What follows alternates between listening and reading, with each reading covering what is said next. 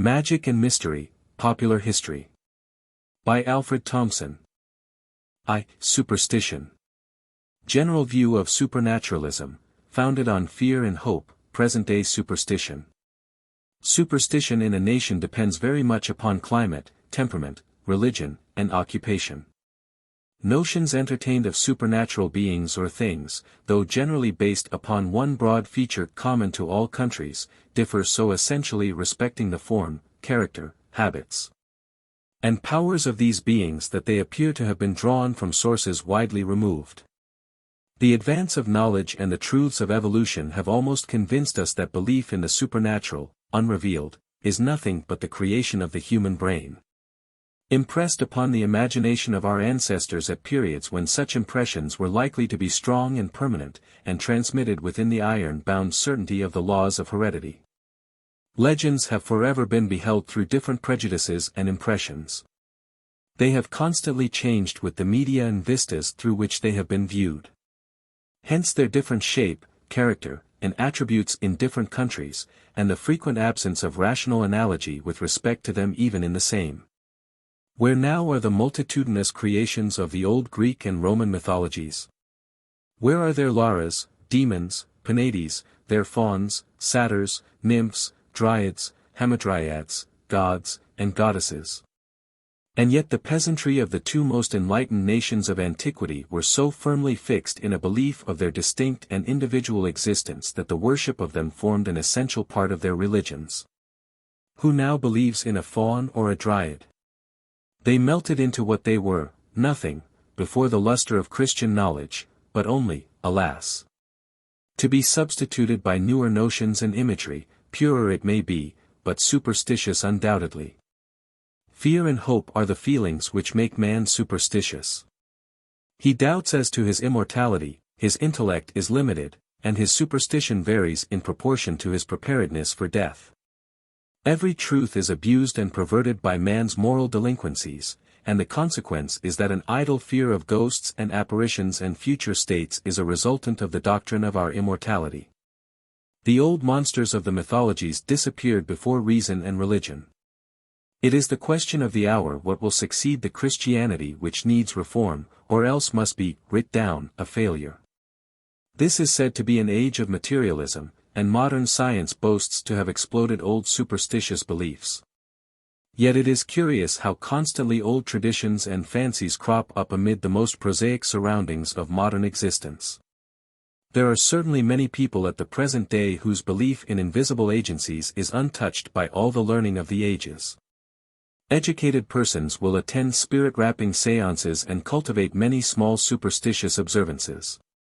To spill salt, or to sit down 13 at table, is considered as objectionable in this enlightened century as it ever was in what we are pleased to describe as the Dark Ages. The appearance of 2 or 3 magpies, hares crossing one's path, the cracking of furniture, the howling of dogs, putting on the left shoe first, the ticking noise of the insect called the death watch in rotten wood, and 100 other occurrences, have lost none of the pagan pungency which makes them fit to be believed in.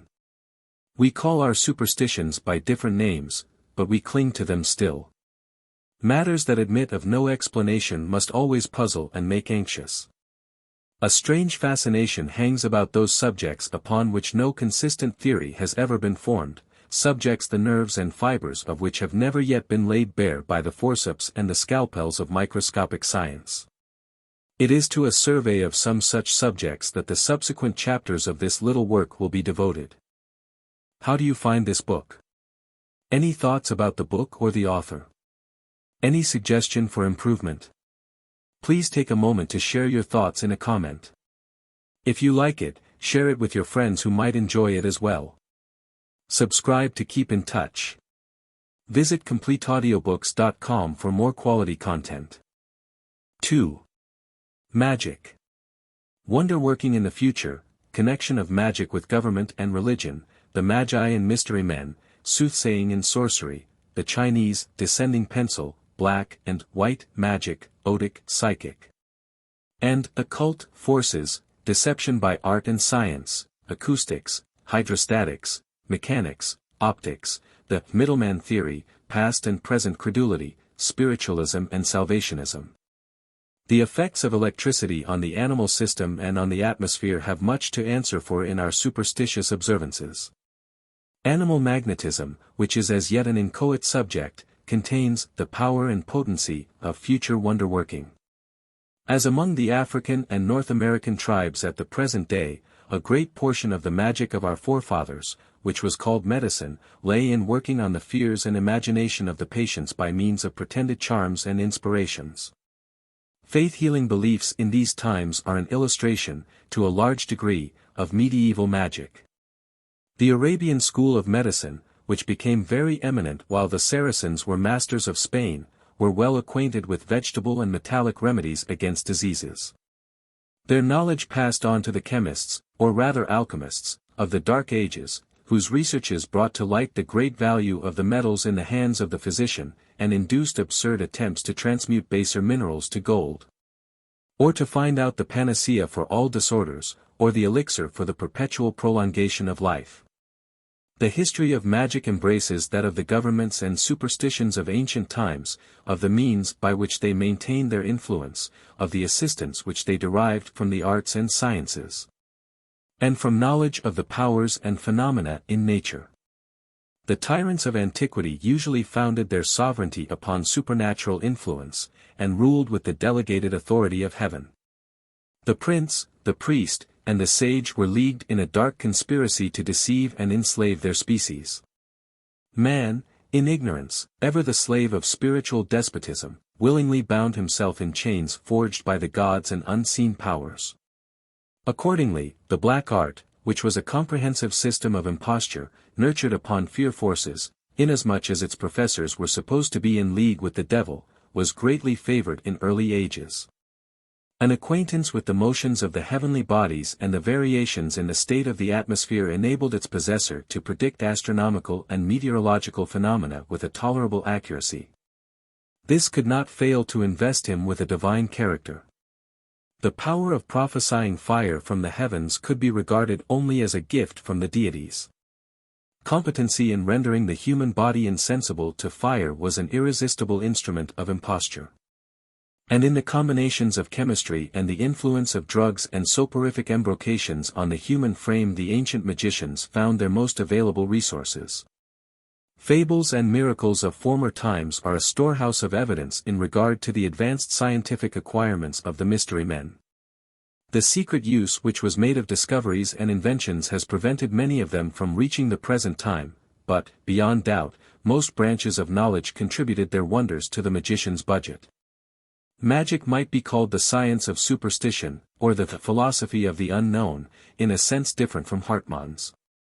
The Magi, a hereditary caste of Persian priests, first practiced it in any systematic form. In the Bible we find soothsaying and sorcery denounced as magic, and the foretelling of the birth of Christ by the wise men of the East is a foremost illustration. Nowadays we find the necromancy of the Greeks, the consultation of ghosts for prophecy, and the Chinese practice of receiving oracles from mediums and from the descending pencil, imitated by the spiritualists. Shakespeare introduces real magic recipes for the witch's cauldron in Macbeth. And the instances of public divination by the Church of England, when general prayer for the victory of British bayonets against savage souls is indulged in, is of no higher order than the superstition of the stranger in the teacup, or absolute belief in faith healing. At first, the priests were the magicians, and the researches of Tyler, as contained in his Primitive Culture, tend to prove the association of ideas, which accounts for the development of magic, as Fontenelle declares myth developed in the lowest state of a race's history. When magic became separated from religion, we find the distinction of black and white.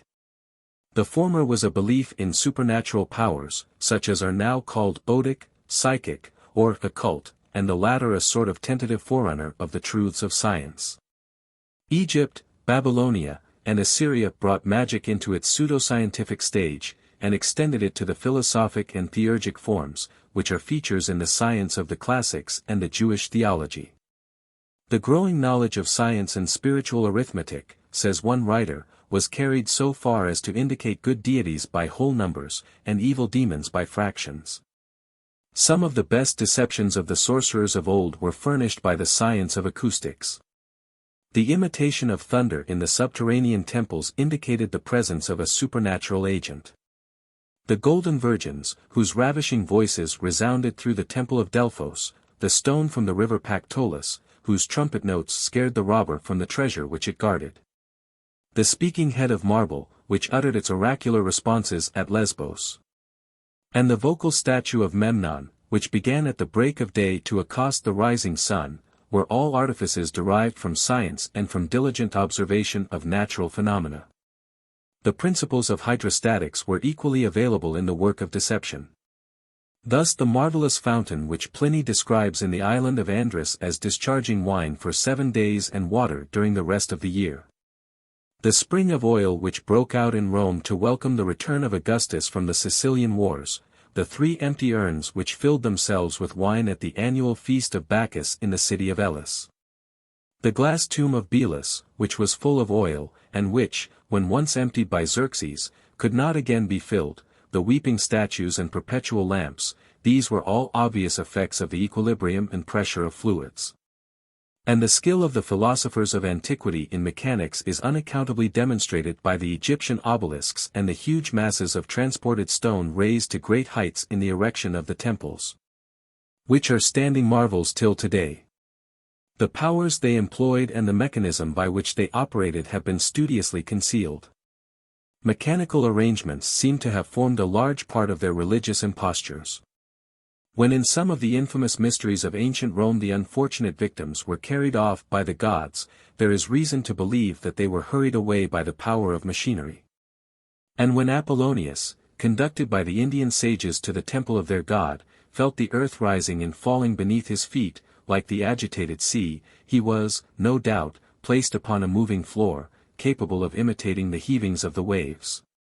The rapid descent of those who consulted the oracle in the cave of Trophonius, the moving tripods which Apollonius saw in the temples, the walking statues at Antium and in the temples of Hierapolis, and the wooden pigeon of Arcadus, are specimens of the mechanical resources of ancient magic.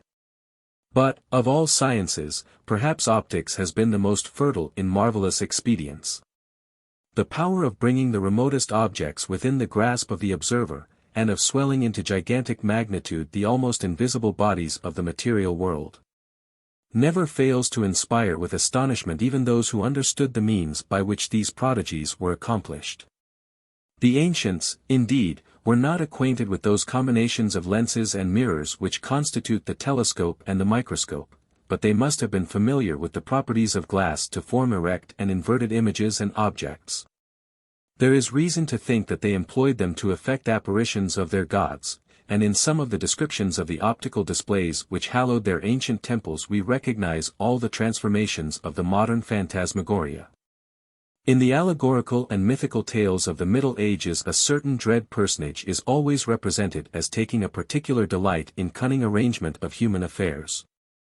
He is variously known as the Devil, Satan, Robin Goodfellow, etc.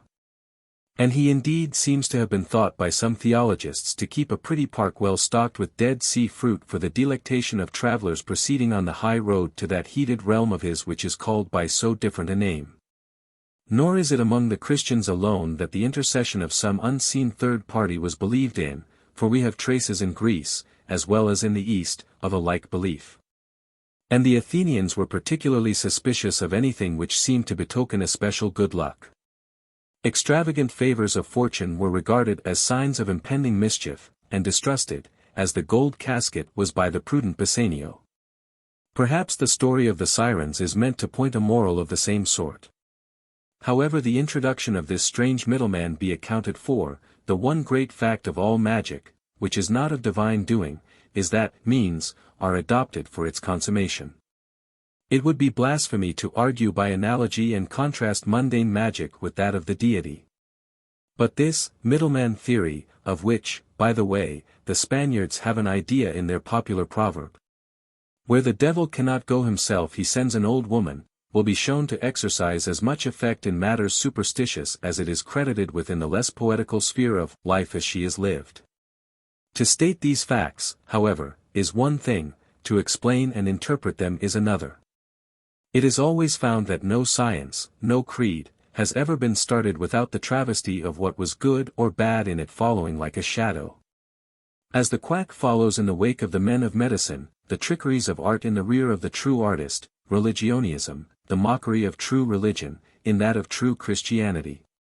So the necromancer and the magician follow the track of the men of science.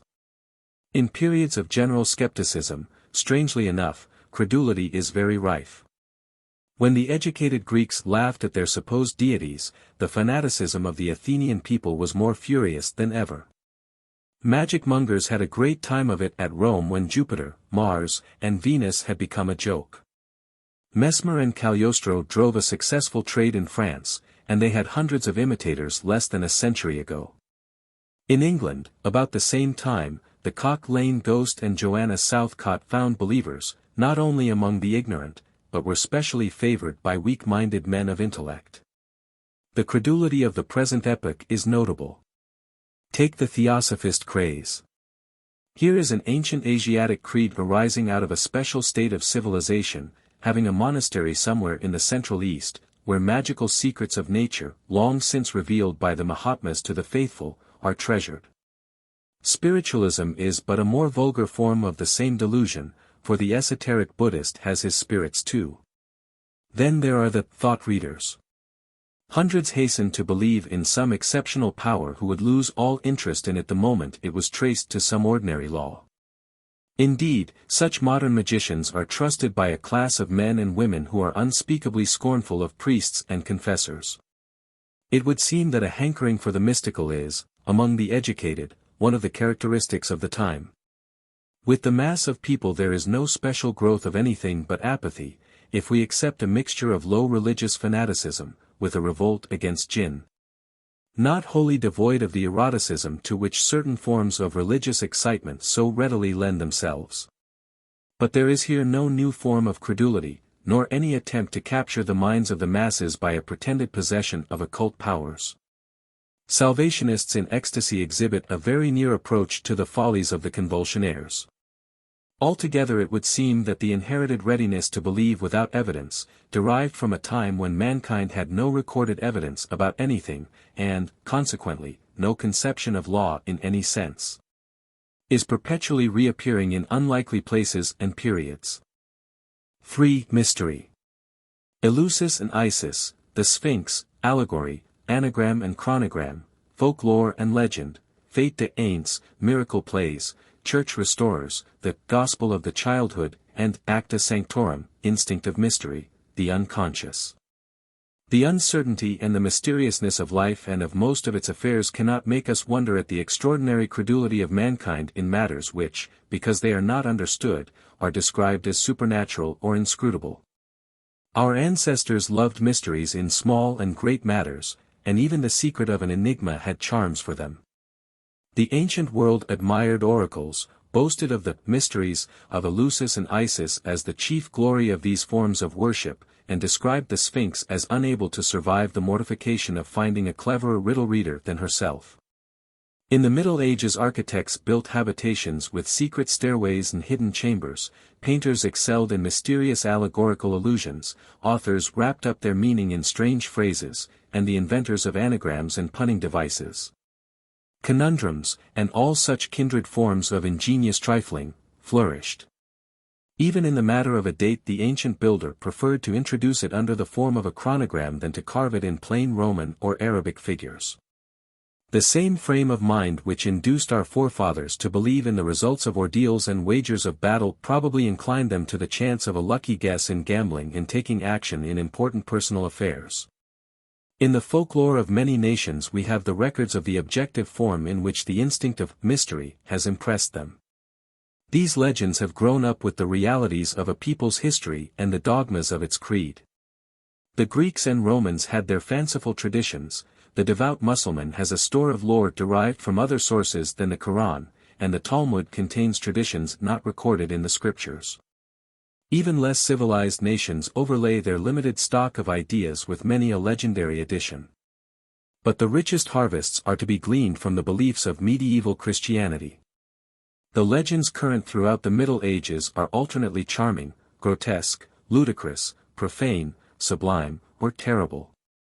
An odd contrast of abject devotion and, as appears to modern ideas, strange profanity, of exaggerated reverence and gross irreverence, runs through them. Men believed in the sanctity of a shrine, and approached it only on their knees, save on the day of the Fête des Saints, when the same devout worshippers introduced an ass into the church, parroted the holiest of their services, sang profane songs, and misused the sacred vessels, all without thought of wrongdoing. Priest and presbyter alike retained a half-belief in the superstition that a knife must not be left upwards for fear of cutting the angels, who swarmed in the air, angels being but a Christianized term for the genii whom the merchant of the East killed with the date stone he threw away. It has happened more than once to modern church restorers, in scraping whitewash off anciently painted walls, to uncover frescoes which would greatly shock modern decency. That these had been tolerated by generations of pious devotees. When we read an old miracle play, with its coarse jests and profane handling of sacred names, we are inclined to marvel. For we learn that only persons of the highest character were selected to be actors in the pageant. And when Adam and Eve were required to walk through the streets naked, the characters were sustained by the most respectable young men and women in the town, who assisted at the mystery, as they might have done at a religious service. There must have been a strange sanction of mystery to account for these things. Our forefathers devoutly believed that the earth was inhabited by many other beings than the race of Adam. Popular superstition peopled the mines and caves with gnomes, and the forest shades with fairies and goblins. The air, the water, the fire, were all supposed to teem with living creatures. Mankind walked the earth surrounded by a band of spiritual beings. What we moderns describe haltingly as the forces of nature, were actual, living personalities to our ancestors. It is difficult to account for the origin of these things. Why did they arise in response to the craving of mystery? Many are distinct survivals of pagan teaching, the Dryads and Nereides being believed in still under other names. Some of the religious legends are clearly allegories, probably put forth as such originally, and afterwards taken as facts by less poetical imaginations. Some are clear inventions, added as though to fill up blanks in sacred or historical records. As late as the 18th century a pious priest recomposed parts of the Old Testament, amplifying descriptions where he deemed it was needed, and inserting imaginary conversations where he fancied the dialogue was meager. The ancient transcriber of the Gospels or the lives of the saints did much the same thing till the Gospel of the Childhood was added to the record of the evangelists, and the Acta Sanctorum became an ever-growing volume. Many a legend may have grown in like manner. But the point of such illustrations is the undoubted fact that they responded to human desires, which, for want of a better name, are termed mysterious. It can hardly be doubted that there is an instinct of mystery in mankind, partly proceeding from the limited nature of human faculty, partly from our unfathomable ignorance, which inclines the mind to the superstitious, to a sneaking belief in a soul in nature. The poet, the mystic, the spiritualist, the moral idealist, whoever has deeply loved, whoever has greatly suffered, will not hear of a conclusion which forbids the hope of explanation beyond the grave, beyond the confines of human knowledge. Is death the terminus of mind, that wonderful essence, so slowly gathered and distilled throughout countless ages, or can it be that, in regard to mind as to matter, there is a law of conservation which prevents its destruction? We cannot wonder that the world is still superstitious. We cannot wonder that animism, or the explanation of all natural phenomena by spiritual agency, is as rife now as in the primitive days, when men personified the forces of nature and ascribed the inexplicable to the power of a hidden and indwelling deity. Christianity itself, as Ørsted points out, could not destroy that kind of superstition which sought aid from the devil. And even the most materialistic mind still seeks the spiritual in the material, and doubts whether there is not more than a casual connection between superstitious faith and poetry. None can pretend that the strange mystery of birth and the awaking from unconscious to conscious being which has no thought of the future is not the pregnant soil from which everything that is mysterious arises. How and why we are as we are is the metaphysical entanglement which the Pythagorean and Buddhist would unravel by the doctrine of transmigration, the Platonist by the doctrine of pre-existence. Christianity by the belief in one and only one future existence, and most religious systems and philosophies by the suggestion of another existence of some sort. To die, to sleep perchance to dream, aye, there's the rub. This is the climax of human knowledge, this is the rock upon which all certitude is shattered. For myself, I think that consciousness may vary, from that of the worm to that of the man, from a mere sensation to the inspiration of Jesus, and that there may be states of unconsciousness which are even grander, more desirable, than consciousness. The sweet dream, the absorbing self-hypnotizing of the Oriental devotee, or the nirvana of absent-mindedness, may illustrate in a degree what I intend. With Richter, I cannot think that, of the world will be made a world machine, of God a force, and of the second world a coffin. There may be unnameable modes of being, not mere blank non-being, as Schopenhauer holds, nor that nirvana of the Buddhists which is a mere stripping off of all our present manners of consciousness, sensation, desire, aspiration, thought, as hindrances. Not helps, to happiness and peace. I do not mean that the unconscious existence of the stone, of the wave, of the cloud, nor yet the blank nonentity, the sudden precipitation into eternal darkness, and our reduction to nothing, is the only outlook after death. But I do believe that, if existence is to be divided into conscious and unconscious, the division is inaccurate. The word unconscious merely expresses the absence of consciousness, while the sphere which is called unconscious may embrace a greater region than the conscious, and may have modes of being among which some greater than consciousness may have a place, something better than the poet's vision of beauty, than the lover's paradise, the enthusiast's rapture, than the sage's peace. This unexplored continent between consciousness and annihilation, which is widely termed unconscious, contains the roots of what we call religious, superstitious, mysterious, inscrutable. 4. Fairies and devils. Fairy circles and characteristics, dwarfs and malignant spirits, origin, invisibility, elf arrows, the changeling, banshee, keening, wake, merman, the medium of the unseen. It is rather a melancholy truth that the world is getting prosier and duller as it grows older. It was never a merry world, says Sheldon, since the fairies left off dancing. Alas! It is not that the fairies have left off dancing, but that the world's united wisdom has become too dull to perceive them.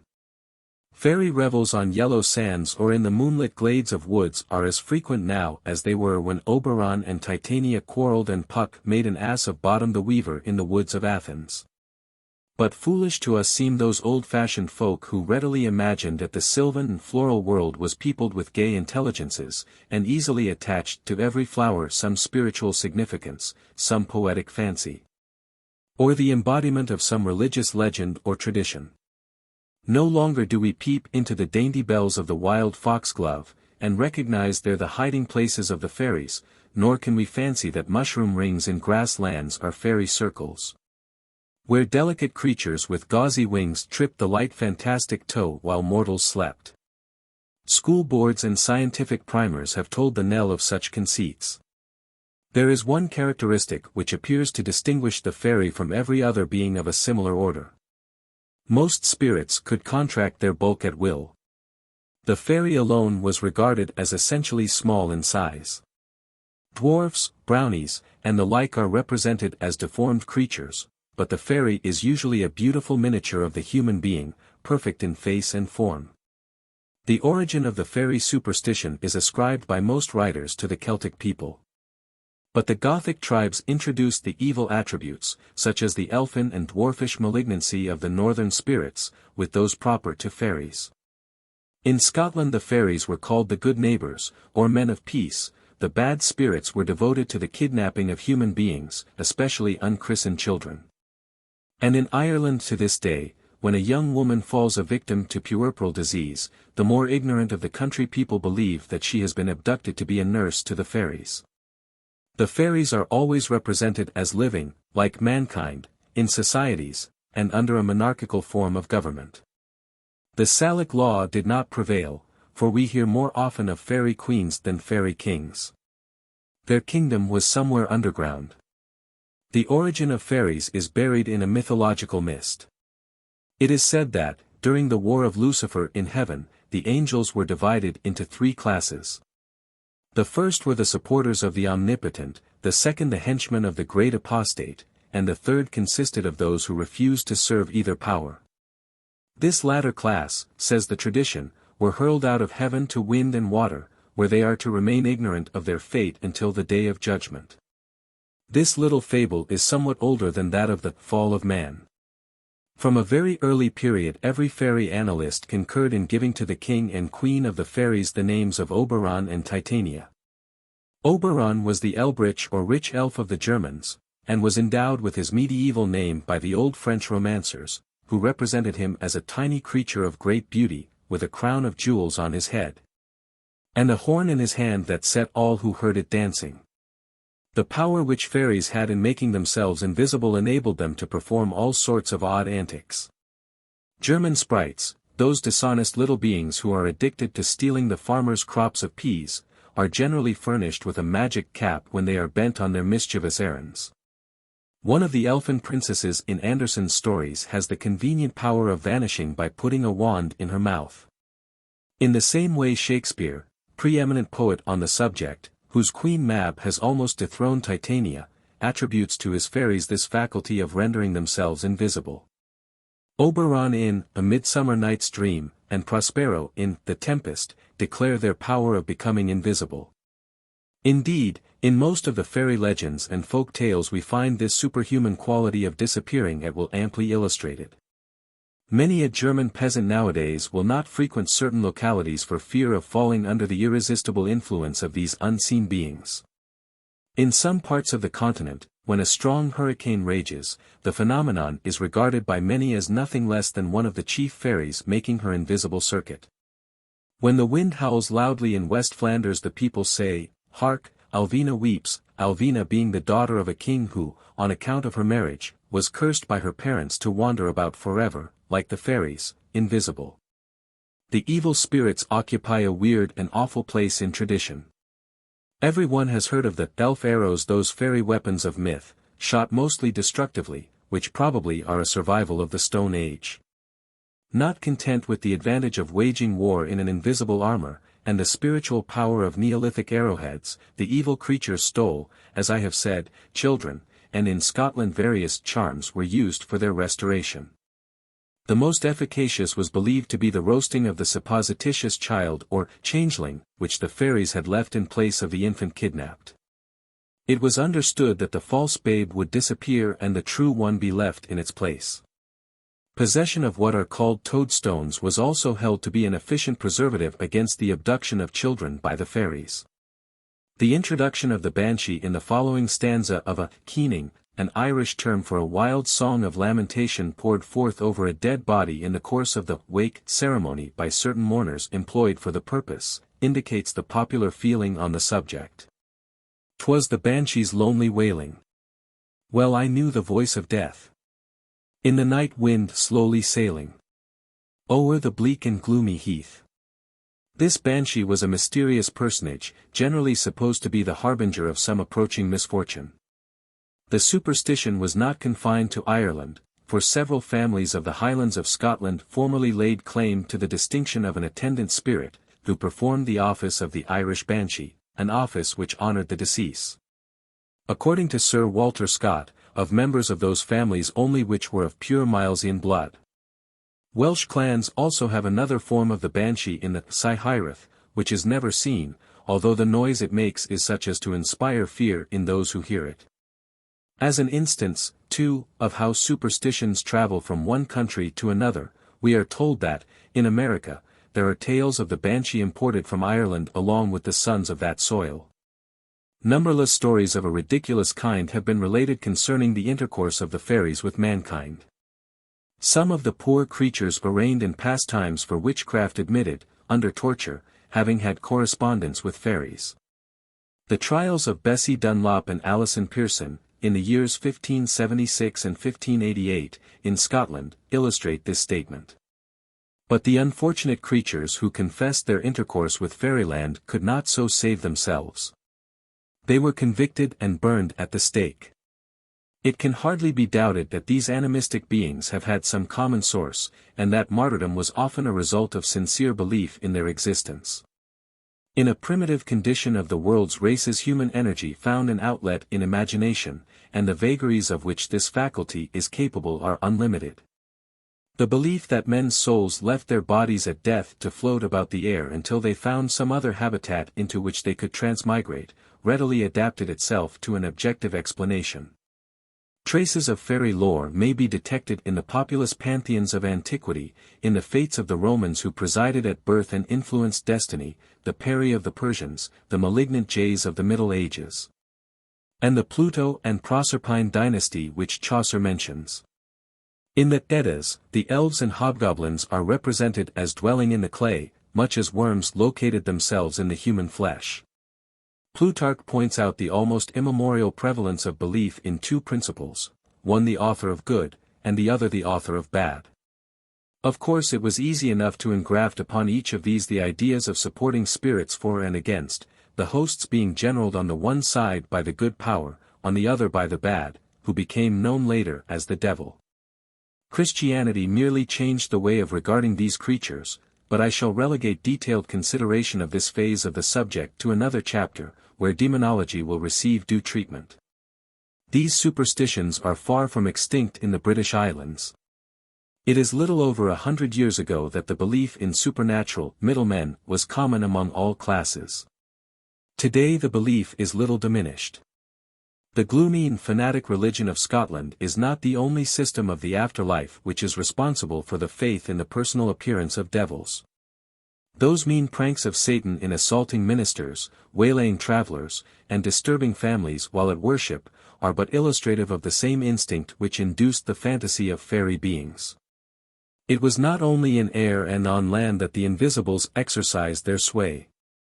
Mermen and mermaids, those sirens of the ocean who were supposed to be such terrors to over-confiding navigators, and the water imps and witches, have occupied a large place among the stories of the river and sea demons. The Rosicrucians, called by a play upon the name of the founder, followers of the Rosy Cross, are a comparatively recent body of believers, who are largely responsible for theosophy and similar fancies, which are but a modernized reflection of what they taught. More graceful than demonology, the philosophy of Rosenkreutz has found annotation in the sylphs, Ariels, and sylphids of Shakespeare and other English poets, and has furnished conceits for Fuchs, Undine, Bulwer's, Zanoni, Dar, Mackay's, Salamandrin, and other literary mooning.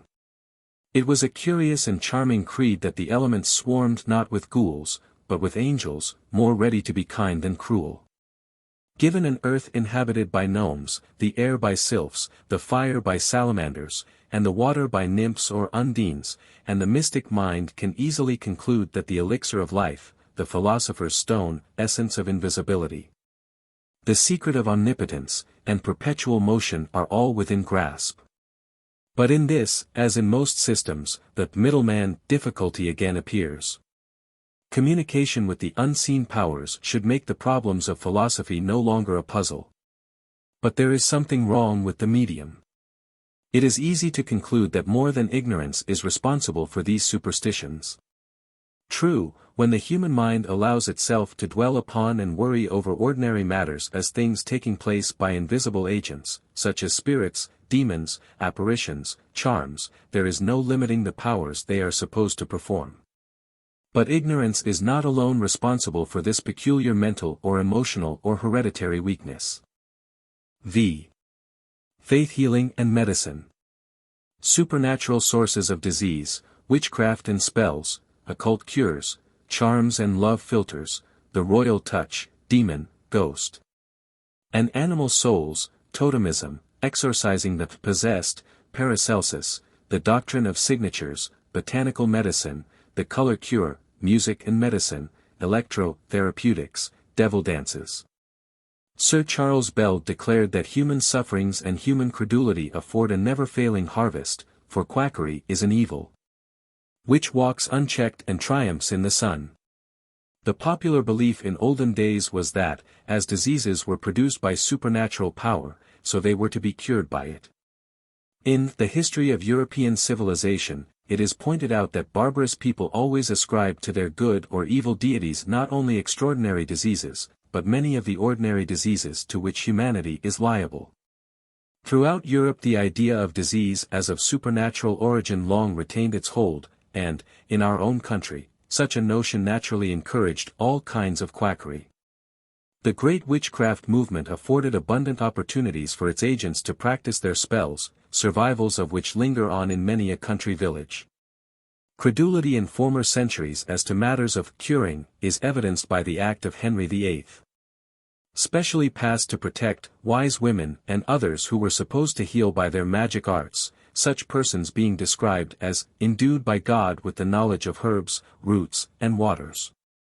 Accordingly, anyone who gathered herbs and professed to remove disease by occult means was submitted to with unquestioning faith. Thus, tumors, on their advice, were supposed to be removed by stroking them with the hand of a dead man, and chips of a hangman's tree or scaffold worn as amulets were reckoned a most efficacious remedy against ague. These medieval quacks were more or less supported by the learned of their day. The man of science was generally somewhat of an alchemist, and the students of medicine were usually extensive dealers in charms and philters. The apothecary himself was as ready to sell love philters to a maiden as narcotics to a friar. Lord Bacon laid it down as credible that precious stones could cure maladies, and Sir Thomas Browne believed in witchcraft to the same end. In 1553 Cecil, the ancestor of Lord Salisbury, is recommended by Lord Audley to place reliance in the healing virtues of a sow pig 9 days old, distilled with various herbs and spices, and as late as 1829 Mr. Forster, infected with the same spirit, wrote a book to prove that epidemics are due to the shocks of clashing comets. Many persons of position submitted to the ceremony of healing by the royal touch, and it is recorded that Charles II touched about 92,000 persons. William III regarded the practice as foolish, and upon the only occasion he laid his hand on a patient he said, "God give you better health, and more sense." It is needful to consider the condition of primitive man before any clear conception in regard to the mythical bearing of the art of medicine can be arrived at. We find that the earliest religions included the idea of demons, which are but spirits of a more or less modified soul, whether of an animal or a human being, a stick or stone. The savage saw that the difference between the living body and the dead was breath. Hence the breath which left the dying man was his life, and his life or soul went into the atmosphere, where it still lived, in the form of a spirit or demon, a notion upon which the modern spiritualist has made little improvement. In their dreams and disordered nervous states the prehistoric people saw visions which, if they had possessed the spectroscope, they would have known were not ghost souls. Thus, in cases of disease among races of low culture the morbid state of the body and mind, notable in persons suffering from delirium tremens, of the patient led him to conclude that he was possessed with an evil spirit. Then his friends, to appease the wrath of the demon, made sacrifices, much as the good Catholic pays his priest to have his friend's soul released from purgatory, and resorted to exorcism or charms and incantations, designed to drive away the unseen evil thing. This is one phase of totemism, or the primitive belief in a guardian demon, whether animal, vegetable, or mineral, common to all the early communities. Not only, as I have said, had human beings souls, but the animals, the plants, inanimate things, the stars, the earth, the thunder, sun, moon, sky, all had souls. It was natural then for the savage to worship and sacrifice to these nature souls, whom he feared and could not overawe. His only idea of force was force in his own shape, though invisible. Accordingly, he imagined deities, superior powers, corresponding to different types of men, anthropomorphism. It was observed that the rising of the stars was analogous to the phenomenon of birth. And this, with other analogies, led to the fancied relation between the heavenly bodies and the human frame. Centuries after, alchemy is found engaged in seeking this correspondence between the metals and the planets, the star Mercury and the chemical Mercury. For example, an astrology lends its aid in the cosmical search for the elixir of life and the secret of perpetual rejuvenescence.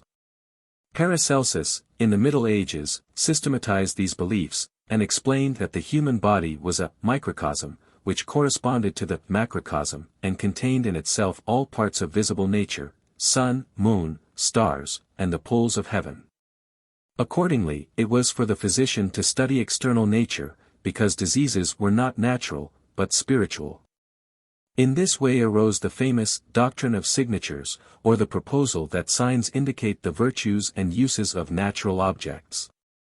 This doctrine was one of the most popular theories of bygone times, and crystallized, through the aid of Boehme, the early faith in sympathy, which I shall show to be the lineal predecessor of what are known today as hypnotism, spirit cures, electrobiology, and the like.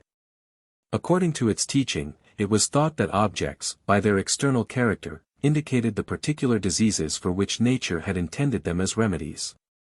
Thus it was asserted that the properties of substances were often denoted by their color. White was regarded as cooling, and red as hot. For disorders of the blood burnt purple, pomegranates, mulberries, and other red ingredients were dissolved in the patient's drink, and for liver complaints yellow substances were recommended.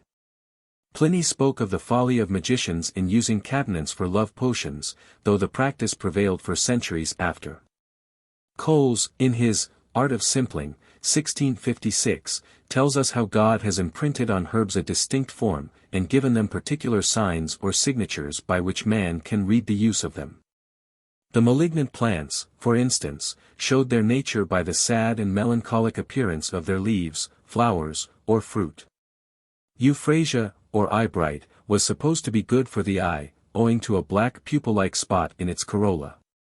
Milton represents the archangel clearing the vision of Adam and Eve by its means, and Spencer speaks of it in the same strain. The ginseng was said by the Chinese and American Indians to possess virtues deduced from the root which resembles the human body. The Romans had their rock-breaking plant called saxifraga, which was considered efficacious in the cure of callous complaints, and hence the popular name, stone-breaking. It was once believed that the seeds of ferns could produce invisibility, and Shakespeare makes Gadshill speak of it in Henry IV. The walnut was considered good for mental diseases from its representing the structure of the human head. Our Lady's thistle, from its many prickles, was recommended for stitches in the side, and nettle tea is still popular in cases of nettle rash. The berberry tree and turmeric, both yellow plants, were recommended for jaundice. For ague there was quaking grass, and as the cones of the pine tree resemble 4 teeth, pine leaves boiled in vinegar were employed for the relief of toothache. Lungwort, or the Jerusalem cowslip, was given for lung disease, and water soldier for gunshot wounds. The connection between roses and blood is curious. On the continent it is a widespread notion that, if a person is desirous of having ruddy cheeks, he must bury a drop of his blood under a rose bush. As a charm against hemorrhage of every kind, the rose has long been a favorite remedy in Germany.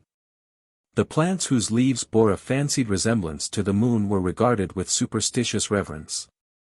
Moonwort was credited by the old alchemists with the power of curing quicksilver into pure silver. It could open locks and unshoe such horses as trod upon it. On cutting the roots of the garden flower, Solomon's seal, some marks are apparent, not unlike the characters of a seal, which induced it to be used for wounds, and receive from the French the name, L'herbe de la rupture, herbs. Either in the dried state or as tinctures and infusions, are not unusual even now in those establishments which display every variety of aromatic and medicinal herb, fossil fruits, fragments of prehistoric root, tertiary blossoms, and dirty receptacles of nondescript scraps and eatables. If these have any virtue whatever, it undoubtedly must have existed about the Lacustrian period of unwritten human history. They embody, however, much peculiar traditional belief. The herbalist, who sometimes calls himself a botanical practitioner, to his knowledge of plants commonly adds a rough estimate of the credulous part of human nature. He collects simples, or nature's vegetable remedies, famous from time immemorial. Some, such as chamomile and mandrake, have done good service. But usually the influence of Culpeper may be traced in associating with the plants white magic, such as the phases of the moon and the collocation of the planets. Yet, after all, science does not alter the primeval qualities of plants, and the most skillful men of medical science are the first to recognize the maxima medicatrix natura. The prevalence of poisoning in the Middle Ages caused the concentration of attention upon the deadly drugs and murderous decoctions. There is little doubt but that past ages have discovered secrets in the art that have not been handed down to modern times. Who shall say how many such secrets were known to Friar Lawrence, and others such as he, in days when the poison cup was among the recognized forces of diplomacy? Curing by sympathy, though its history is very long and very absurd, would seem, by modern investigation, to be capable of beneficial developments. Electrotherapeutics, or the application of static electricity, has become a recognized method. The color cure in nervous disorders, by which, it is alleged, insane persons are relieved through the influence of red, blue, and violet tints, is a growing remedial experiment.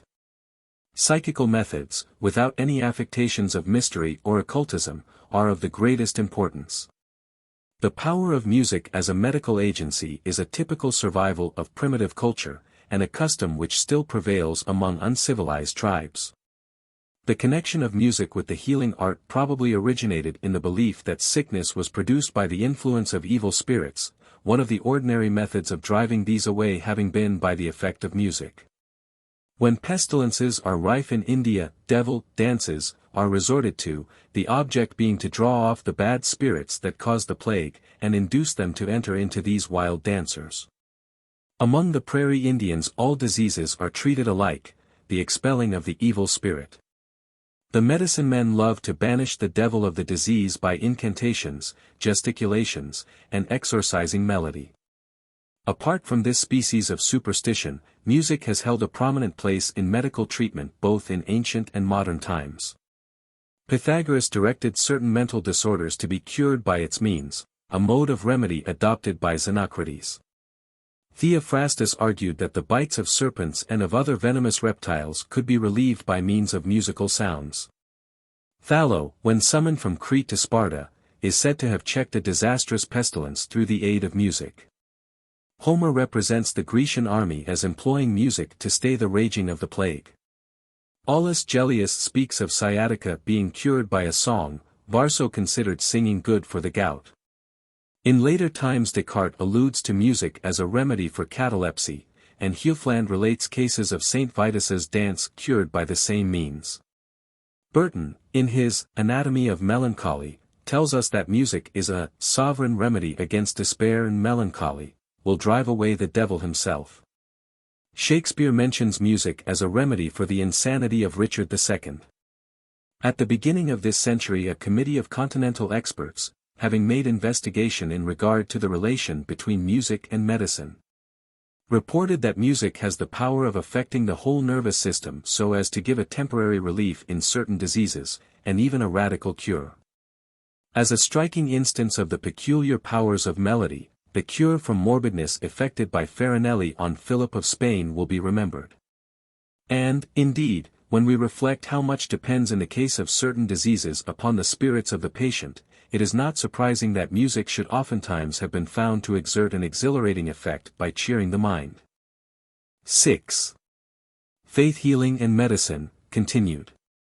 Sympathy, Whitechapel atrocities, weapon salve, martyrs by proxy, the Rosicrucians, Great Rakes and Cagliostro, faith systems, medicine gods, schools of doctoring, microorganisms, 800 000 000 000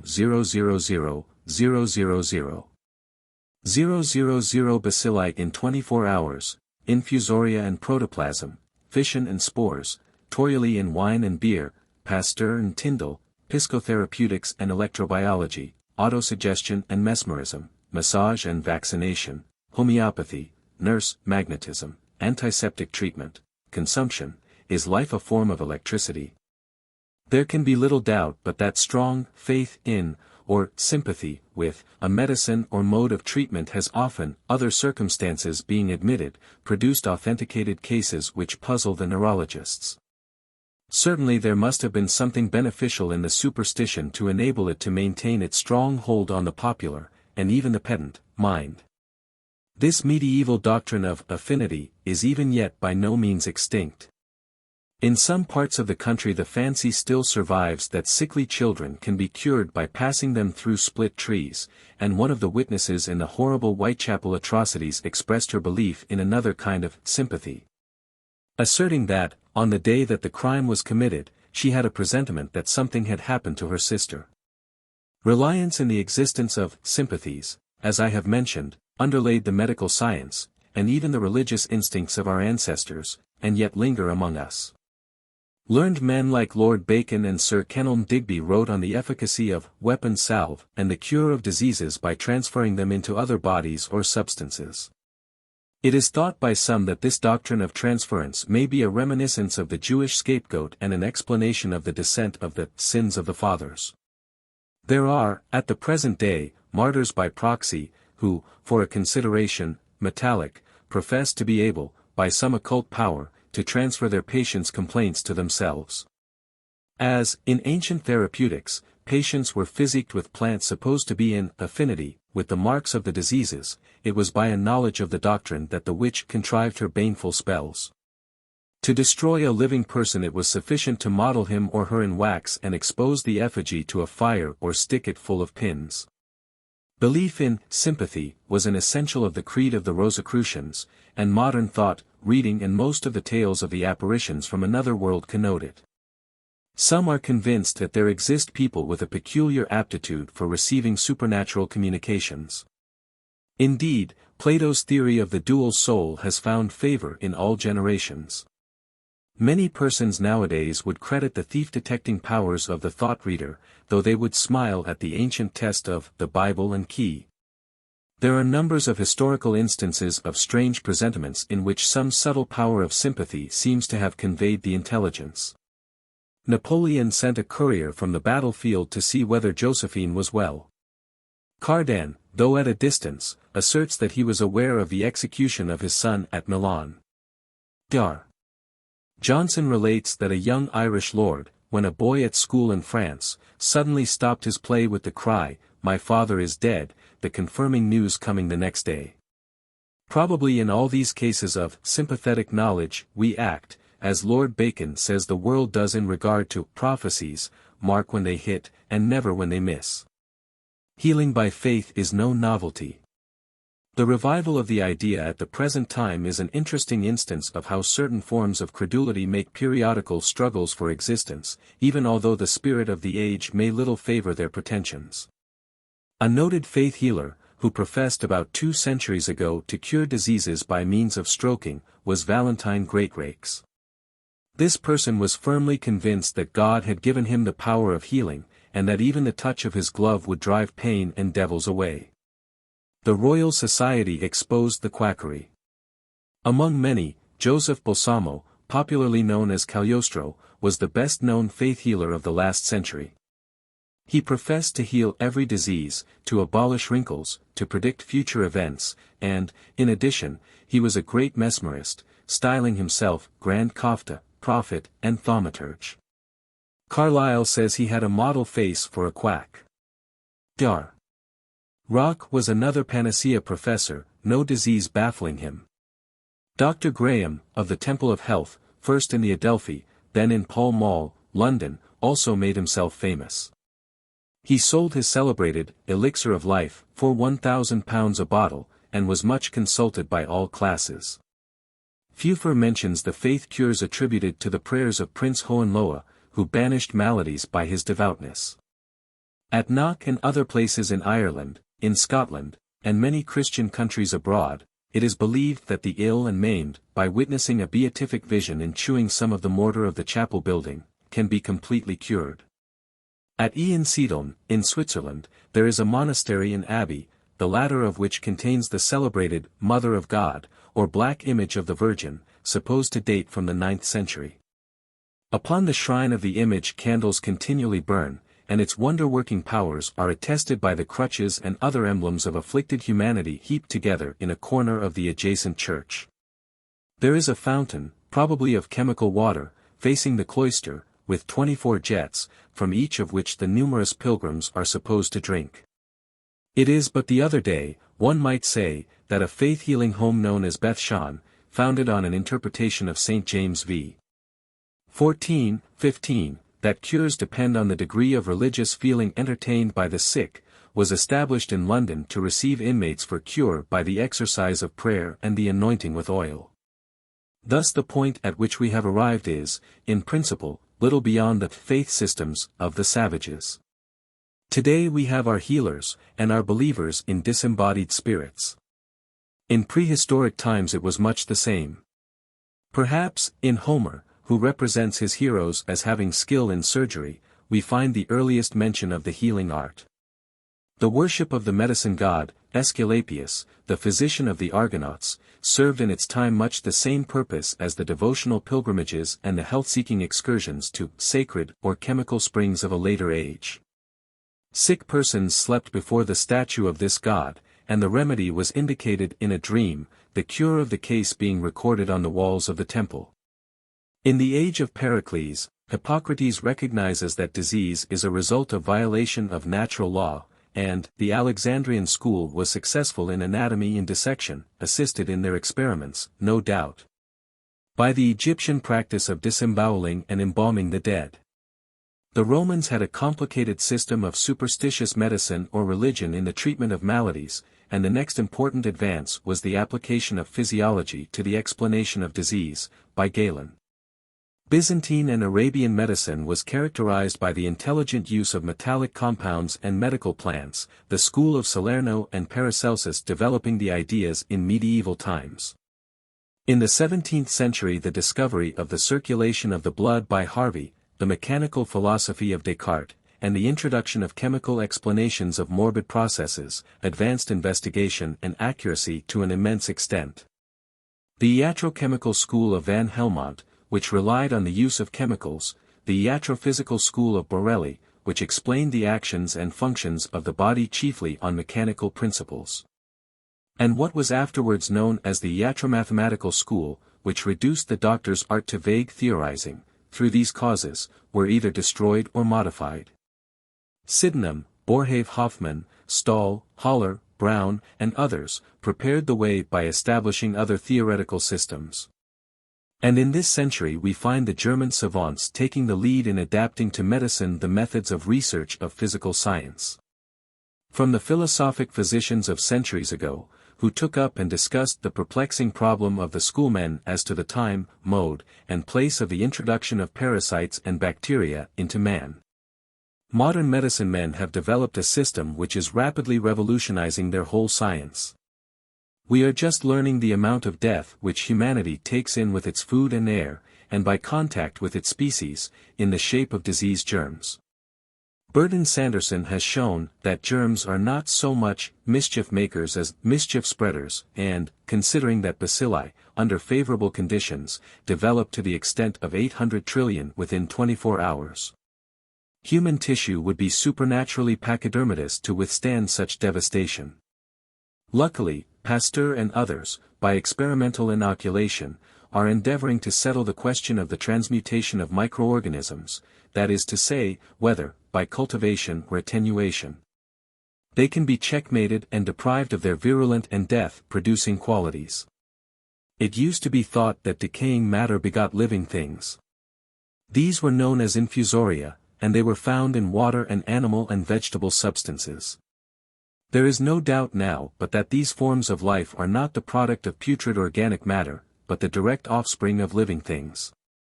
Thus maggots in rancid meat spring from the living eggs which flies deposit on it. In composition these germs have a curious relation to vitality in the human frame. Protoplasm is a jelly-like substance, which is supposed to be the physical basis of life. It is like egg white and consists of carbon, hydrogen, oxygen, nitrogen, sulfur, and phosphorus, in proportions which cannot be detected. Generally it is contained in a sort of membrane or cell wall, which can resist acids, alkalis, and moderate heat. But the great characteristic of the stuff is that, though it is without division into organs, it is formative, or capable of being transformed into organized material. Of protoplasm all germs are formed. The general name for living cells is microbes, microphytes, or microorganisms. They are classified by their form, globular, rod-like, thread-like or spiral, and their discovery has given rise to the science of bacteriology.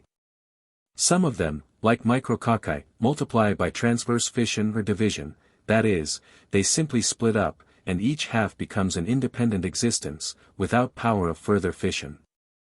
Bacteria also multiply by division, and, having power of locomotion, they convey diseases and cause most putrefaction and decay.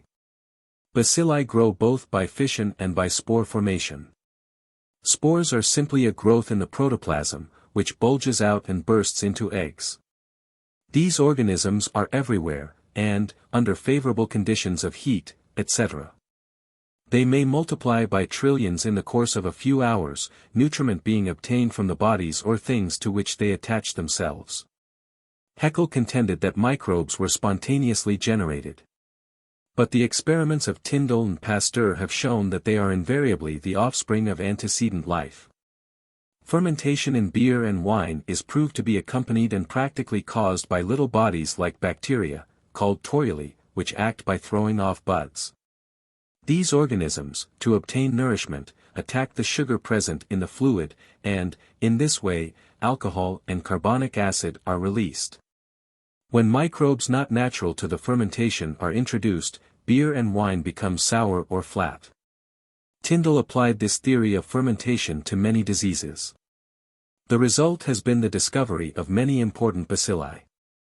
For instance, there are anthracis found in splenetic fever, the tuberculosis of consumption, the rabies of hydrophobia, the lepri of leprosy, the malariae of ague, the comma of cholera, and those of typhoid fever, erysipelas, hemorrhage, syphilis, scarlatina, and diphtheria, the last being the most recent.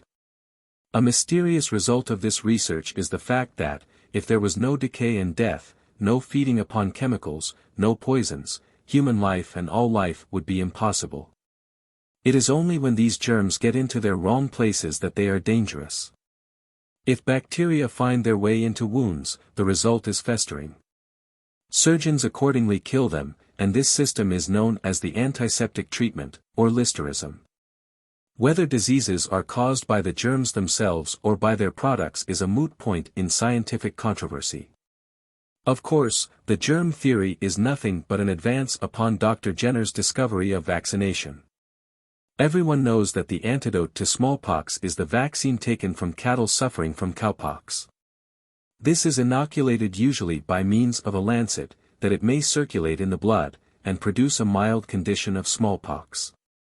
In this case the poison is introduced in anticipation of and as protective against the disease. Pasteur has introduced the system of attenuation of the virus, and others that of the cultivation, in order to check a disease in progress. The virus is passed through the systems of many animals until it is sufficiently robbed of its virulence. It is then inserted with a syringe. Science is not prepared to say why inoculation is successful. But the explanation is hazarded that certain bacilli are produced, which are capable of resisting or neutralizing the germs causing the malady. Homeopathy, the theory that disease is cured by remedies which produce on a healthy person effects similar to the symptoms of complaint under which the patient suffers, is the basis of the new departure. Epidemic diseases are the effect of organisms which have sprung and spread from parasitic life in the dust, water, and air that surround us. Although these fungoid decayers are necessary to healthy life, cure can only result by their destruction when they are out of place. It is possible that an age of purity could be attained, were some means discovered to isolate ourselves and our belongings from the ravages of these microscopic highwaymen. The connection of medical discovery with legislation and politics is of sufficient importance to be treated at length in the article which I entitle Sin and Crime. How far is a criminal responsible for a deed which, owing to a diseased nervous system, he has committed without moral guilt? How much of the so-called premeditated lawbreaking is a result of insanity, of mania undefined, and not understood? But this is only a type of the mysterious difficulties with which medical science has to contend. As civilization advances, new diseases arise, notwithstanding improvement in the environment of existence.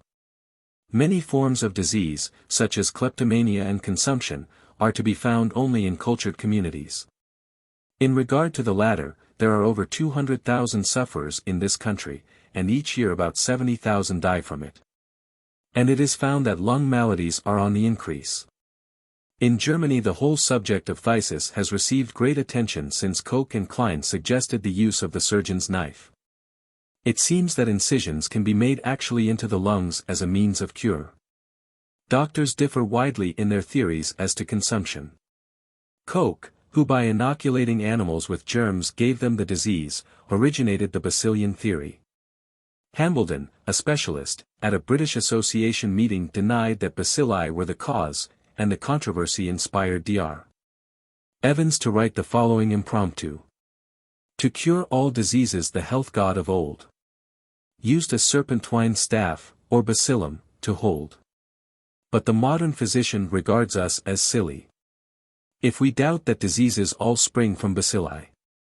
Thus, that which of old used to heal and to save, now by phthisis and fever conducts to the grave. The opponents of the bacteriologists argue that more regard should be taken of broad nostrils than broad chests. Among savages, with their free, open-air life, consumption is practically unknown. Disuse of the lungs or breathing organs under the modern conditions of life, which are artificial and restricted, produce physical patients. For years the insurance companies decided to take narrow chests as the test of consumption. That is now abandoned, for the army medical statistics have shown that the tallest and strongest men are generally liable to the malady. Testimony given by adepts at Lord Dunraven's excellent committee on the sweating system tends to confirm the fact that the source of the insidious disease is rather to be sought in the improper conditions of life than in any hereditary predisposition. It is true that congenital influence is a prevailing cause. But we have it on authority that improved sanitation might reduce mortality from phthisis by 1/2. Dr. Squire states that tailors are especially liable to consumption, their mortality being 1/4 compared with 1/10 for the whole population of London. The obvious inferences are, of course, that excessive indoor employment, insufficiency of food and fresh air, and the injury resulting from the mechanical conduct of labor are the main aggravating agencies. More especially in persons with unhealthy predispositions. No less striking, and little less new, are the innovations of recent years in the art of treatment and applying remedies. Medicine is passing from its preventive to its reformative stage. The influence of the mind upon the bodily health is the most accepted postulate. The idea of sympathetic curing is undergoing an avatar. Writers of such responsibility as Leibold, Bernheim, Braid, Haketuch, and Richer are not averse to treatment by psychotherapeutics, which is simply a scientific form of a very old superstition. It is well known that a dreaming person will dream, and even act in the state of sleep, that which is whispered into the ear. Dreaming is merely the mimicry by the automatic portion of the brain, the central ganglia, of that which the intellectual portion, when awake, has thought, imagined, or done. Somnambulism is but putting the dream in action by the concentrated power of the automatic ganglia. Mesmerism or hypnotism, again, is merely induced sleepwalking, a result of subduing the intellectual portion of the brain, in order that the mechanical, the ganglia, uncontrolled by the intellect, may be subject to the influence of suggestion from another mind after the manner of the dreaming person.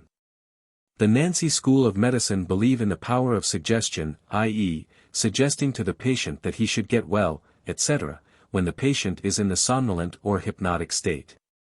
And faith healing in this sense has become popular as a therapeutic agent, not only for the relief of so-called nervous and fanciful complaints, but for the cure of disease, though many practitioners agree that, in most cases and diseases, the ordinary anesthetics will never be supplanted.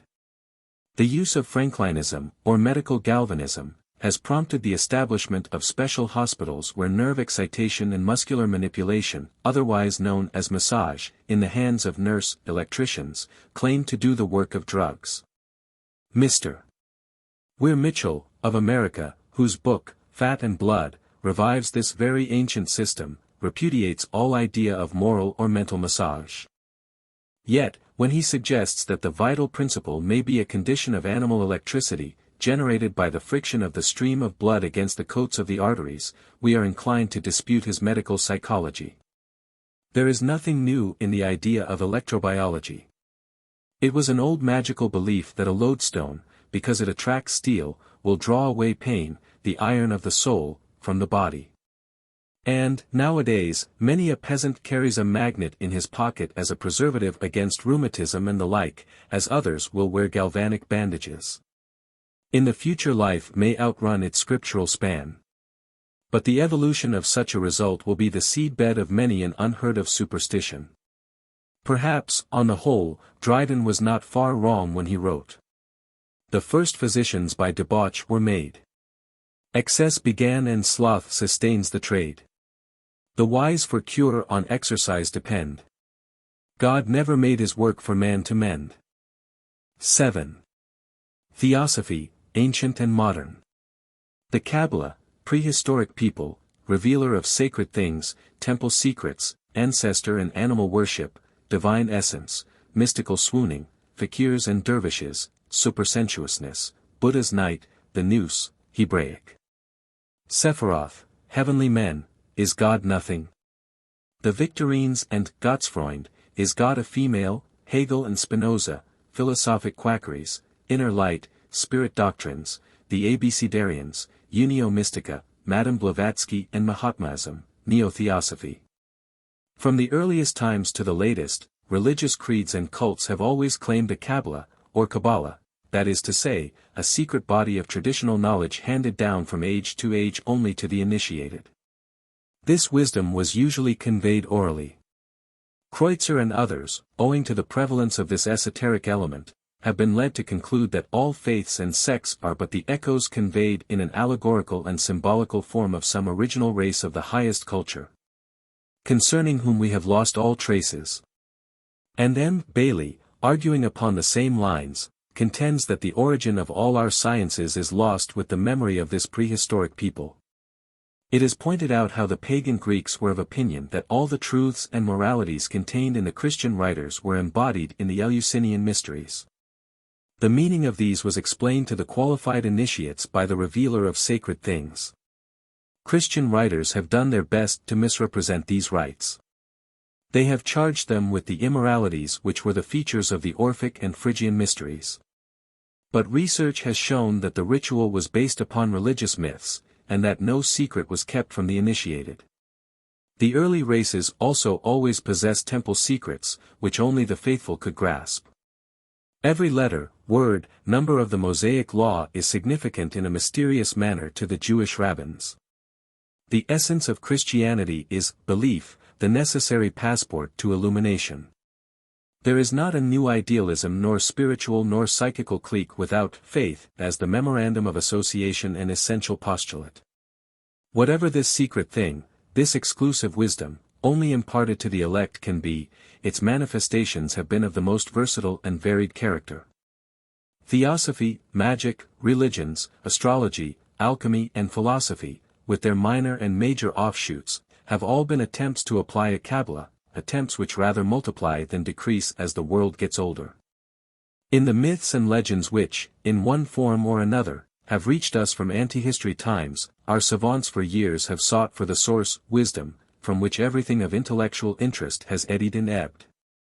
Voss, in his Anti-Symbolic, and Lobeck in his Aglaophamus, have destroyed and exploded all the a priori theories that the mysteries and folklore enshrined a primitive revelation of divine truth, or that ever a superiorly cultured race with a monopoly of wisdom existed at all within immemorial time. It would seem that the germ of truth in all speculations concerning the original Kabbalah was correctly stated by Plutarch, who lays it down that it requires a philosophic and religious training with balance and without bias to understand truth in its highest forms. Theosophy in its vaguest sense means the greatest wisdom. Among the barbarians it left the forms of ancestor and animal worship, and developed into one or other phase of pantheism. As applied to advanced systems of religious thought, there are many connotations. It may mean insight into the divine nature and processes, either as a result of some higher faculty, or of some supernatural revelation to the individual. It may propose a theory which is not based upon any special illumination, but is simply put forward as the deepest speculative wisdom of the author. Or it may be a miserable mysticism, a sort of aesthetic heathenism with mazes of misty words of thoughts, compounded of plagiarisms from Oriental systems with dashes of supernatural science, and mixed, parenthesized, and annotated into unintelligibility.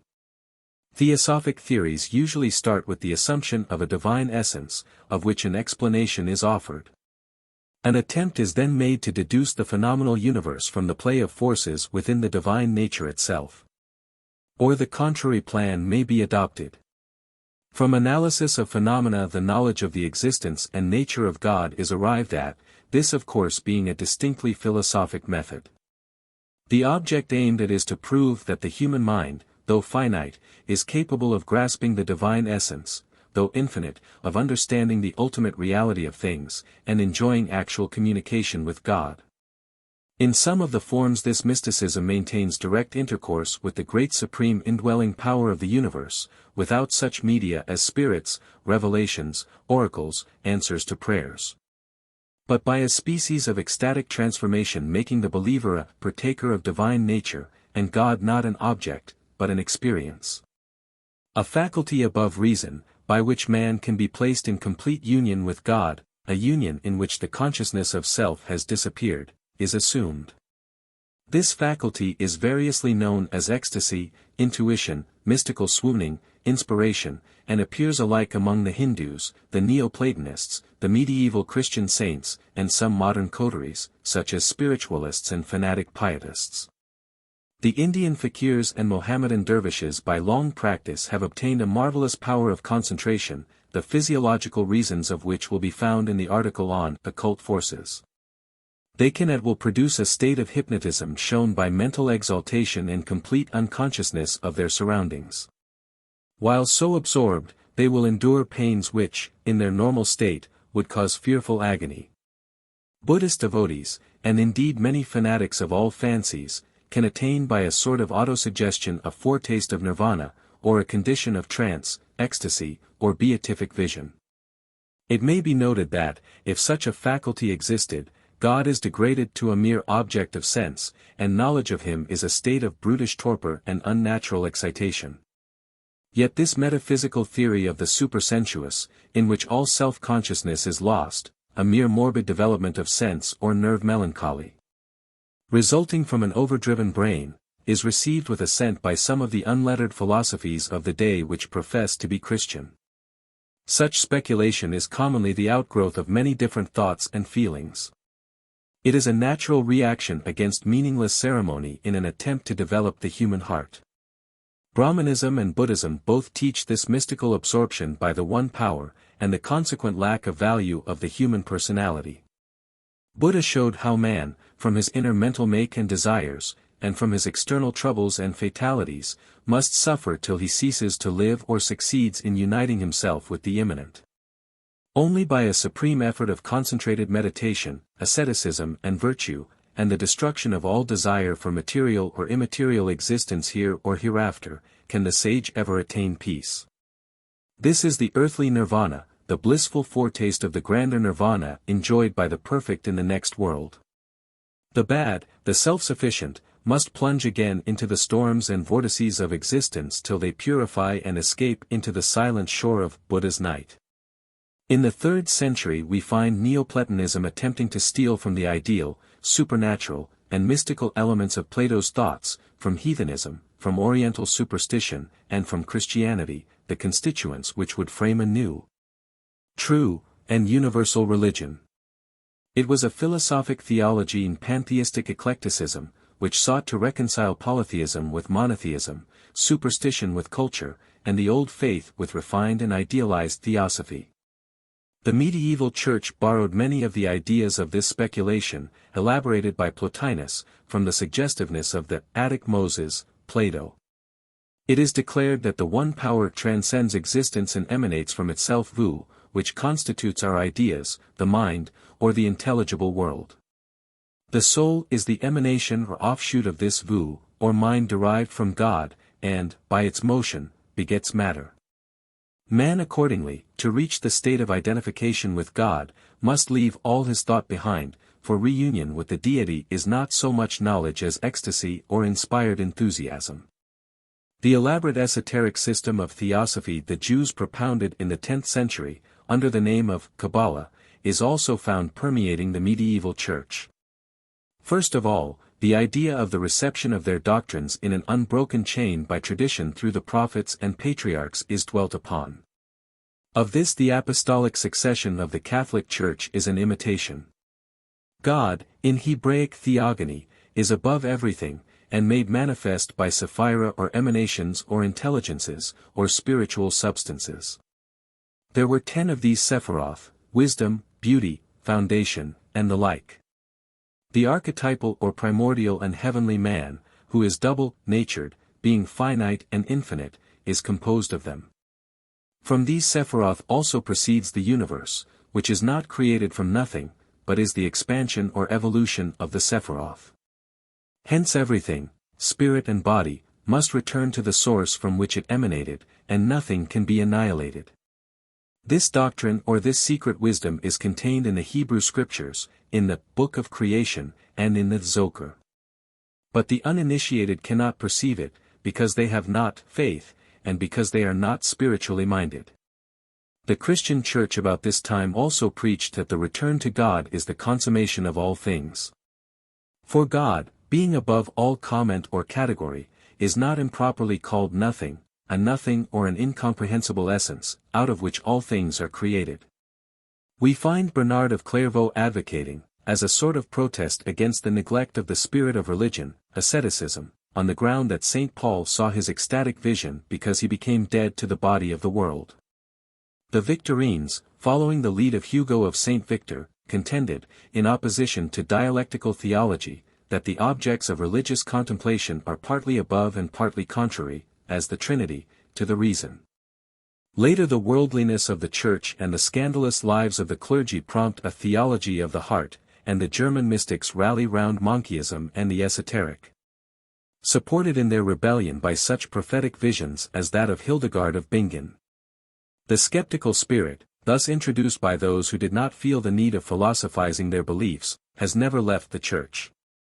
Eckhart, about 1270, stamped the note of medieval mysticism. He asserted the transcendentalism which ever since has clung to German metaphysic. The Godhead, he insisted, is a dark and formless essence, and, to know God, it is needful by self-abnegation to become ignorant of ourselves and everybody else. This self-annihilation is the only means of attaining reunion with or burial in God. The Gottsfreund or Society of the Friends of God strove to establish this unio mystica, this loving intercourse with deity. Bohme carried the theosophy to such a length that he hastened the advent of the Reformation. He mixed his theology with magical science, and diluted it with heathen scholasticism. Madame Blavatsky owes almost all her mock science to his writings. His object was to reconcile the existence and the might of evil with the goodness of God.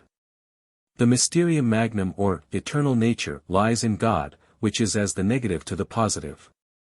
That is to say, God is the Father of things and the eternal nature of God, the matrix, the mother of things, an idea of which Mr. Lawrence Oliphant has made considerable use in the theogonizing of his divine feminine. 1. The cosmogony is a strained Paracelsian symbolism, which has been adopted by Schelling, Boder, Swedenborg, and such dreamers. It is usually accepted that theosophy differs from pantheism in that its object is religious, while the latter is a mere system of resolving all things into one metaphysical power or substance. But it may be well to mention in this review that the speculative, or absolute, philosophies, such as those of Hegel and Spinoza, proceed deductively from the idea of God. From this aspect the universe is regarded as the evolution of the divine nature, God being no more than the principle of unity immanent in the whole.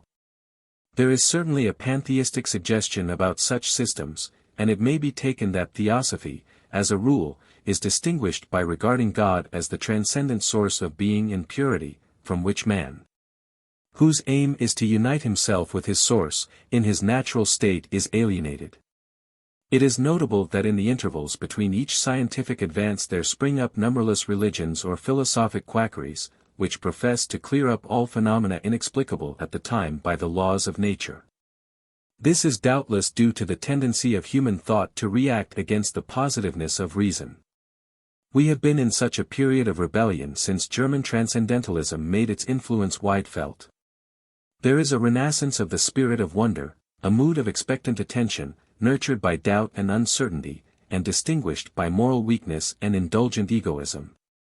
In religious communities a feeling prevails on the one hand that the spirit is lost in the predominance of form, and, upon the other, that what we require is more symbolism and superstition than ever in order to check an unprofitable and a dangerous socialism of the soul.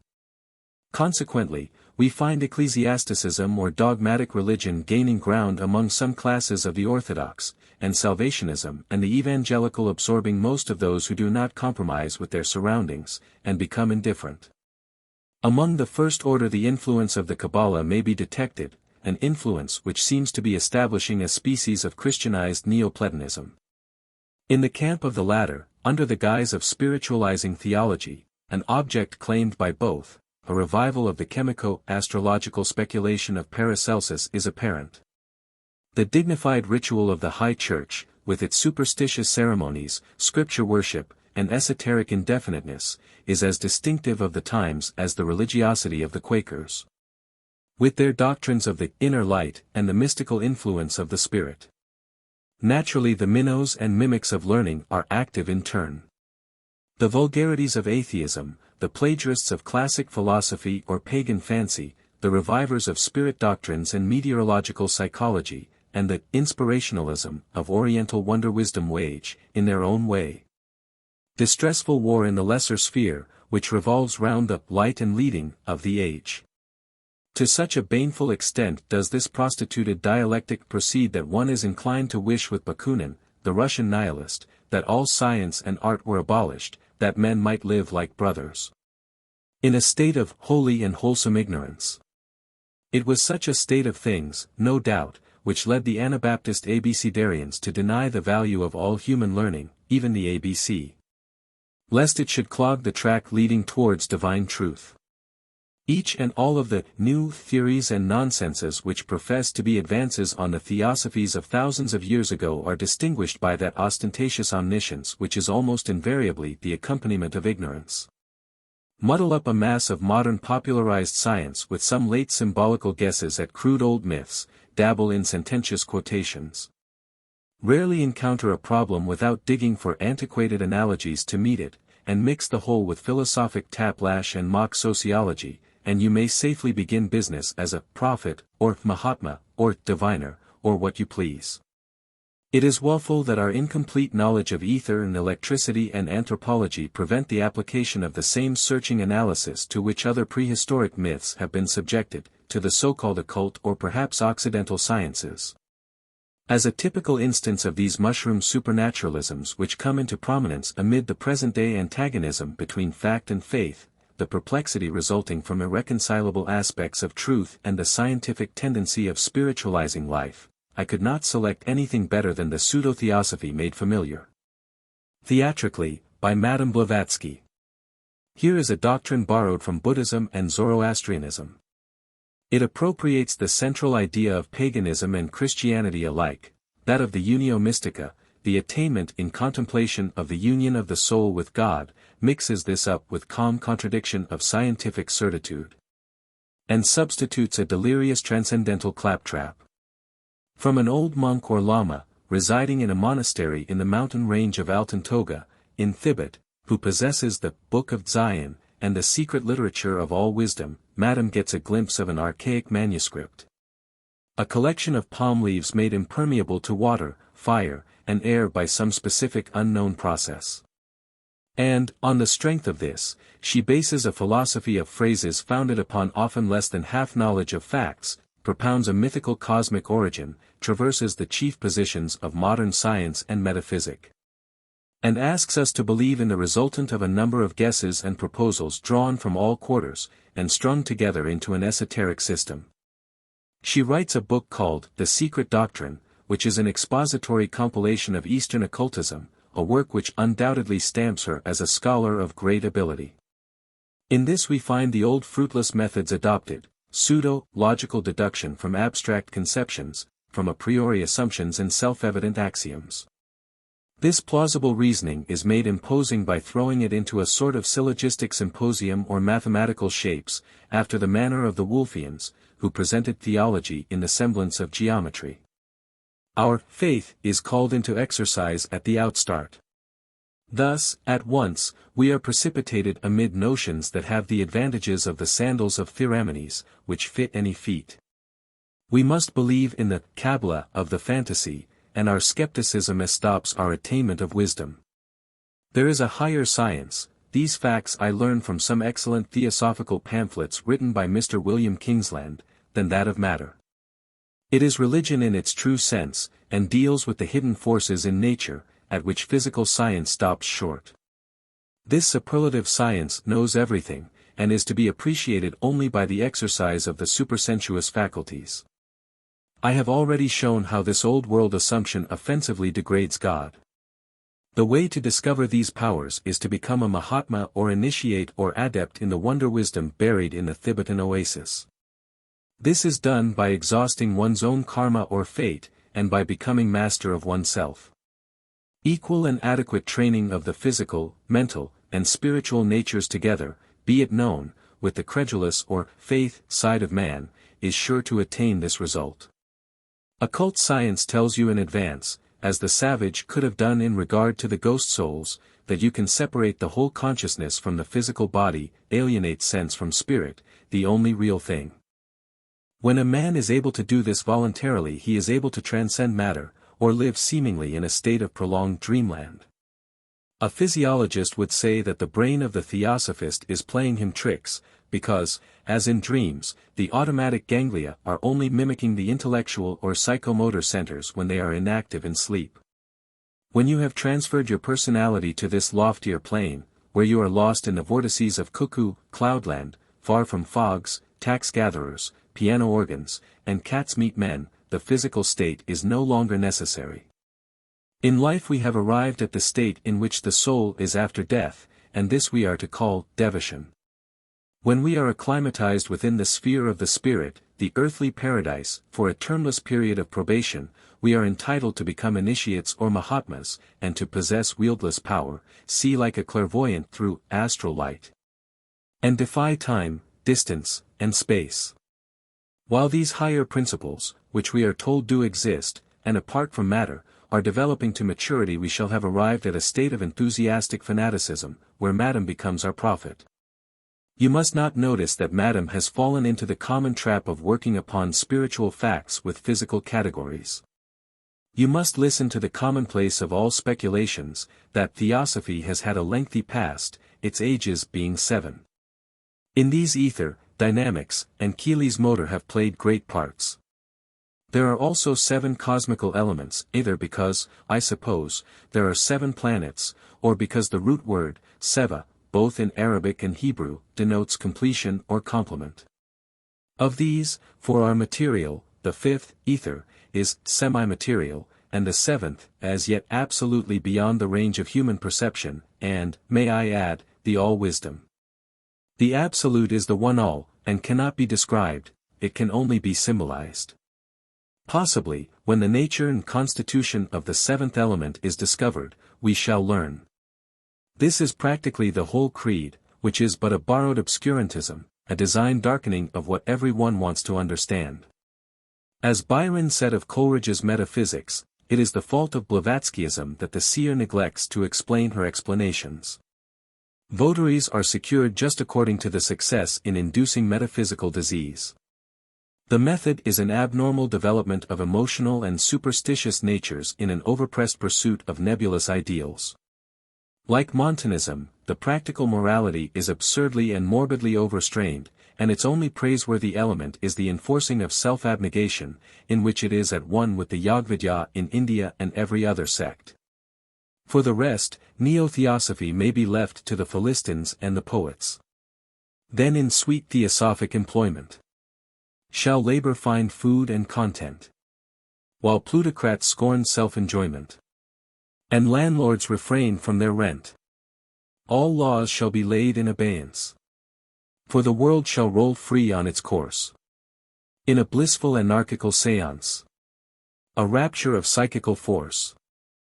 8. Death. Skeletons and funereal insignia, the dance of death, eccentricities of dying celebrities, domini. Domini fac finum, churchyards, death by hanging and Adam's apple, the last living thing, ceremony of conclamation, facies Hippocratica, theological theory of disease, predictions by the dying, is death a pain? Burial alive, decisive tests of death. Corpse physiology, whence? Is death a state midway between the consciousness of life and utter annihilation, or is it nothing but annihilation, complete destruction of body and soul? Whether, as matter is indestructible, mind, dependent on matter is indestructible also or the reverse. Whether soul has an existence altogether impossible in that which is material. This is the great mystery which each can only penetrate by individual experience. There is nothing, says Montaigne, of which I am so inquisitive as the manner of men's deaths, their dying words, their dying looks, their deportment. A register of the deaths of various people, with notes, would be of use in instructing men both to live and to die. It was the custom of the ancient Egyptians to hang up, even at their feasts, a skeleton to remind them of the uncertainty of life. Ignorance in regard to the conditions upon which the spirit of vitality leaves its mortal tabernacle has produced fictitious terrors among most peoples. Death depicted as the universal destroyer and the gloomy symbolism of hearses, crossbones, skulls, mattocks, and other funereal insignia, are the calm, inspiring hideosities inculcated unluckily by Christian conceptions of a climax which is simply the unconscious extinction of the vital principle. Visual representations of the destroyer became common after the spread of Christianity, and Monkeyism favored the awful symbol of the skeleton as a popular effigy. This religious terrorism was followed by grotesquerie, which made the skeleton the subject of burlesque and mockery, like the medieval allegories in picture and drama known by the description, the dance of death. Of a less dreadful character, indeed, were the superstitions of heathens, for them death was at least a nirvana, which, if not desirable, was environed with poetic aspirations. The expiring Manfred, in Byron's gloomy dramatic poem, bids the old man mark that it is not so difficult to die. And, indeed, the inordinate fear of death which prevails so largely is in much degree due to the failure to distinguish between the phenomena of disease and the phenomena which indicate the approach of death. Meditation on an event which is deemed an evil engenders the sickening forebodings which needlessly disrupt the serenity of the human mind. Even Dr. Johnson, strongly intellectual as he was, wrote to Dr. Taylor, "Oh, my friend, the approach of death is very dreadful," and, in a conversation with Dr. Hawkins, he confessed he never had a moment in which death was not terrible to him. But a crowning proof of the constitutional superstition which would delay death may be seen in the story which describes the doctor having once been much relieved from his dropsical pains by incisions made into his leg, as seizing a pair of scissors and plunging them into the calf of each leg. How often has an indulgence in a morbid apprehension hastened the end of life? Marshal Byron, the intrepid, on his deathbed gave way to womanish tears and raging imbecility. And Erasmus, the virtuous, miserably groaned out, Dumitae, Domini fac finum, it is not our hopes beyond the grave which cause this awe, they are of a higher character. It is the fear, which physiological principles have proved to be, in general, fallacious, of enduring physical pangs in the act of dying. Churchyards were originally made, by the decree of Lycurgus, near the temples of religious worship, that the multitudes which proceed thither to devotion by the sight of tombstones and graves should lessen the sting of the knowledge of death. Yet the end has been met with reckless temerity on not a few occasions, especially where the scaffold has exacted its due.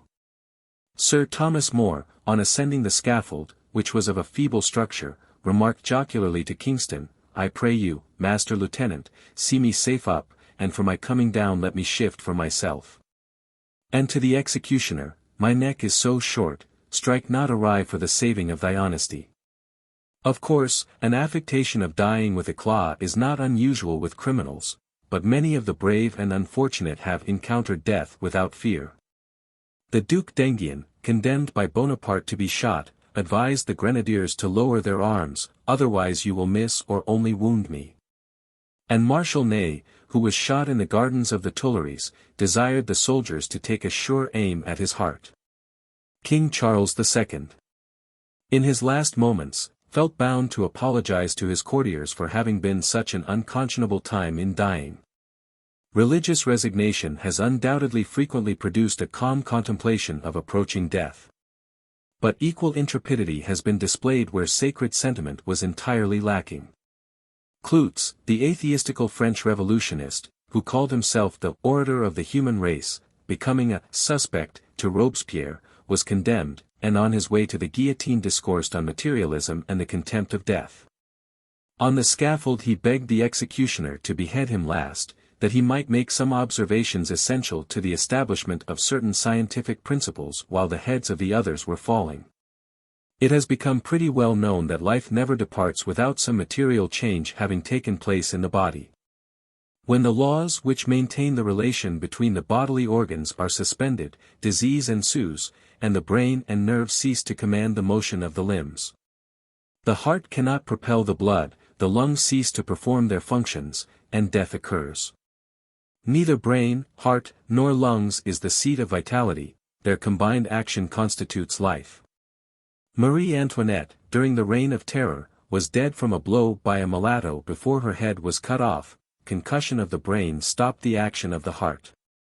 In severe shocks of the nervous system the action of all the vital organs is simultaneously suspended, and death is instantaneous. Livy says that, when Hannibal had conquered the Romans at Cannae, 2 women, seeing their sons whom they had thought dead return in health, died immediately from excessive joy. The heiress of Leibnitz dropped down dead on finding herself in the possession of a large fortune. Lodovicus Vives relates that a French Jew came safely in the dark over a dangerous passage. The next day, on viewing where he had crossed, he fell dead. Montaigne relates the case of a German nobleman who died suddenly on hearing that his son had fallen in battle. Besides shocks to the nervous system, violent mental emotions sometimes give rise to insanity or idiocy. And, when death is induced by any disease primarily commencing in the brain, heart, and lungs, the other organs will perform their functions, even though the patient be in a state of profound insensibility. The brain, in its superior region, indeed, is thought to be endowed with less sensibility than any of the other vital organs, and it may be sliced away to a considerable extent without producing pain, and seemingly without any injury to animal life. Cases are on record in which cavities were found on dissection in the brains of individuals who had lived in the enjoyment of good health and intellect. It may be interesting here to correct the erroneous popular belief that criminals who are hanged die from the spinal marrow being injured by dislocation of the neck. Death by hanging, however, is physiologically produced by the compression of the thyroid cartilage in front of the neck, vulgarly called Adam's apple. A tube introduced into the windpipe below the rope may preserve life. Strange to say, sudden death is much more frequently caused by affections of the heart than by diseases of the brain, but the essentials of death are that each of the vital organs should cease to perform their functions. The phenomena presented in death depend very much on the order in which brain, heart, and lungs, the tripod of life, relinquish their functions.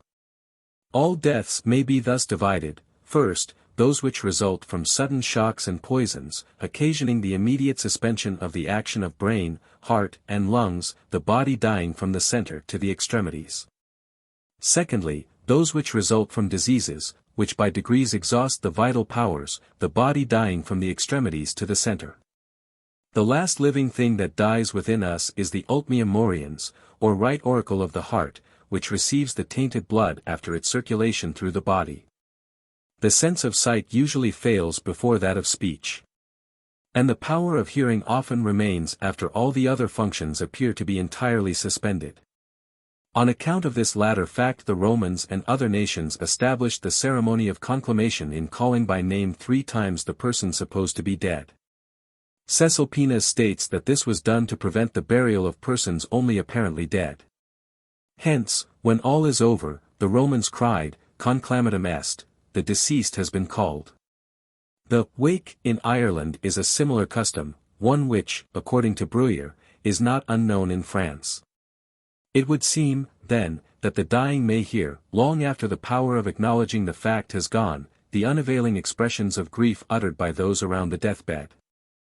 Hippocrates, in determining the signs of coming death after acute diseases, dwells on the character of the physiognomy. The nose becomes sharp, the eyes hollow, the temples collapsed, the cars cold and contracted, the lobes inverted, the skin on the forehead hard and dry, and the whole face assumes a palish green, a black, livid, or leaden hue. In the schools of medicine at the present day this, which is referred to as the Fades Hippocratica, and correctly described by Shakespeare at the decease of Falstaff, is held to be sufficient proof of the approach of death. The nose becomes sharp, because the muscles of the face have lost their power and the nostrils fall in, the eye becomes hollow, because the fat in its orbit upon which it rested has shrunk. The face, lips, tips of the fingers, and toes assume a pallor, because the blood is no longer stimulated by the lungs. The influence of the mind in quickening or retarding the coming of death, in many cases accounts for the presentiments of a fatal termination which some patients prophetically entertain. The modern medical treatments known as electromassage and psychotherapeutics or faith healing, depend largely on this fact of the influence of the mind on the heart's action. The theological theory of disease, that maladies were punishments or judgments of God, and that they were to be cured by miracles, by devotion to relics, and by simple prayer to the Almighty, though opposed to sanitary science, has assisted in saving many lives. At this day, within the continental churches, a common feature is the number of votive offerings that cluster round the image of a favorite saint by those who believe they have successfully supplicated their intervention. A case is recorded of a person in Paris who had been sentenced to be bled to death. But, instead of the punishment being actually inflicted, he was merely induced to believe it was so, by water, while his eyes were blinded, being trickled down his arm. This mimicry so completely depressed the action of the heart that the man lost his life. Another unfortunate person had been condemned to be beheaded, and the moment his neck was adjusted on the block a reprieve arrived.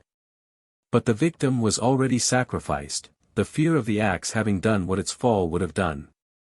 Doctors Shane and Baynard mention the case of Colonel Townsend, who could die, and yet by an effort, or somehow, could come to life again. The colonel ultimately never revived on an occasion of showing this peculiar power. Celsus knew a priest who could separate himself from his senses when he liked and die like a dead man. One of the most curious problems is the clearing up of the mind previous to death and the predictions often made by dying persons. Aretius noted this especially in persons who had died of brain fever. There is no occasion, according to Sir Henry Halford and others, to attribute the circumstance to any preternatural cause. Immediately before death the heart beats strongly and the respiration is hurried. The blood, in consequence, in passing through the lungs, becomes more perfectly oxygenized than ordinarily, and is in that state transmitted with accelerated force through the brain, which, being subjected to a high stimulus, renews its functions with great vigor. Thus the vivid recollection, the clear reasoning, and shrewd sensibility manifested by many on the deathbed is explained. In respect, however, to the predictions of death, it is feared that we know too little of the conditions and relations of the human mind to be able to state more than that the concentrated energies of the patient may take cognizance of events and objects to others imperceptible. Powerful mental emotions, indeed, induce such states. Under the influence of fear the distressed often became immovable, deaf, and blind to all appeals.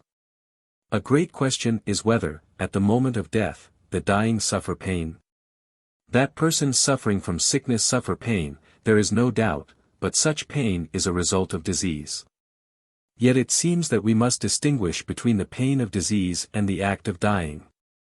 It is popularly imagined that there is a strange reluctance of the spirit to leave the body. The fact is, nevertheless, that the powers of suffering are enfeebled and the capacities of pain almost exhausted. The groans and convulsions of the sufferer are not necessarily indicative of pain, since they occur in epilepsy, apoplexy, hysteria, and other convulsive fits, from which the person recovers without recollection of having endured them. The ordinary signs of death, prostration, lividity, coldness, and the commencement of putrefaction, often occur when the person is still capable of being revived. The body of a drowned person, notwithstanding the failure of a mirror applied to the mouth to catch the breath, or a feather on the lips to indicate expiration, both of which are erring as decisive tests, is frequently resuscitated. Respiration, depending on the action of the heart, may, as in syncope, be for a time suspended. Persons in a trance, owing to the contracted heart depriving the brain of blood, present the appearance of death, and unluckily from this cause such have been frequently buried alive. Lancisi, the physician of Pope Clement XI, reported that during the plague many persons were thus interred. Everyone knows the story of Vesalius, the father of anatomy, who, on dissecting a woman supposed to have died in a hysterical fit, found, on making the first incision, by her motions and cries that she was still alive. Forced by the indignation of his countrymen to fly, Vesalius died of hunger in Spain. Howard, in his book on prisons, quotes cases of criminals supposed to be dead from jail fever who recovered, and Dr. Gordon has observed that in times of public sickness, especially in warm climates where speedy interment is necessary, many persons have been entombed alive. There are but 3 conclusive signs of the arrival of death. First, incipient putrefaction, indicated by the peeling off of the cuticle and the exhalation of an acid odor. Secondly, relaxation of the joints and muscles after the body has become rigid. And, lastly, the test of electrical galvanism. The body sometimes retains its warmth after death for 24 hours, but, in the majority of cases, the limbs become cold long before death takes place. Subvital action often occurs after death. Digestion has been known to continue. The tissues which possess the least vitality during life, such as the hair and nails, sometimes grow for a considerable period, and coffins, showing many inexplicable phenomena of this nature, have been opened. Twitchings of the face days after death, due to rigidity, have frequently given a false alarm. Buried bodies are sometimes found half out of their coffins and lying in all attitudes. In cases of cholera it is common to discover the body turned face downwards weeks after burial. These things are not evidences of entombment alive, but are physical effects of rigidity. Corpse physiology is not yet understood. But it may be taken there is much to be told that is as yet undreamt of. Thought, emotion, and the power of willing, which make up the consciousness and mental nature of man, are inseparably bound with the brain and nervous system. After the dissolution of the body and the thinking organs can thought go on? If man is a machine first, an animal afterwards, and a conscious being next, why should not all be but a quintessence of dust? But, if there is something more, to what bourne does it proceed? Where goes the life, or what remains of it when that which used it dies? Streets of gold and gates of pearl, or undying worm and fire unquenchable, may inspire the imagination of a Milton or a Dante to depict scenes of joy and beauty. Or scenes of appalling misery, white-robed hosts, flinging down on the jasper pavement their crowns of amaranth and gold, or writhing wretches torn and rent with agony. But what are the realities, if any, which these figures symbolize? Scripture is designedly silent. Paul is caught up into a third heaven, whether in the body or out of the body he cannot tell, and the words that he hears are unspeakable words, which it is not lawful for a man to utter. Lazarus comes forth from his rock-bound sepulchre. But the secrets which he could reveal are buried forever in the eternal silence. What we know not now we may know hereafter. 9. Corpses and funerals.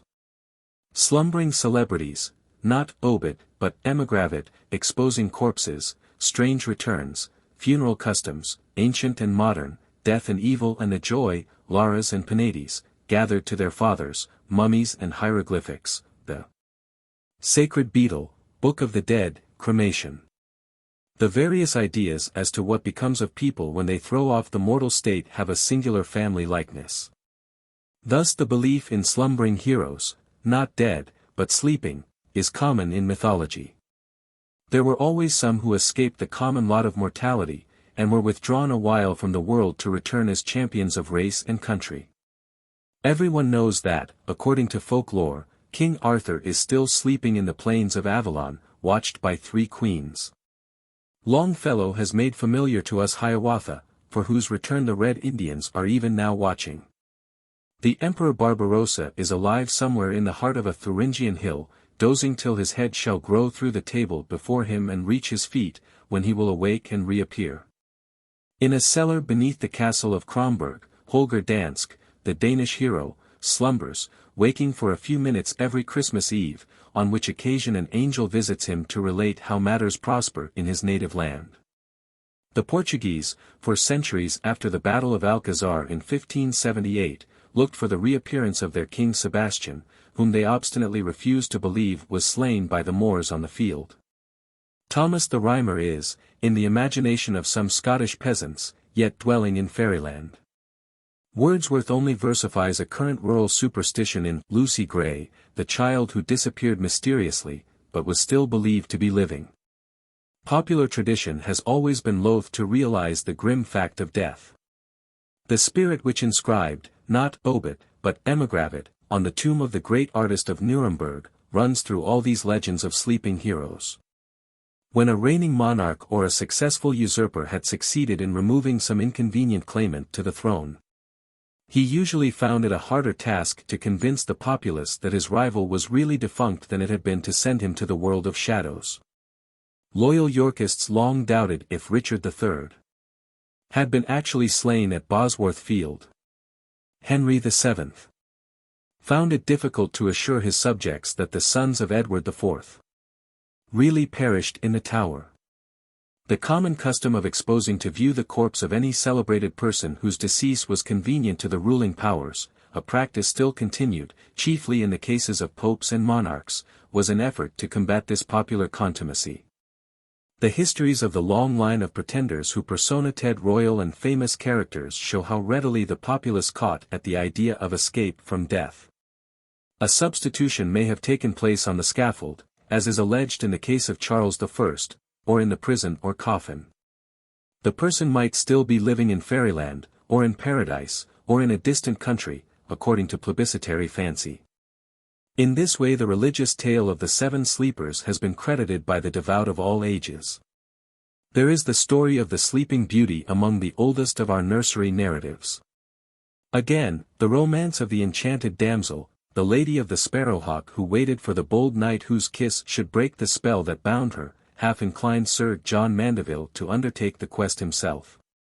In the Bridal of Triermain, Scott has versified a similar fantasy, where the heroine is aroused from a magic sleep of 500 years' duration. Did not the great twin brethren appear at the Battle of Lake Regillus, and gain a victory for Rome?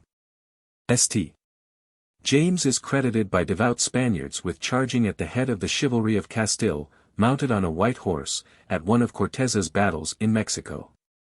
Southey poetesses the legend which sets forth how 5 friars Minorites, who had promised Queen Araca to say a mass for her upon the day of her death, reappeared some time after their martyrdom by the Moors and fulfilled their pledge by officiating at the altar in her chapel while she lay expiring.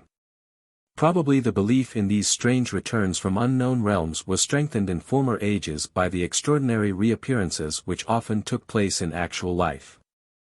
Men might disappear for half a century, and then return from a foreign dungeon, a scarcely known country, or a desolate region beyond seas. But what shall we say of the embodied ghosts or spirits of the 19th century? Superstition in regard to the disposal of the dead is not less pregnant with weird fancy. It is much more likely that the element of fear, rather than the element of love, was the characteristic emotion of the earliest nations where corpses were concerned. As the ghosts of deceased persons and the totems or the material spirits of all things were supposed to exercise a malign influence, propitiation by sacrifice and the like was the order of the day. Almost all nations have regarded death as an evil. But the historian Strabo describes a race of people, living in one of the districts of Mount Caucasus, who mourned over the birth of their children and celebrated their funerals with rejoicing. Such an instinct, however, is not consonant with the average promptings of nature. Accordingly, it is found that, as civilization advances, funeral rites are typical of some sort of love and the hope of future life. The rudest method of disposal of corpses is that of the nomadic tribes. They simply expose the bodies, leaving them, in many cases, where they expired.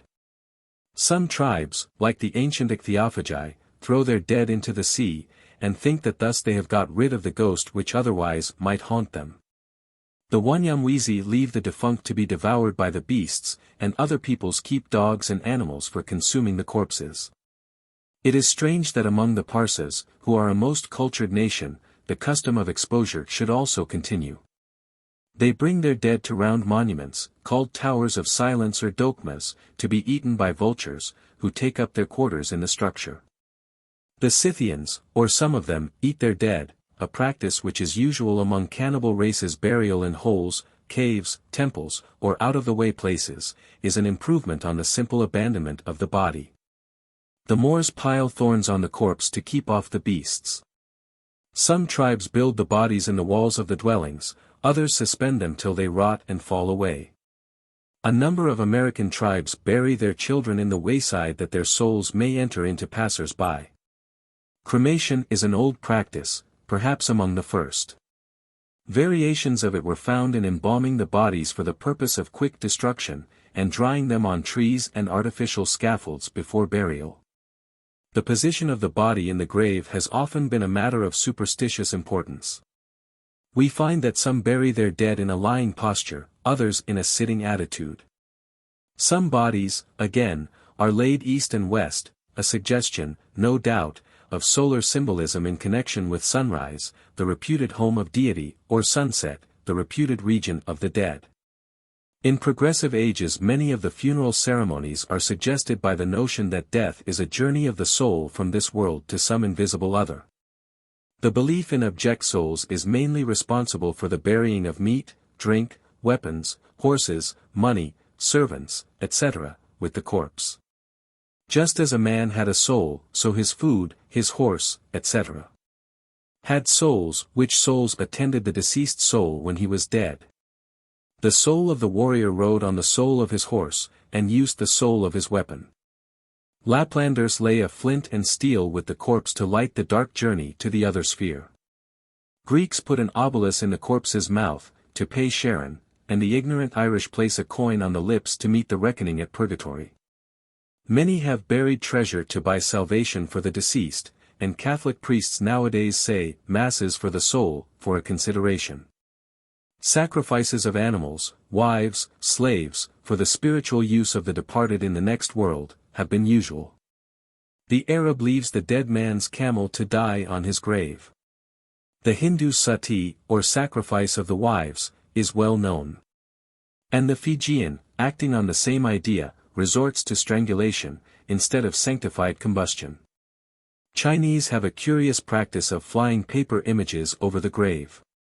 And the Russians put a paper passport into the hands of the corpse as a testimonial of virtue, to be shown to St. Peter at the gate of heaven. The fear of ghosts has led to peculiar precautions among some. Greenlanders take the body out of the window or a hole in the side walls to confuse the ghost, and the modern Egyptians turn the body round, so as to make the ghost giddy, that it may not know its way back.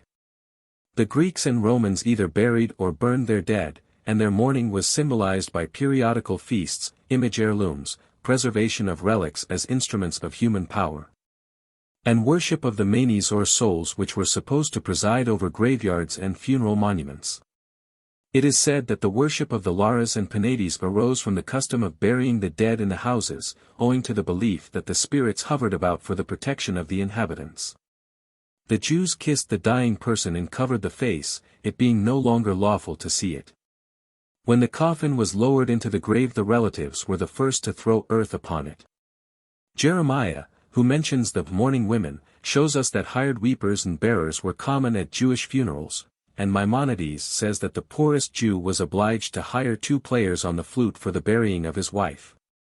Josephus informs us that, at the burial of Jews of distinction, the burning of perfumes and spices was very common, and the Talmud states that 80 pounds of spice were consumed at the funeral of Rabbi Gamaliel. After the crucifixion, Nicodemus brought to the body of Christ 100 pounds of myrrh and aloes, and the custom of the Jews in perfuming the sepulchres of the dead led to the practice adopted by the Greeks of anointing tombs and monuments. The sepulchres in which Jews were gathered to their fathers were somewhat similar to the catacombs in Italy, excepting that the entrance was so narrow as to be shut by a stone. There was a distinction generally understood between affliction of the heart and lamentation as an affair of the nerves. Professional grief took the form of renting the garments with a knife, cutting off the hair, wearing sackcloth, and throwing dust upon their hearts to remind them that, dust we are, and unto dust we shall return. The tombs were periodically whitened for cleansing purposes, and it is to this custom that the allusion is made when the scribes, Pharisees, and hypocrites are compared to whitened sepulchres. Like the Egyptians, the Jews and Greeks embalmed their dead, but the practice was never characteristic, as in the case of the former people. We learn from Herodotus and Diodorus Siculus that the relations of deceased Egyptians smeared their faces with clay. When the corpse was brought to the embalmers, models of mummies, highly finished and painted on wood, were exhibited for the selection of the friends. It was believed that the soul remained with the body while it retained sufficient soundness to preserve the divine essence, and the solemnity of embalming was confided to the priesthood. There were 3 main modes of embalming, varying in excellence according to cost. A typical system was to extract the brains with instruments through the nostrils.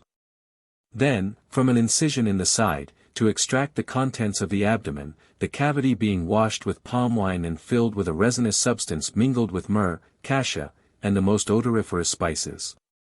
The body was then sewn up and steeped in niter for 90 days, and Belzoni says that heat was used to draw off moisture. It was then bandaged with cloth, saturated with gum, and swathed from head to foot with about 200 yards of covering 5 inches wide, upon which hieroglyphics, stating the titles, dignities, and other matters relating to the deceased, were inscribed. Sometimes a beetle, which implied regeneration, and an idol symbolical of faith, were placed on the body. It was then placed in a sort of plaster receptacle or coffin, richly embellished with hieratic and other writings, and deposited in a sarcophagus similarly adorned. The modern Egyptians, Sanini and Groff mention, simply press all impurities out of the body, stop up the pores and apertures, and perfume it all over. It is then buried beneath a little pillar or head of stone, terminated by a sculptured turban. It is disputed by some that embalming had any reference to a belief in the resurrection. The judgment of the dead before burial is a peculiar piece of paganism. 42 judges sat and heard charges before the body was interred, refusing burial in cases where the accusation was grave. The recent researches in Egyptology have thrown much light upon the funeral ritual, and M. Maspero, a member of the French archaeological mission in Cairo, has shown, in the Revue de l'Histoire de Religions, that the puzzling Book of the Dead is but a guide to the infernal regions. Containing prayers and spells to protect the soul from a crowd of fabulous monsters, an interpretation corroborated by the new papyrus discovered at Thebes. Mohammedan rites have borrowed much in the way of formality from the Jews and Egyptians. The faithful were placed in the coffin sidewise on the day of death, in order that their faces might look towards Mecca, and the gloomy procession rushed along as fast as possible to the cemeteries. Most modern customs are more or less exact representations of the ancient native practices. Cremation, after either the German or Italian pattern, appears, however, to increase in popularity. The tendency is to dispense with all demortuous triviality and surviving superstitions, and that is well. Occult forces, animal magnetism, ether, and mesmerism. Electrical monomania, earth currents, electric odds and ends, magic and magnetism, the theory of molecular vortices or vortex atoms, artificial and natural magnets, is matter motion.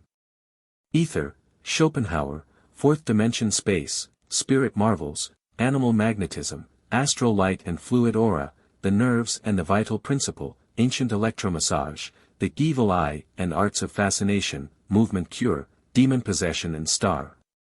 Craft, ode force, vril, braidism, table turning and thought reading, willing, muscle study, protilic and dynaspheric forces, Keely's motor, moral polarization, the Godward impulse, autosuggestion and hypnotism, fashion in physic, psychotherapeutics and electrotherapeutics, sleep, malades imaginaires, mesmeric, passes, localized electrization, electropathic apparatus, women's ailments, neurasthenia, emotional miseries, rites at secret societies, the law of inhibition, hypnotism physiologically considered, is it catalepsy? The occult in theosophy and spiritualism. It may be a matter of controversy whether Prometheus or Franklin first drew electricity from the clouds.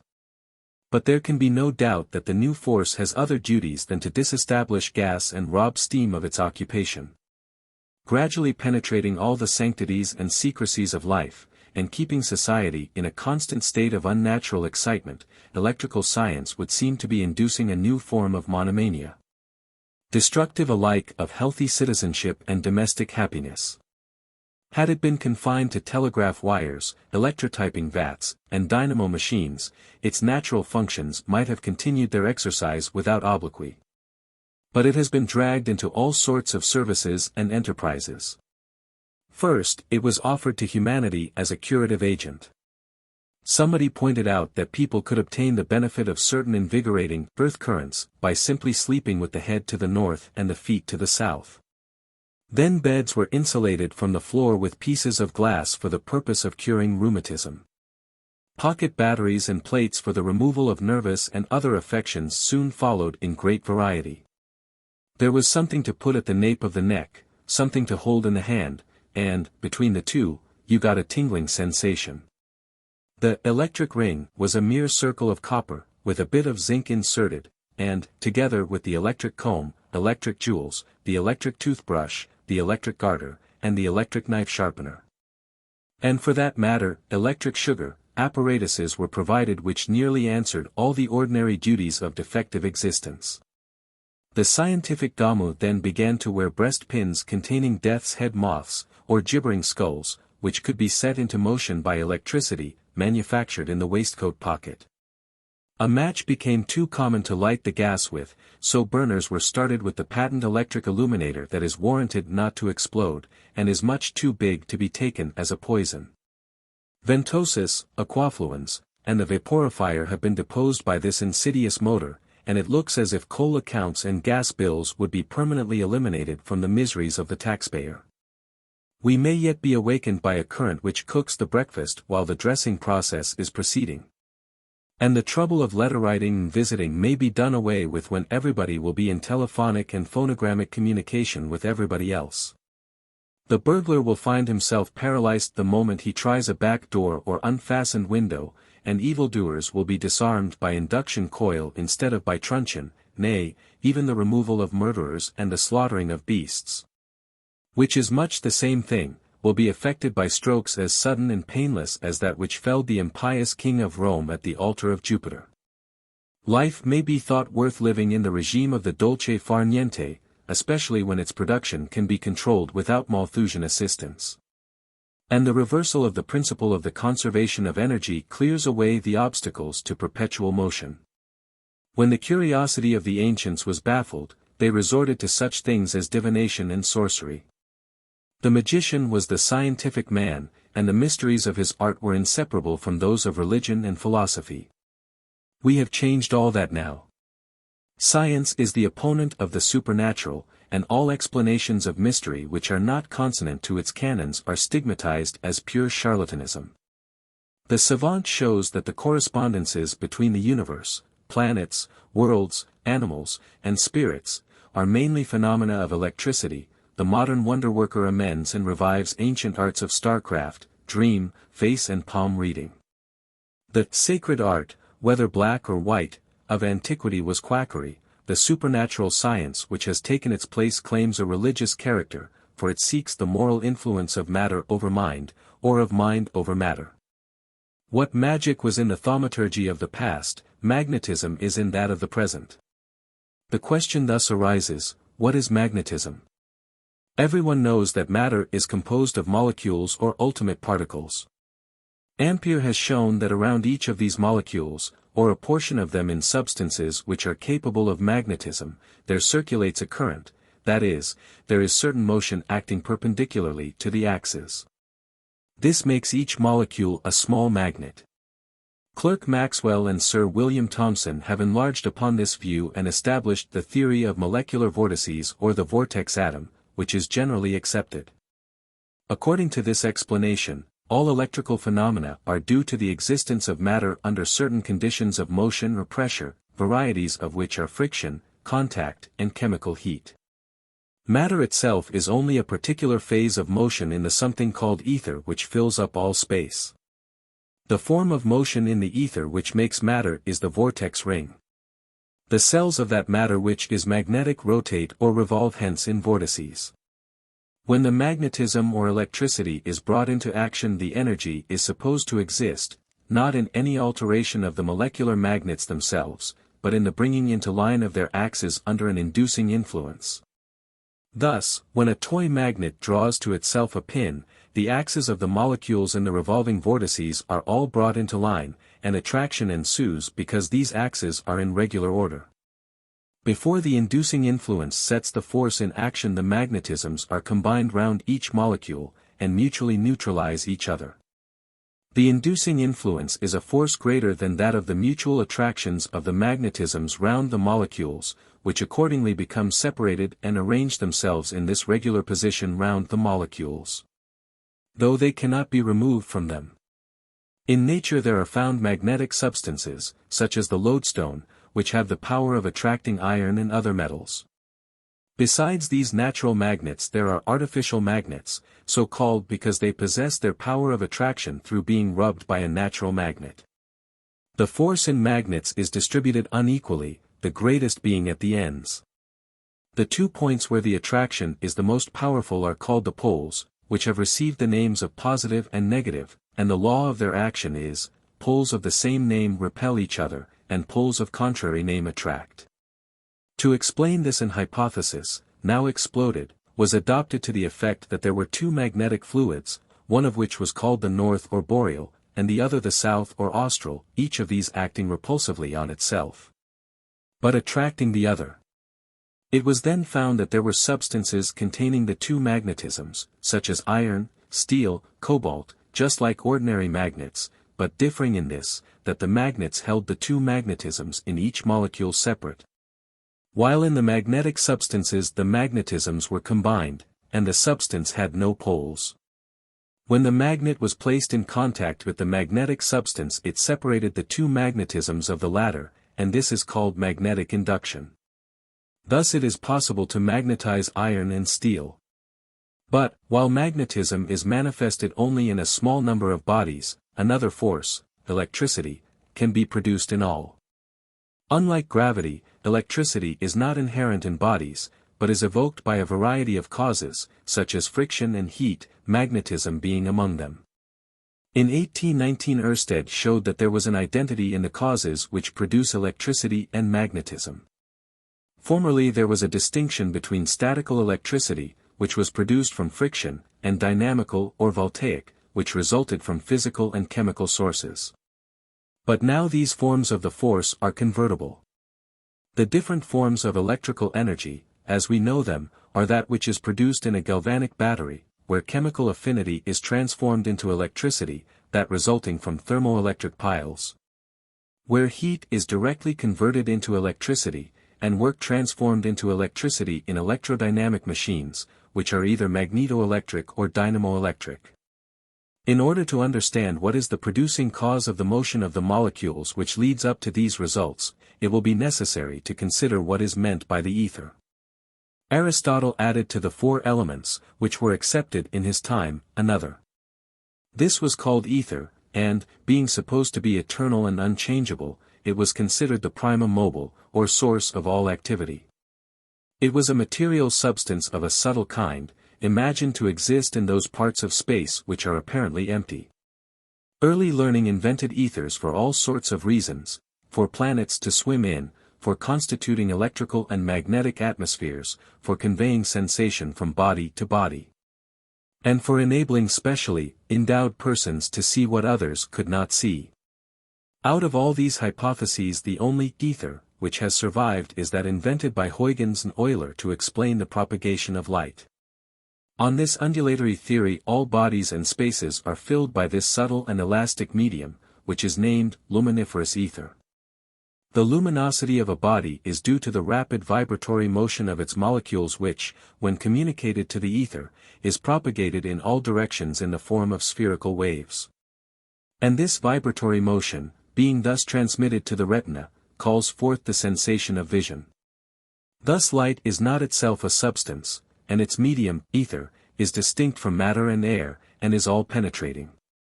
Hence, on account of its great tenacity, it is uninfluenced by gravitation, and, though it offers no appreciable resistance to the motion of the denser bodies, it is possible that it hinders the motion of the smaller comets like Encke's. There can be little doubt but that the interplanetary and interstellar spaces are not empty, but are occupied by some such substance, which is the most extensive and uniform known. Its existence reveals an intimate relation between the phenomena of light, heat, and electricity. The ether is homogeneous or continuous in its physical constitution, though, so far as its motion is concerned, it is molecular. Now, some such molecular medium is required to explain electromagnetic phenomena. If there is an ether associated with matter, we have a reason for the molecular vortices of static electricity. The kinetic or dynamic electricity is then simply the energy of the motion set up in the wires or other needful apparatus. But the uses of this medium do not end here. It is stated by some to be an agent of interaction between distant bodies, and to fulfill other physical functions. Thus it may constitute the material organism of beings exercising functions of life and motion as high or higher than ours are at present. Or it may affect the human constitution and framework in ways of which we know nothing. Schopenhauer practically asserts that ether is will. The human will is the only thing, he states, which is known universally to be capable of changing motion. As matter is everywhere and in motion, there is a universal consciousness, and to this everything mystical is to be traced. After the same manner, Cardinal Newman founds an argument for the existence of God in his Grammar of Assent. Will is the only designing thing, the world is a design, therefore, God is a conscious being. In 1829 Lobachevsky, speculating on the higher dimensions of space in connection with geometry, was led to assume a curvature in space. This implied the idea of what is termed the fourth dimension, used to explain certain marvels of spiritualism, in connection with which ether is a most important consideration. Already we know three directions in which motion in space is possible. Take a square box, and you can move it in straight lines in three, and only three, different directions. Professors Clifford and Zollner suggested that there is possibly a higher or fourth dimension in space. Suppose that space is capable of changing its shape, suppose that there are bends and twists and wrinkles in it. Then each bend or twist in the ether filling all space goes to constitute an atom of matter, and matter is simply made up of bends and twists in the ether. Hence, if space became even or smoothed of all its wrinkles, there could be no matter. Space, as we know it, is not capable of bending, thus the possibility of there being another or fourth dimension arises. Of this ampler space our space is but a section or portion, and a portion which is curved or circular. Accordingly, if we travel round it we find ourselves at the point whence we started. The fourth dimension, consequently, may be thus formulated, as the point is to the line, as the line is to the surface, as the surface is to the solid, so is the solid to the fourth dimension. Thus we are beings living on a plane or a small section of space. But beings living in the greater space of the fourth dimension have capacities unknown to us of the third dimension. For instance, spiritualists who understand this theory will tell you that fourth-dimensional beings or spirits will put an object into a closed box without passing through any of the sides. For to them a box is as open in the fourth dimension space as a cup is to us in the third. Or changing the figure, a tall man will see over a higher wall than a tiny man. In this sense they deny that there is any occultism in spirit manifestations. There have been many theories announced which claim to have discovered some kind of magnetic force in living beings analogous to the action of the magnet on the metals. This influence is known as animal magnetism, and there are many variations of it, such as electrobiology, mesmerism, clairvoyance, astral light and fluid aura, odyllic or odic force, and hypnotism. The belief is that there are some peculiar nervous conditions in which body and mind are influenced by a mysterious force from another person or a something. The mind depends on the brain. Too much or too little blood weakens the intellect. From the brain, owing to the promptings of the will, messages are carried along the nerves. The agent of this we do not know, but it is called the vital principle. When its force is diminished we sleep, and in sleep we store it up. It is assumed that the principle may be a condition of animal electricity, possibly resembling static electricity or Franklinism, generated perhaps by the friction of the blood against the arteries. Thus electrical currents can be aroused in the human body. The priests in some of the nations of antiquity threw persons into what is now known as the hypnotic sleep. In this condition the mediums commonly uttered prophecies. Arian Sinaiticus mentions a sort of electromassage used in the treatment of dogs and horses in 234 AD. The Romans applied the same system for the improvement of the human form. The early Chinese, the Greeks, and the Egyptians and Arabs had a vague conception of animal magnetism. Touching for the evil was a sort of recognition of bodily electricity, and the Swedish movement cure suggested its existence. The evil eye, and the arts of fascination, to this day are made accountable for the withering of trees and destruction of crops, and the modern Greek has not a more abiding dread of the than his ancestor had of the.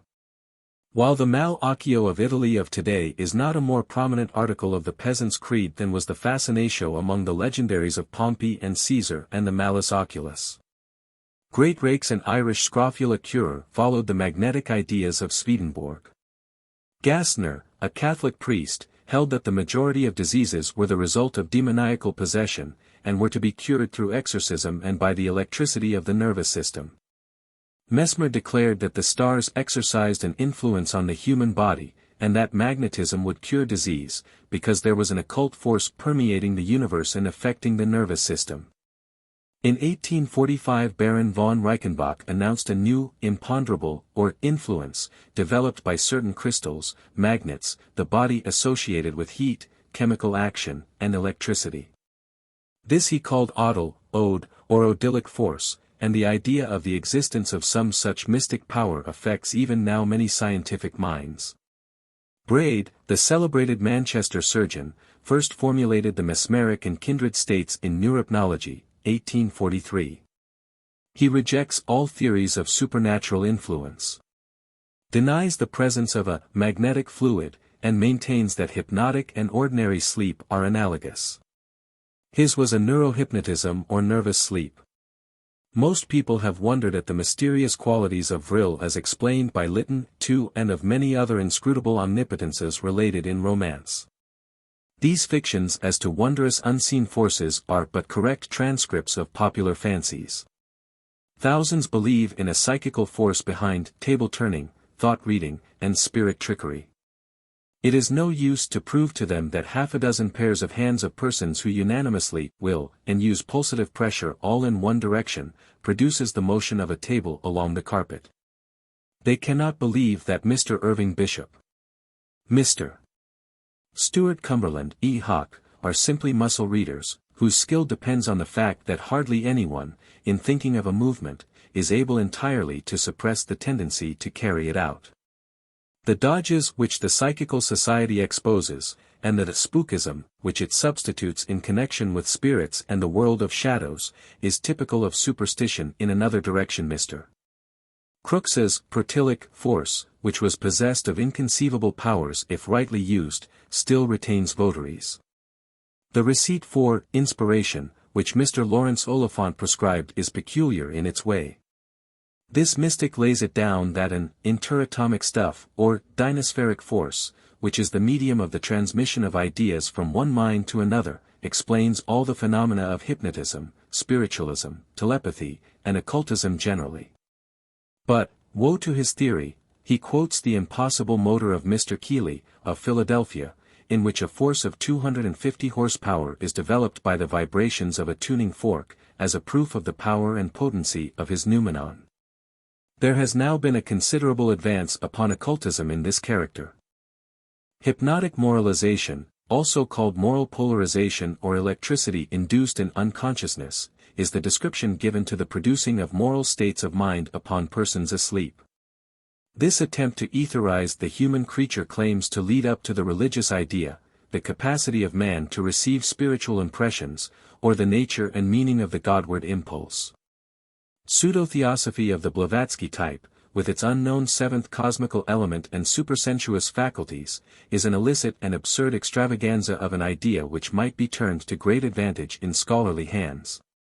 The suggestion of the theory is that some outside power, some element of determination, influences the will. That the mind, irrespective of our will or bodily organism, is put into direct mental connection with a stronger mind, for the time being, notwithstanding time, distance, and material obstacles. In evidence of this phenomena of hypnotism are adduced. A man is sent to sleep or into a state of semi-catalepsy either by the suggestion of the ordinary circumstance attending upon that condition, such as closed eyes, etc. or by wearying out the intellectual awakeness by having the medium concentrate his gaze and attention upon some bright object or other things. Everywhere the sole cause for the execution of a movement is the bare idea of the movement's execution. If the idea occurs to a mind empty of other ideas, the movement or object of the suggestion will infallibly take place. But, if additional ideas conflict with the idea of a particular action, these block, or inhibit, as it is called, its performance.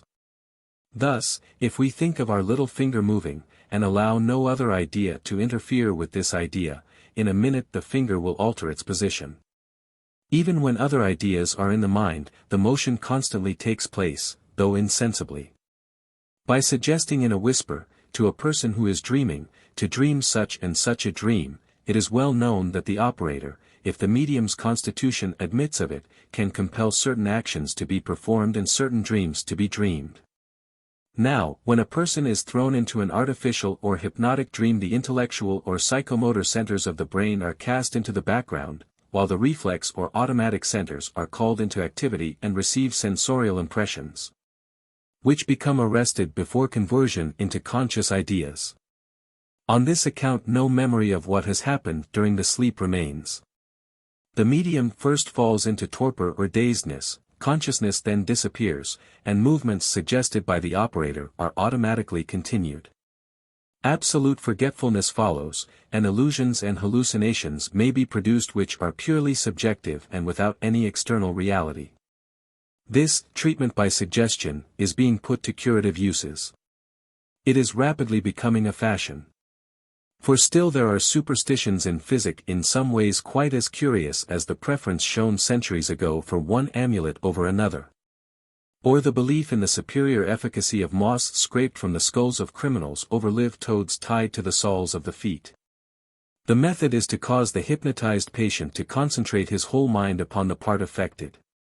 Under this influence the vascularity, innervation, and function of the part is said to be regulated according to the locality of the disorder. Dr.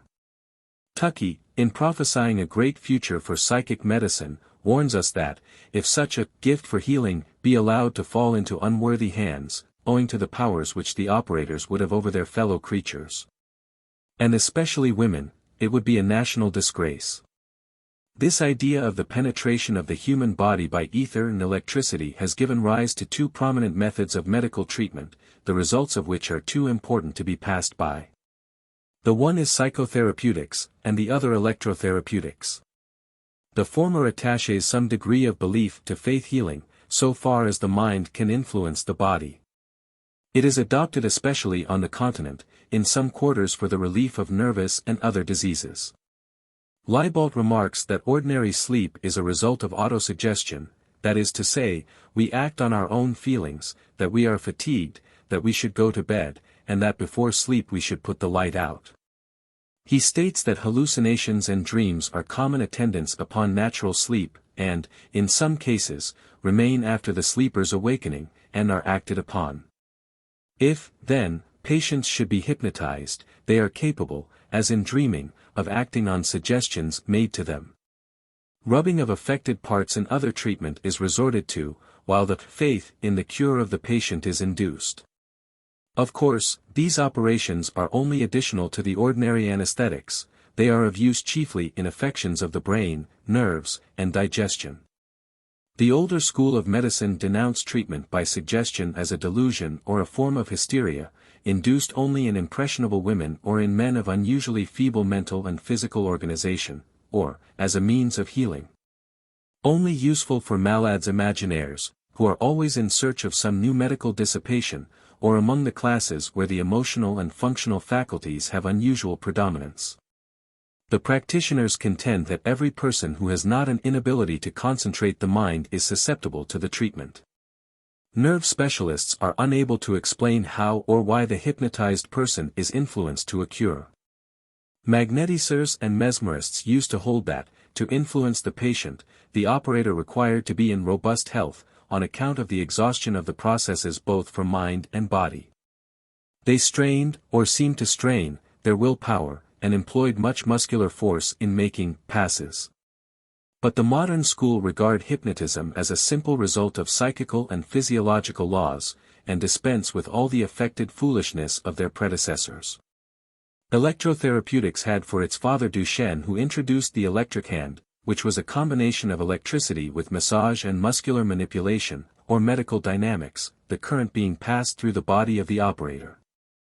The principle is that it assists paralytic rigidity, and preserves muscular motion by clearing the way for the action of the nerves without using drugs, stimulation being believed to increase the oxygenation of the blood and nutrition. Neuropathology relies mainly on this nerve vibration, accompanied with localized electrolyzation by the method of low and prolonged galvanic currents. Those who believe in it as a remedial system argue that electro-pathic batteries, chains, and bands worn on the person do not cause the current to circulate through the body, for it is sympathetically retained within its coverings. The result is that scars are produced on the skin from pressure, and no benefit to speak of ensues, as illustrative of the efficacy of prolonged and direct electrolyzation. Legros and Onimus electrolyzed some puppies daily, and at the end of 6 weeks found those which had been so treated weighed more and had grown larger than others of the same litter. It is stated also that a tree with a continuous current through its roots will grow better than by natural means. Organic diseases of the nervous system, the result of either the want or superfluity of nerve power, though common to both sexes, are especially frequent with women. Owing to the intricate relation and sympathy between the nervous system and sexual function. Nearly half of the female sex suffer from neurasthenia, which is a purely nervous derangement, with an emotional element added. Every faculty becomes exalted, neuralgic pains are felt in most parts of the body, the senses are perverted, spasms and paroxysms become common, and anesthesia or a diminution or complete loss of sensibility often occurs. The elastic muscular coating of the arteries contract sometimes to such a degree as to stop the flow of blood. Dar. Charcot, the renowned Parisian nerve doctor, who has produced all the hypnotic effects upon hysterical patients, declares that this irritable defectiveness may account toward the sword blows which were given to the convulsionaires without causing bleeding. In such people there is generally excessive emotional excitability, unchecked by voluntary efforts, and a craving for sympathy while they refuse it to others. This morbid craving prompts them to exaggerate a real illness, or feign it, even to inflict bodily injury to arouse compassion and attention, and throws a useful light upon cases of genuine fanaticism. Recently a case occurred in London in which a lady was being attended at the same time by 5 doctors. She fancied she had something the matter with her heart, her liver, her nerves, her eyes, and insisted on a specialist being told off to attend to each particular organ. Needless to say, she still lives, notwithstanding the doctors. Emotional irregularity is very odd. In many secret societies the mystical initiation is intended as a sort of nervous terrorism. The surroundings are made awful and weird. The candidates are told they must submit to be bled, to be gutted, and the like. The rites are realistically gone through, dreadful oaths sworn, and, as the subjects are blindfolded, a very great effect is produced on nervous and sensitive natures. The fancies of the mesmerists urged Dr. Carpenter and other physiologists to study more closely the reflex action of the ganglia at the base of the brain and the cerebrum. It was concluded that the symptoms of hypnotism were connected with the sensorium, which is that portion of the brain which receives impulses from the nerves coming from the organs of sense, eye, ear, nose, skin, and so on. Professor Huxley discovered that mesmerism might be artificially produced in persons who had received an injury to the brain. And he instances the case of a man who had received a bullet wound behaving sometimes in a purely automatic way without consciousness, and sometimes perfectly intelligently. Neurologists declare that impressions upon the senses may be made without the person having any consciousness of them. In the hypnotized state our consciousness is thrown out of gear, and we make the movements, without knowing it, which are conveyed to our senses. If we were awake, we should simply imitate the movements of the operator with a perfect knowledge that we were doing so. But sensory impressions are made on our eyes, the hypnotizer never performs from the back, and those nervous and muscular mechanisms which lead to unconscious imitation are aroused. The medium becomes an automaton, and the operator performs upon him through the sensory nerves. Thus he is in the state of a somnambulist who acts the movements of a disturbed dream, but his hypnotic sleep is not so profound. The patient is made to gaze on an object until fatigue is induced, various passes or movements are gone through by the operator of no use except to make the thing imposing, the ideas become irregular. The pupil of the eye dilates, because, as Heidenhain explains, of inhibition, that is to say, the restraint of the nervous action. Hence one set of recipient or sensory cells in the brain's intellectual side are brought into a state of exalted irritability by the preliminary operations. The part concerned with voluntary or conscious movement are inhibited or prevented from performing their natural functions. Voluntary action is interrupted, and hypnotic movements depending on the impressions made upon the senses of the patient are performed involuntarily. Not long ago M. de Meyer showed how hypnotized persons were insensible to pain by cutting and beating them while in the sleep. Most people cannot be hypnotized, because their presence of mind or power of self-control is too strong to permit of the bodily energies being paralyzed by the sensory impressions adopted by the operator. Or because their power of concentrating their attention upon what the operator suggests to them to do at the outstart, in order to fatigue and deaden their consciousness, cannot continue for the few minutes necessary. Those who have been hypnotized once can be readily hypnotized again, but the time of the operation is usually about 15 minutes. Hysterical and excitable people, with a dash of superstition, are easily hypnotized, and medical science is proving the close connection of hypnotism with disease, especially in those, chiefly women, who suffer from hysteroepilepsy. It may interest some to state the physiological theory which covers every case of hypnotism. It is as follows. The cause of the phenomena lies in the inhibition or restraint of the activity of the ganglion cells of the cerebral cortex, inhibition being brought about by gentle, prolonged stimulation of the face, or of the auditory or optic nerves. Some sensation must be communicated to the patient, or else he will not move. He is insensible to pain, like persons in fits, owing to disorders of the nervous regularity. The rigidity or catalepsy of the muscles in the hypnotized person is easily explained by the ordinary laws of reflex action. Accordingly, hypnotism is but a natural or induced nervous disease, artificial catalepsy, useful sometimes as a substitute for chloroform and in the treatment of the insane, the somnambulistic, and the morbidly excited. Thus animal magnetism is a peculiar physiological condition, excited by the perverted action of certain parts of the cerebral nervous organs, and not caused by any occult force. Ether is the all-pervading force which modern mystery-mongers make responsible for their money quackeries. There is a market for such wares, and a large market too. Crazes and fashionable fads are decidedly on the increase, and the trades of the spiritualist, the clairvoyant, and the fortune-teller are apparently by no means unprofitable. Theosophy, as it is improperly called, is the latest of the claimants upon popular credulity. An Asiatic creed, filled with beautiful traditions and imagery, and possessed also in some respects of a high moral code, is emasculated of the grossest superstitions. Many of which are foisted upon the weaker-minded sections of civilized communities as the only true creed. Savants have carefully studied the growth of Buddhism and described everything worth knowing about it, just as they have dealt with Mohammedanism or Confucianism. But, notwithstanding their efforts, in an Asiatic monastery, inaccessible to the European, where the secrets of nature have long since been revealed to the faithful, Mahatmas of infinite antiquity, and possessed of incredible power, only await the approach of true believers to teach them unutterable things. To facilitate matters, a Russian lady and an American gentleman have been chosen to show the old faith with a new face in India and in Europe, and act as the interpreters of the Mahatmas, who play extraordinary pranks with nature and its laws. Meanwhile communications are received and given in all sorts of strange ways, and the esoteric Buddhist is gradually elevated to the seventh heaven of ecstatic credulity. Yet these poor theosophists are, to all appearances, sane people, and are, no doubt, sincerely shocked at the gullibility of the Neapolitans with their childish belief in the liquefaction of Saint Januarius's blood. Spiritualism is but a more vulgar form of the same delusion.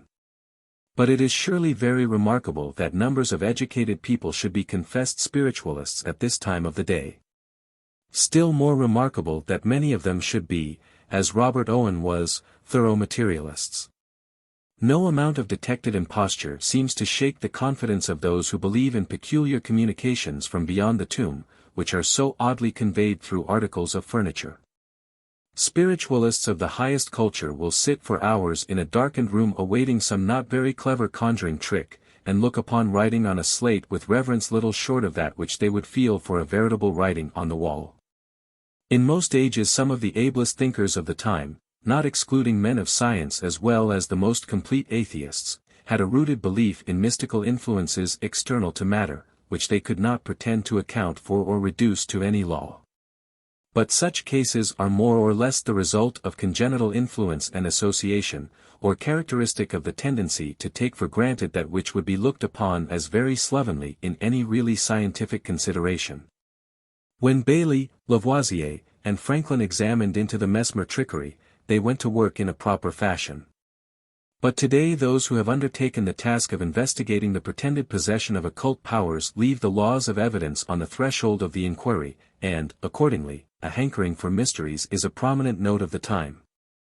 11. Astrology and Alchemy. Superstitious fireworks, Hermetic sciences, astrology, natural and judicial, phallism, the system of emanations, houses of the heavens, Hermes Trismegistus and Paracelsus, holy water, elixir of life and philosophers. Stone, phlogistic theory, divination, fortune-telling and dream-reading, palmistry, ordeal by Bible and key, dreams, psychism, origin of spiritualism, spirit circles, doctrine of reincarnation, mystic toys and tricks, soirées fantastiques, mechanical marvels, cunning diaboli, the new science of abnormalism. Lord Macaulay proved, by arguments unanswerable, that great poetry is the utterance of a simple age, when life is vigorous but uncomplicated, and the minds of men are not perplexed by abstract ideas. The antique bards, whose work has been the admiration of all succeeding time, had the instincts of children with the strength of heroes, and he who would rival them in a latter day must escape from the bonds of knowledge. He must take to pieces the whole wit of his mind and become a little child, observant, credulous, passionate, thrilling with the wonders of existence which he does not even try to understand. The same considerations apply to early superstitions. Many notions of primitive man were inaccurate, of course, but it does not follow that he was always wrong, or that we are always right in the interpretation of physical phenomena. With his mind full of ghost ideas, and as the life of his fellows left them in the form of breath, and escaped to the atmosphere, the groves, anywhere, it was natural that his worship, which was a result of fear, should extend from sky to earth. Why it was nobody can say, perhaps because its color was like that of the sun. The primitive man's successor connected gold with the principle of life and the essence of those intermediate powers, the demons or spirits, so wonderfully defined by Plato. According to the interpreters of nature, and when a superstition is once launched it is very hard to make it lose its footing, each person was put under the charge of a particular planet, which ruled the destinies and acted as a godfather, who might be held responsible for all misdeeds. When those destined to be personages in afterlife were born, nature was supposed to oblige with a great display of fireworks, meteors, shooting stars, comets, and luminous appearances generally, so that everyone might recognize the coming man from birth, and know to whom to give the lollipops of the period. Extremely bad men rarely died of disease, but were removed from the scene of their sins by a convenient thunderbolt. Earthquakes swallowed up indecent cities, and summary justice was executed on a smaller scale by yawning chasms of a size to suit the order, taking in a whole band of conspirators or a select family party, as the case might be. Nature also used to keep in touch with the human race by means of the animal creation. Doves spoke oracles, and flocks of geese indicated augurs. When the bold baron was pierced by Paynim lance in distant Palestine, 3 black crows would be sent flying over his ancestral castle to warn his lady to provide her mourning paraphernalia. And when a treacherous visitor insinuated himself into the domestic circle, a raven, perched on the chimney pots, croaked till the visitor was ejected. In numberless other ways did nature show her sympathy with mankind. But she no longer does so in the old fashion. We still get shooting stars, but when we look in the morning paper to see who is born, we only find, the wife of Jones Robinson, Esq, London, of a son. There still are thunderbolts. But they never strike down, entitled Black Sheep, or even the leading politician on the other side, whose cup of evil we pronounce to be full every morning in the train. There are no chasms provided for boards of works, directors' meetings, or squire justices, and the stock exchange stands as securely as St. Paul's itself.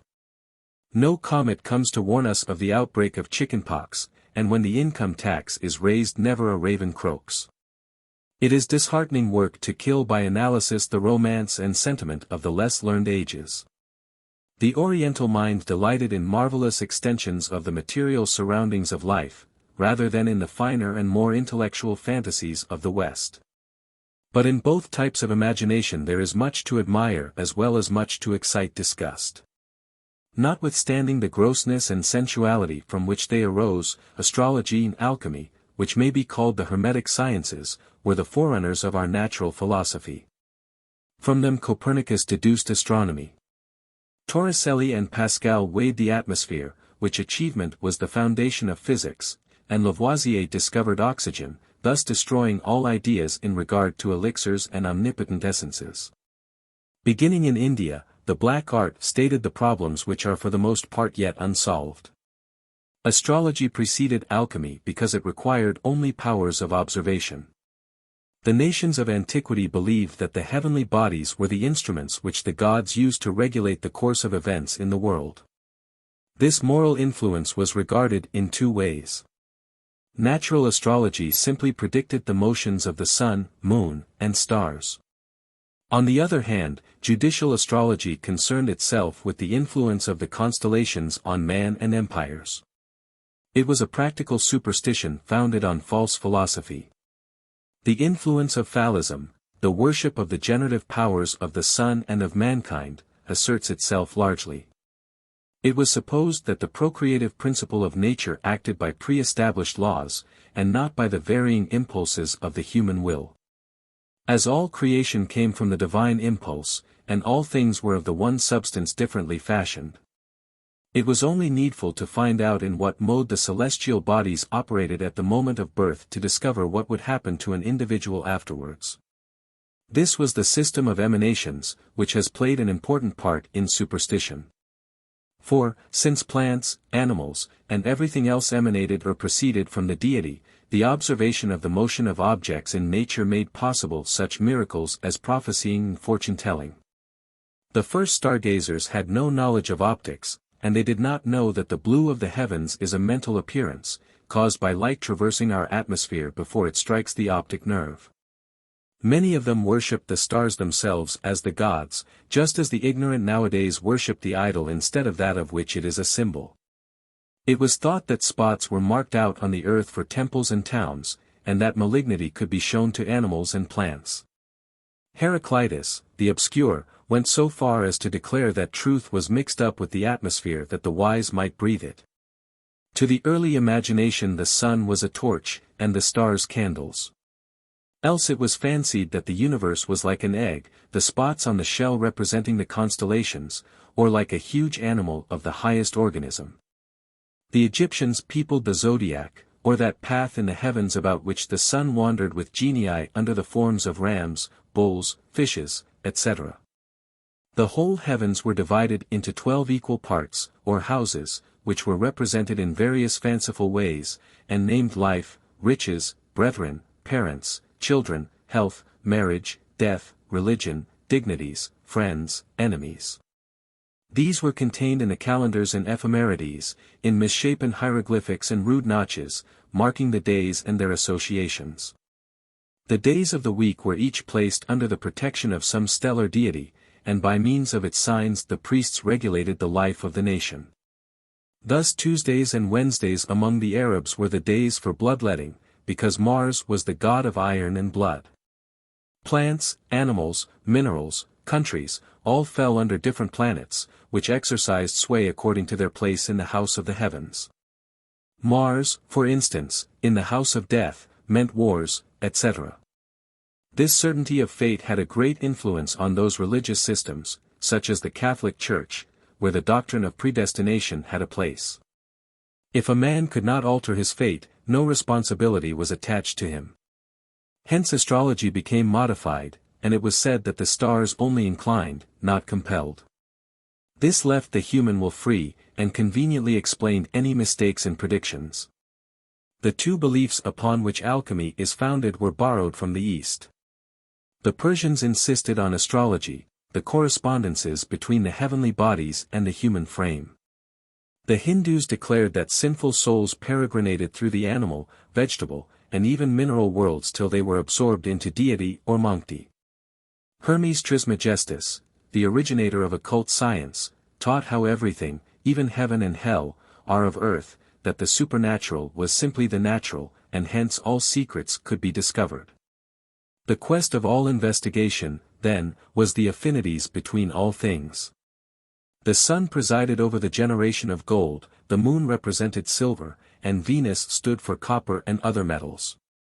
All things being related, there was some common element which could create them. In the laboratory only the moral quintessence and revelation of religion was to be found out. Thus grains of wheat, heifer shows, from the power in their carbon properties of resuscitating and reviving dead and calcined metals, were the symbols of the resurrection and of life eternal. Zosimus, the Theban, called mercury, holy water, and assigned it sacred functions. Alchemy, in the opinion of Geber, was the science of the key, and Reyes denominated it the astrology of the lower world. There were many methods of robbing the universe of its secrets. The rival systems of Paracelsus and Illuminato Postal were the most important. The former argued that the universe could best be known by its signatures 3 in the eyes of all the alchemists, except Bohm, who, anticipating Hegel, imagined it a tree, and accounted for monstrosities as the offspring of diseased metals. The universe was a living organism.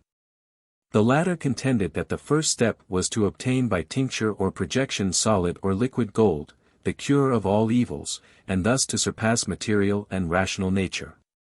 It was needful, Khaled states, before engaging in any operation of alchemy, to consult the stars, for every body, by its form and motion, indicated its soul and natural properties. For centuries systems of search and experiment were hopefully but vainly relied on. The elixir vitae and the lapis philosophorum eluded all effort. The philosopher's stone was regarded as a red powder possessing a peculiar smell, and in those cases where it was alleged to have transmuted the baser metals into the all-powerful essence an amalgam of gold was employed to deceive the ignorant. The thaumaturgists of the Middle Ages in no whit advanced on their predecessors. Albertus Magnus, alias Albert Groot, revived the theory of Geber, and speaks of universal affinity. Raymond Sully mixed his magic with allegories and invocations to Christ. Paracelsus, or, to give him his full name, Philippus Aurelius Theophrastus Bombastus Paracelsus, superseder of Celsus, who always carried a staff with a knob supposed to contain either a demon or specimens of each of the elemental spirits, Robold, Salamander, Undine, and Sylph, which he was supposed to have bound to his service by magical spells, was perhaps the most important hermetic. He introduced the Kabbalistic theory of astral light, and made some important chemical discoveries. Nostradamus, a supposed miracle worker, and Stahl, the last of the dreamers, developed the phlogistic theory, now refuted, that there was a separate element of pure fire, phlogiston, fixed in combustible bodies as distinguished from fire in action or burning. The various superstitions which astrology and alchemy have suggested are of more modern interest than the root sources themselves. Divination is an art or science, or what you please, which obtains in all times. Narrowly speaking, it means the obtaining of knowledge in regard to secret or future things by revelation from signs, oracles, or omens, through the medium of a soothsayer, who is either inspired, specially skilled, or in communication with divine quarters. In his treatise, De Divination, Cicero shows that classic theology includes all sorts of revelations and divers arts, such as augury and astrology. Divination is usually considered as artificial and natural. In the former division, haruspication or the consultation of the entrails of sacrificed beasts, prodigies, augury, or the drawing of omens from natural phenomena, the spilling of wine, lots, hearing strange noises, meeting a hare, fox, or pregnant bitch, and astrology, found places. Foretelling by the flight of birds or the falling of lots did not necessarily depend upon intervening deities or demons. While the religious or second class took note of dreams and prophetic oracles which were supposed to be revelations made by spiritual insight. Artificial divination rests upon association of ideas in cases of mistaken analogy and symbolism. A tree planted at birth by withering or flourishing was a suggestive sign. Sortilege, or lot casting, was done in Agamemnon's leather cap, and dice, or astragali or hucklebones were frequently made for the purpose. Cartomancy, or fortune-telling, by means of playing cards, is still common. And, as in ancient times, we know that the two colors, red and black, resemble the two equinoxes, the 4 suits answer to the 4 seasons, the 12 court cards answer to the 12 months of the year as represented in the zodiac. The 52 cards equal the number of weeks in the year, and so on. Dreaming for texts or verses of poets is also a very old pastime. Scapulinancy, or the divining by the cracks and lines in the shoulder blade, known in England, according to Bland, as reading the spiel bone, depended on imaginary symbolic associations. This sort of analogy is pretty well understood by those who know anything about palmistry, or divining by the lines of the hand, which, at the present day, has considerable influence with weak-minded young women and men. The art is supplemented by chirognomancy and other nonsense, which indicate their dictum by considering the hair, eye, elbow, chin, or nose.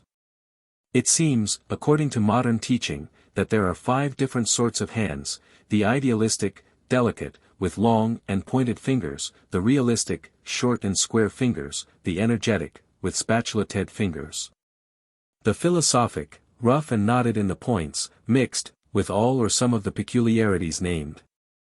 The left hand is always chosen for the augury, because the heart and brain are supposed to influence it most.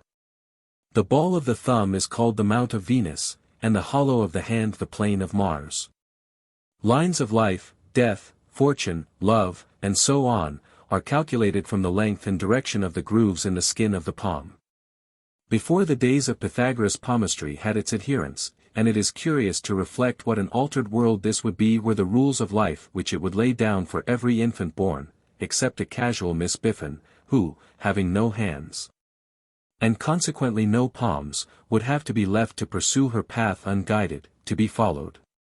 At the beginning of the study a question arises: why should the hand be influenced by 7 planets, the Sun and Moon, Jupiter, Saturn, Mercury, Mars, and Venus? The ancients knew only of 7, the moderns know of more. Why is it that Vesta, Ceres, Pallas, and Juno are omitted. And, again, it is accepted among the professors of the game that, according to the development of the various mounts and lines, the qualities indicated by the planets are to be detected. Stars, spots, circles, crosses, and other marks on the different mounts mean a great many things, not, of course, to be escaped. If a man has a star on the mount of Saturn, he will be hanged. It is no good for the jury to recommend him to mercy, and for the judge to say that the recommendation shall be forwarded to the proper quarter. His doom is sealed. Of course, such sillinesses as these are not to be confounded with physiognomy or face reading, an art which every one of us practices without knowing anything at all about the works of Baptista Porta and Lavater. Another class of these arts depends on the unconscious or half-conscious action of some person, often the diviner himself.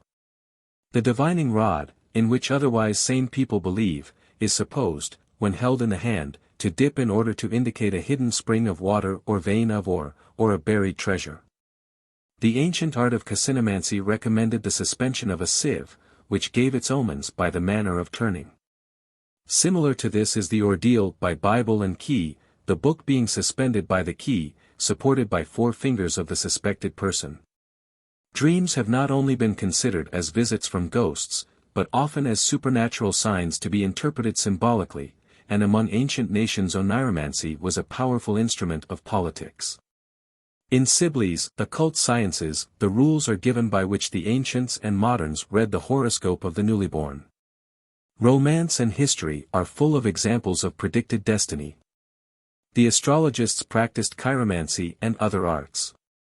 They were excellent physiognomists, and, being wise over their fellow citizens in most other respects, they could cast a nativity with wonderful shrewdness. At the birth of Louis XVI, Villefranche was placed behind a curtain to horoscope the destiny of the future autocrat. Charles V and Francis I both employed astrologers to fight their battles. Beza believed that the star appearing in 1573 predicted the second coming of Christ. Richelieu secured Gaffarel, a Kabbalist, as a member of his council. Le Maistre held that comets were means of divine justice. And both Napoleon and Wallenstein had ardent faith in their stars. The poet Dryden calculated the horoscope of his son, it is said, successfully. The idea of Raynaud, that the souls of men passed at death to the stars, is a metempsychosis surviving from religious astrology, and it is to starcraft that we owe the theories about heaven-sent rulers, the right divine, and inspired prophecies. In our own century fortune-tellers are still important personages. Endowed with the prophetic mantle, they consider themselves cruelly used when summoned before the magistrate for extorting money from the deluded victims. The passion for penetrating into futurity prevailed only a few decades ago alarmingly. That the notion is not by any means obsolete is evident from the many thousands of Sadkiel's Almanac and similar publications which are yearly sold. Indeed, as Mr. Tyler remarks in his Primitive Culture, by the modern period to which astrology remained an honored branch of philosophy, it may claim the highest rank among the occult sciences. It is easy enough to understand why it should prevail in ages when animative intelligences were supposed to reside in the celestial bodies. And hence to admit that a child born under a certain planet was supposed to have corresponding characteristics. But why it has not met the fate of alchemy is strange. Psycheism in all its forms is only an elaboration of the ancient astrology. The general idea is that those effects which can be produced in the physical world, and are inexplicable by the known laws of nature, are to be considered spiritual. Elsewhere it has been shown that all genuine phenomena of spiritualism are scientifically explainable. But, notwithstanding this, thousands believe in the modern spirit movement, which was begun by Mr. and Mrs. Fox, of America, in 1848. A daughter of this couple discovered that strange knockings which disturbed the household were produced by an unseen intelligence, which would rap as requested, later discovered to be the spirit of a murdered peddler. Thus began the science of communication with lost relatives and deceased persons. Kate Fox and her sister, who afterwards confessed their fraud, became the first mediums between the living and the dead. One rap was agreed upon to mean no, 3 yes, and complicated wrappings symbolized letters of the alphabet. Spirit circles were formed, and Jackson Davis, another voracious American, wrote a work on Nature's Divine Revelations, which was said to have been dictated in a clairvoyant trance. Home and other Americans turned an honest penny by practicing the art. In 1855 a spiritualistic religious movement animated the Yorkshire mind, and in other parts of England phenomena alleged to be produced otherwise than through the brain or muscles of the mediums, such as furniture moving, ringing of bells, thought reading, floating of musical instruments and ethereal beings, quasi-human voices, materialization of deceased persons, mesmerism, psychography, or spirit writing in drawing, spirit photography. Solids passing through solids in a fourth dimension space, table tilting, trance-speaking, medium possession by deceased souls, and divining rods, astonished a credulous public. In France Allan Kardec promulgated the doctrine of reincarnation, which taught us that our egos or souls were successively reincarnated after intervals of spirit life. All the white magic of history was revived through the influence of the new movement. The optical tricks of Hippolytus were practiced, and Roger Bacon's discovery of miracles ransacked for new deceptions. In 1863 John Maskelyne invented a cabinet in which persons vanished and were made to reappear by means of a mirror. Tobin and Pepper used the same principle in their Cabinet of Proteus at the Polytechnic, and Stoddard in his illusions of the Sphinx. Robin and others produced ghosts by reflecting a lime-lighted object placed beneath the front of the stage. Others rivaled the brazen head of Pope Sylvester II, which answered questions, the speaking figure of Descartes, the philosopher, who called it his daughter Francina, and the wooden figure with a speaking trumpet in its mouth, through which a priest answered questions, exhibited by Urson before Charles II. The toy bird of de Wildal which fluttered and warbled, the automaton flute player of Vaughan, Maskelyne's two automata, fanfare, playing a cornet and labial, playing a euphonium. The written questions enclosed in sealed envelopes of Alexander the Magician, the spirit tricks of Anderson, the Wizard of the North, the clairvoyance of Panetti, the electrical illusions of Dobler. The soirées fantastiques of Hodin at his Temple of Magic, in Paris, the dodges of ethereal suspension, the mechanical chess player of Baron Kempelen, the roping and sack feats of the Davenport brothers. The Psycho and Zoe of Maskelyne and Cook, all found believers and improvers in spiritualistic circles. No amount of exposure seems to be able to destroy popular belief in marvels which are stated or insinuated to be the work of spirits. We study the religious books of the Buddhists, Brahmins, and Mohammedans. We collect the vaticinations of Delphi, Dodona, Ammon, and the like. We examine the Book of Mormon and the visions of Swedenborg. We notice modern revivals, and visit the meetings of Quakers and peculiar people. We consult the almanacs of Moore and Sadkiel, and smile at the apocalyptic romances which continue the Kabbalistic calculations of Pythagoras, whose doctrine was that everything in the universe was represented and governed by certain figures or numbers, to which he ascribed mysterious virtues. We attend mesmeric and spiritual seances, and pore over the imaginings of Jewish seers, the writings of Christian saints, and every other effusion which professes to be a revelation from deity or the devil. We collate all these, and find that, though opposed to each other in detail, they agree in claiming some occultism. Sometimes the supernatural power is said to be imparted by the parent of the medium, himself supernatural. 5. Sometimes it runs in the family, as second sight in Scotland. Sometimes it comes on with fits, as among the Sibyls and Pythonesses of old and the dancing dervishes of today. Sometimes, and especially in the East, it is an uppunnage of insanity. For none are so replete with visions and direct communications from cloudland as the religious monomaniac of the Swedenborg type. Sometimes the power descends through schools and colleges, and the mystagogue is initiated to wield the prong of the devil's tail as easily as the old one amuses himself with pitching those who do not pay the priest hush money from a bed of burning brimstone to another of eternal ice. Sometimes prophetic ecstasy was the yielding to the guidance of imagination and renouncing common sense, which was corporeal, in order to give the celestial faculties and the soul liberty. Hence the disordered wanderings of a mind out of order are often taken for supernatural perceptions. Sometimes forfuturing was produced by the intoxicating exhalations from cunni diaboli, or those fissures in the earth which were the sensual symbol of the female organs, as at Delphi. Or, as the human soul was considered an emanation of deity, it was thought possible, among Mahatmaites and others, to cultivate or develop oneself to the functions of seership. There are signs that the supernatural itself is undergoing an avatar.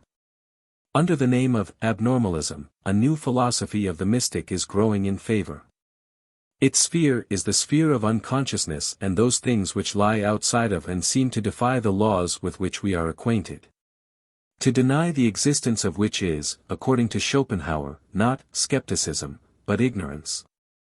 12. Spectral illusions, ghosts, and second sight. Natural hallucinations, the eye, 12,544 facets, am I not to believe my own eyes, what's the price of potatoes?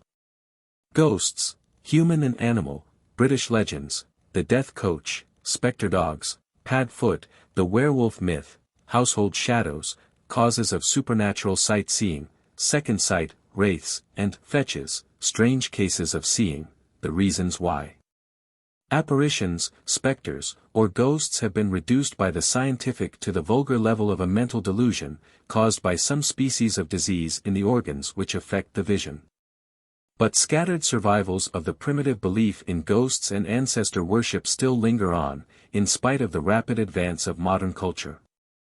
The mysteries of theosophy, reincarnation, spiritualism, and the like, are but new departures in a very antique superstition, which mistook natural hallucinations for the supernatural, through a jumbling up and confusion of the human senses. It is not wonderful, when we consider the eye, which is the principal organ in the seeing of apparitions, either optical or mental, that many people have believed the grave gave up its dead. And that other violations of the natural law were supposedly frequent. Sight diminishes in power as man develops and civilizes. The savage has the advantage of the civilized man, the lower animals the advantage of the savage. The eagle enjoys sight in excess, the earthworm is totally deprived of it. Insects are richly endowed with seeing power. The little whirlwig, Gerina's gnatator, which schemes on the surface of standing water has a double set of optics, the upper portion fitted for seeing in the air, and the lower for seeing in the water. Spiders have from 6 to 8 eyes, centipedes 20, while the eyes of many insects, bees, butterflies, etc., are composed of a number of facets, each eye being, in fact, a cluster of eyes. Dar. Hooke counted 14,000 of these facets in the eye of a dragonfly, and Leeuwenhoek 12,544 in that of another. The latter naturalist adapted one of the eyes, so as to be able to see objects through it by means of a microscope. Puget discovered that fleas' eyes diminish as well as multiply objects. These facts warrant us in believing that the human sight is capable of strange things when out of gear. The am I not to believe my own eyes theory is responsible for many a ghost. Daudet, in his novel of Sappho, speaks of a Dutchman who sailed every sea, and who, when asked to describe what he saw, replied, "Guess the price of potatoes at Melbourne."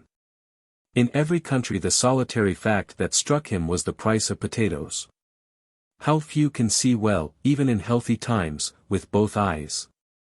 Most travelers who have written have earned the reputation of being ingenious perverters of truth and inventors of marvels. Some few have lied out of a desire for notoriety. But most, having neglected to use their eyes, were compelled to tax their memories for illustrations, and to draw upon their imaginations for facts. Partly to dislike of what is common, partly to the senses of color and shape, partly to paralysis of the ophthalmic nerves, and partly to the commercial principle which urged Herr Kuiper, the Dutchman, to ask the price of potatoes at Melbourne. We have such prodigies as the sea serpent, the dragon, and the mermaid. Apart altogether from genuine ghosts, what a museum of imaginary curiosities and monstrosities might be collected from the talk of travelers, but for the prosaic judgment enforced by railroad and steam. It was only the other week that the newspapers reported that a discovery had been made in Paraguay of a tribe of Indians with tails, stating that the type found had been photographed by a German in the interests of science. Doubtless many an embryo Darwinist pointed out the paragraph as an unanswerable argument against his antagonists.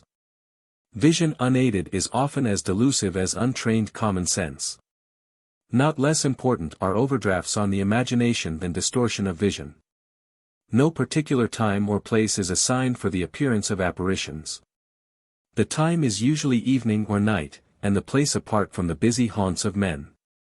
Ghosts frequently have appeared in human form, but it would seem that it is the rule rather than the exception for ghosts to take the form of animals.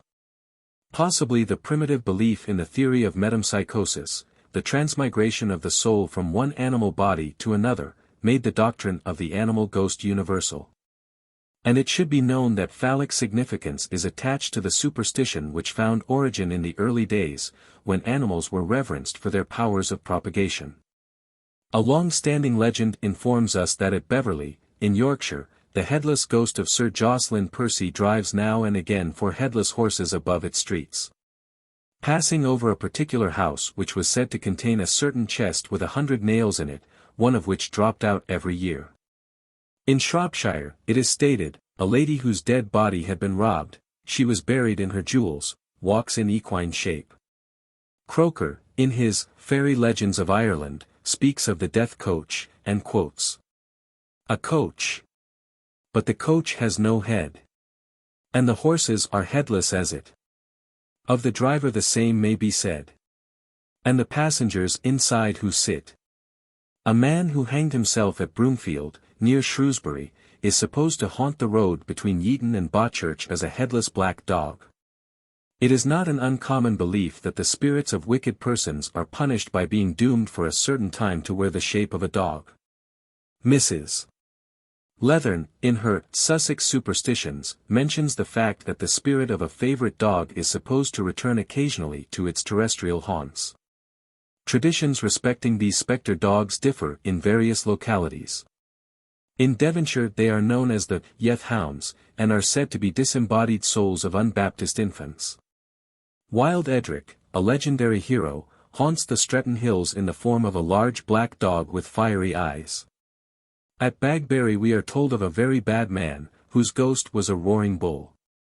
Miss Byrne, in her Legends of Shropshire, tells us that the bull was captured, and, as he was compressible, he was shut up in a snuff box and deposited under Bagbury Bridge.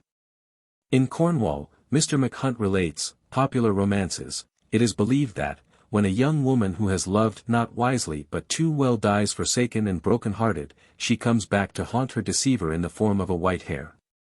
Wordsworth, in his poem entitled White Doe of Rilstone, has embodied a Yorkshire tradition, which asserts how the lady founder of Bolton Abbey revisited the ruins of the structure in the shape of a spotless white doe.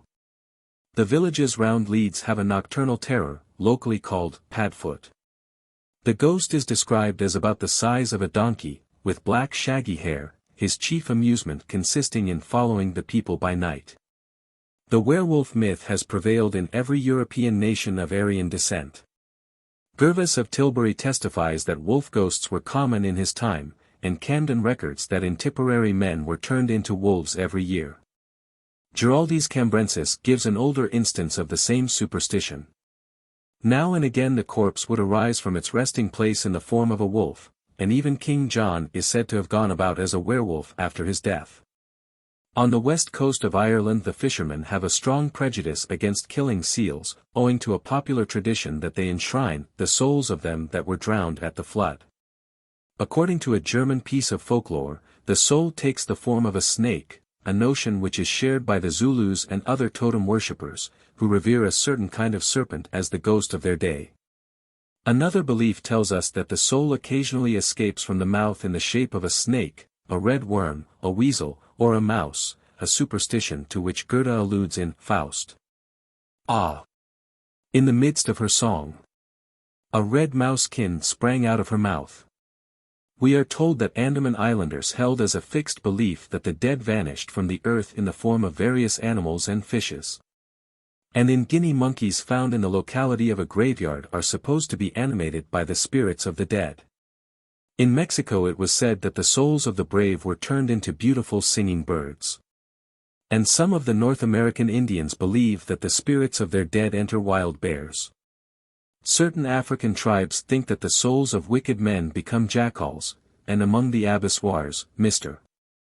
Tyler finds, there are certain little ducks which fly in flocks at night, being supposed to possess the souls of the defunct. The ghosts with which we are most familiar are those of murdered or deceased persons. The shrouded forms and gusts of wind and slamming of doors are, of course, less interesting than such cases as we have quoted, and, accordingly, such subjects may be well left alone.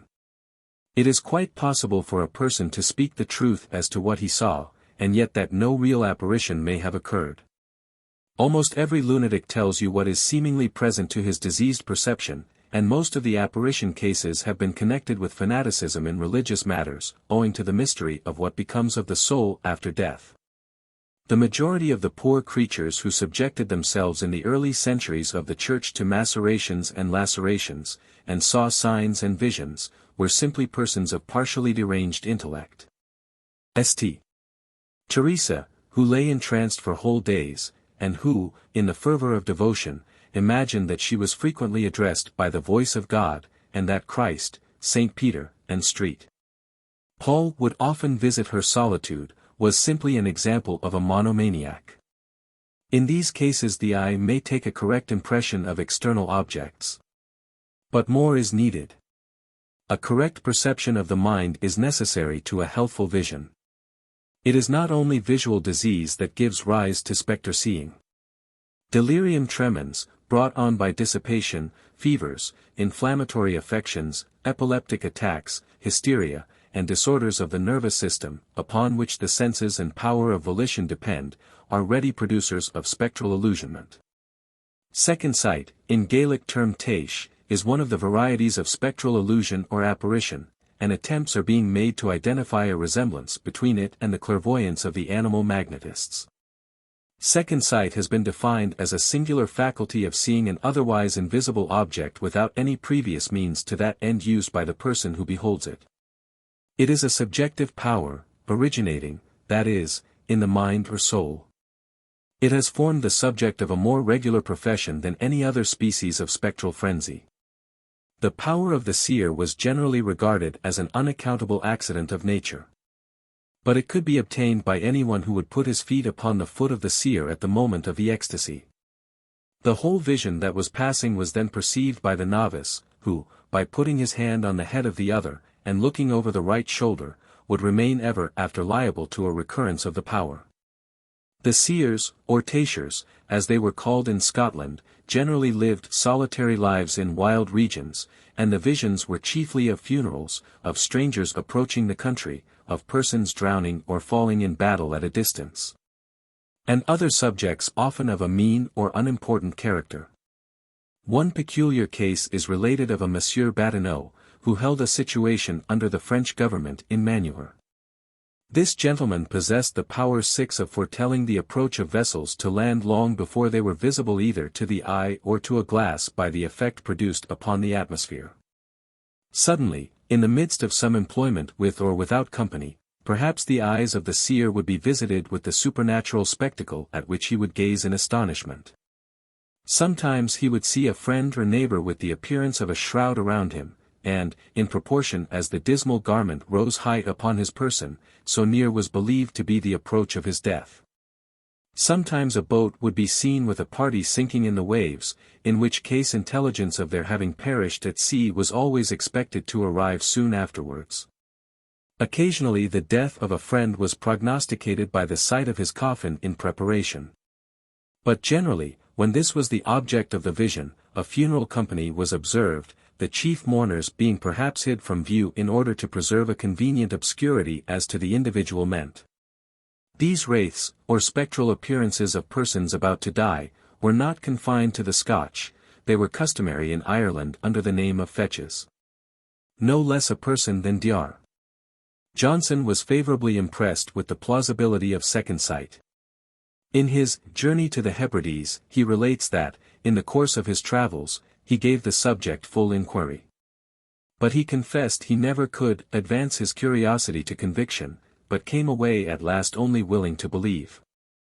King James I, in his Demonology, alludes believingly to the matter, and Sir Walter Scott went so far as to say that, if force of evidence could authorize us to believe facts inconsistent with the general laws of nature, enough might be produced in favor of the existence of second sight. Collins, in his ode on the popular superstitions of the Highlands, declares that a seer in Skye foretold the execution of Charles I, at the moment his head was being severed. The execution of Mary Queen of Scots is traditionally stated to have been foreseen, and by many Highland seers. Dr. Ferrier, in his work on apparitions, gives personal corroboration of seeing, though his opinion is adverse to the existence of the supernatural gift. Stewart, in his sketches on the Highland regiments, confirms instances which have occurred in his own family. Sir George Mackenzie, afterwards Lord Tarbat, communicated to Robert Boyle accounts of true manifestations, published in the correspondence of Samuel Pepys. Aubrey, too, the antiquary, in his Theophilus Insularum, quotes about 100 cases gathered from various sources, many of which are corroborated in Mr. Dalzell's Darker Superstitions of Scotland. Thus there is no lack of competent authority to report on the matter. It was generally allowed that, when a seer removed from his own country, he lost his power. But the gift was not peculiar to any people. Aulus Gellius relates that a priest at Padua beheld the last fatal battle of Pompey, which was taking place at Thessaly, and, at the close, exclaimed, "Caesar has conquered." The assassination of Domitian by his freed man, Stephanus, which took place at Rome, was seen by Apollonius Dionysius at Ephesus, who declared before the crowd around him, "Well done, Stephanus, thou hast struck the murderer, he is slain." A maniac in Gascony is said to have exclaimed, "The admiral has fallen," at the moment when Coligny was killed in Paris in 1572. St. Ambrose fell into a comatose state while celebrating Mass at Milan, and, on his recovery, asserted that he had been present at St. Martin's funeral at Tours, where it was afterwards declared that he had been seen. But second sight is by no means confined to times which are not modern. Curious traces are still found of it among savage tribes, and related as occurring in our own country from time to time. Captain Carver obtained not long ago from a Cree medicine man a correct prophecy of the arrival of a canoe with news the following day at noon, and, when Mr. Mason Brown was traveling with 2 voyagers on the Coppermine River, he was met by Indians of the very band he was seeking, these having been dispatched by their medicine man, who declared that he saw the travelers coming and heard them talk. One of the most interesting instances of the so-called second sight occurred in connection with the death of Mr. George Smith, the well-known Assyriologist. This scholar died at Aleppo on August 19, 1876, about 6 o'clock in the afternoon. On the same day and about the same time, as Dr. Delitzk, a fellow worker of Mr. Smith's, was passing close to the house in which he had lived while in London, he suddenly heard his own name uttered in a most piercing cry. Dr. Delitzk made a note of the hour and the fact, and some days afterwards the details of the death arrived. When we recollect how history and tradition abound in examples of second sight, oftentimes apparently resting on evidence beyond impeachment, it is not surprising that the belief has had many adherents. Believers in the theory base their faith, like most modern superstitions, not so much on metaphysical definitions as on the evidence of daily experience. It being immaterial to them how impossible a certain doctrine may seem provided it only has the testimony of actual witnesses in its favor. In spite of every argument combating second sight, as against the laws of nature, it is urged that visions coinciding with real facts and events occurring at a distance, often thousands of miles away, have really been seen. It has, of course, been shrewdly remarked with reference to these predictions that the principle of expectant attention comes in. Speak of the devil and he'll appear is an example of those occurrences where we are carefully apprised of the instances in which they are justified by the event, while a studious silence is preserved respecting the infinitely more numerous instances of failure. It is believed by some that second sight is either the effect of imagination or of actual optical phenomena. When certain mental functions become diseased, the sense of sight may indeed be imposed on by imaginary things supposed to be prophetic of future events. Idleness, solitude, ill health, and an imagination intensely diseased, coupled with the mother of all superstitions, ignorance, may offer some explanation of these as of other mysteries. It is possible that a person brooding constantly over certain ideas would at length become suddenly possessed by a kind of waking dream, in which imagination pictured forth an occurrence formed out of the shreds of their habitual reflections. Such visions, if found to have shadowed forth actual occurrences, were coincidences, accidents. Second sight can be explained in no other rational way. 13. Theology and the Isms. Robert Elsmerism, The Latest Decalogue, Theological Conundrums, Science of Religions, Fall-ism. Or the Worship of Sex and Sense, Solar Mythology, the Linga and Yoni, Divine Trinities, Aile and Female Gods, Elohim and Jehovah, the Therapeutes, Old Testament Plagiarisms, the Hindu Krishna, Only Begotten Sons and Virgin Mothers, the Atonement and Other Dogmas, Hot Cross Buns and Dyed Eggs, the Cross, Science and Supernaturalism. What has come to be called Robert Elsmerism, or religion free from dogma, is the best announcement of the attitude of modern thought to theology. It is a protest against the intolerance in matters of religion which would deny that there is another side to the moon. Walt Whitman revolted against rhyme, just as Wagner revolted against stereotyped melody, in search of a freer expression for the changing soul. So there is a protest against the ipse dixit of the shoddy sophistry which is relied on to bind together the vertebrae of Orthodox Christianity. Those who know only the pulpit catchwords and chapel echoes of their creed cry out for the retention of the form and the dogma as it is proved not to be. They cannot see that all the mysterious nonsenses, transcendental conundrums, empty abstractions, phantasmal creations, unknown elements, elaborate futilities, question-begging hypotheses, and pseudo-somatic somethings, which have gathered round the investigation of being, existence, becoming, final cause, substance, substratum, and so on, have been either unreal or suggestive of insoluble fantasies, and are now cremated in the limbo of erudite pretense. But there are others who are dissatisfied with the intellectual basis of a faith which is otherwise sympathetic to them morally and religiously. These do not base their belief upon any rational tradition, family caprice, or the personal proclivities of intellect, more or less weakly, nor upon schemes of life constructed upon subjective principles. They are disposed, under the influence of modern enlightenment, to seek a more rational basis for their faith. By a steady comparison of the whole, they find little difficulty in subscribing to the latest Decalogue. Thou shalt have one God only, who would be at the expense of two. No graven images may be worshipped, except the currency. Swear not at all, for thy curse. Thine enemy is none the worse. At church on Sunday to attend will serve to keep the world thy friend. Honor thy parents, that is, all, from whom advancement may befall. Thou shalt not kill, but needst not strive officiously to keep alive. Do not adultery commit. Advantage rarely comes of it. Thou shalt not steal, an empty feat, when it is so lucrative to cheat. Bear not false witness, let the lie have time on its own wings to fly. Thou shalt not covet, but tradition approves all forms of competition. Christian dogmatics is usually divided into theology proper, existence of God, anthropology, man's creation, fall, and sin, soteriology, doctrine of salvation, eschatology, judgment, resurrection, heaven, and hell, and ecclesiology, the church and sacraments. There are numerous subdivisions, such as apologetic, exegesis, etc., more or less involved in a metaphysical maelstrom and tricks of logical legerdemain. To consider all the subjects is sinful waste of time, and, accordingly, my method will be to survey theology with the object of showing how its mysteries are historically explained.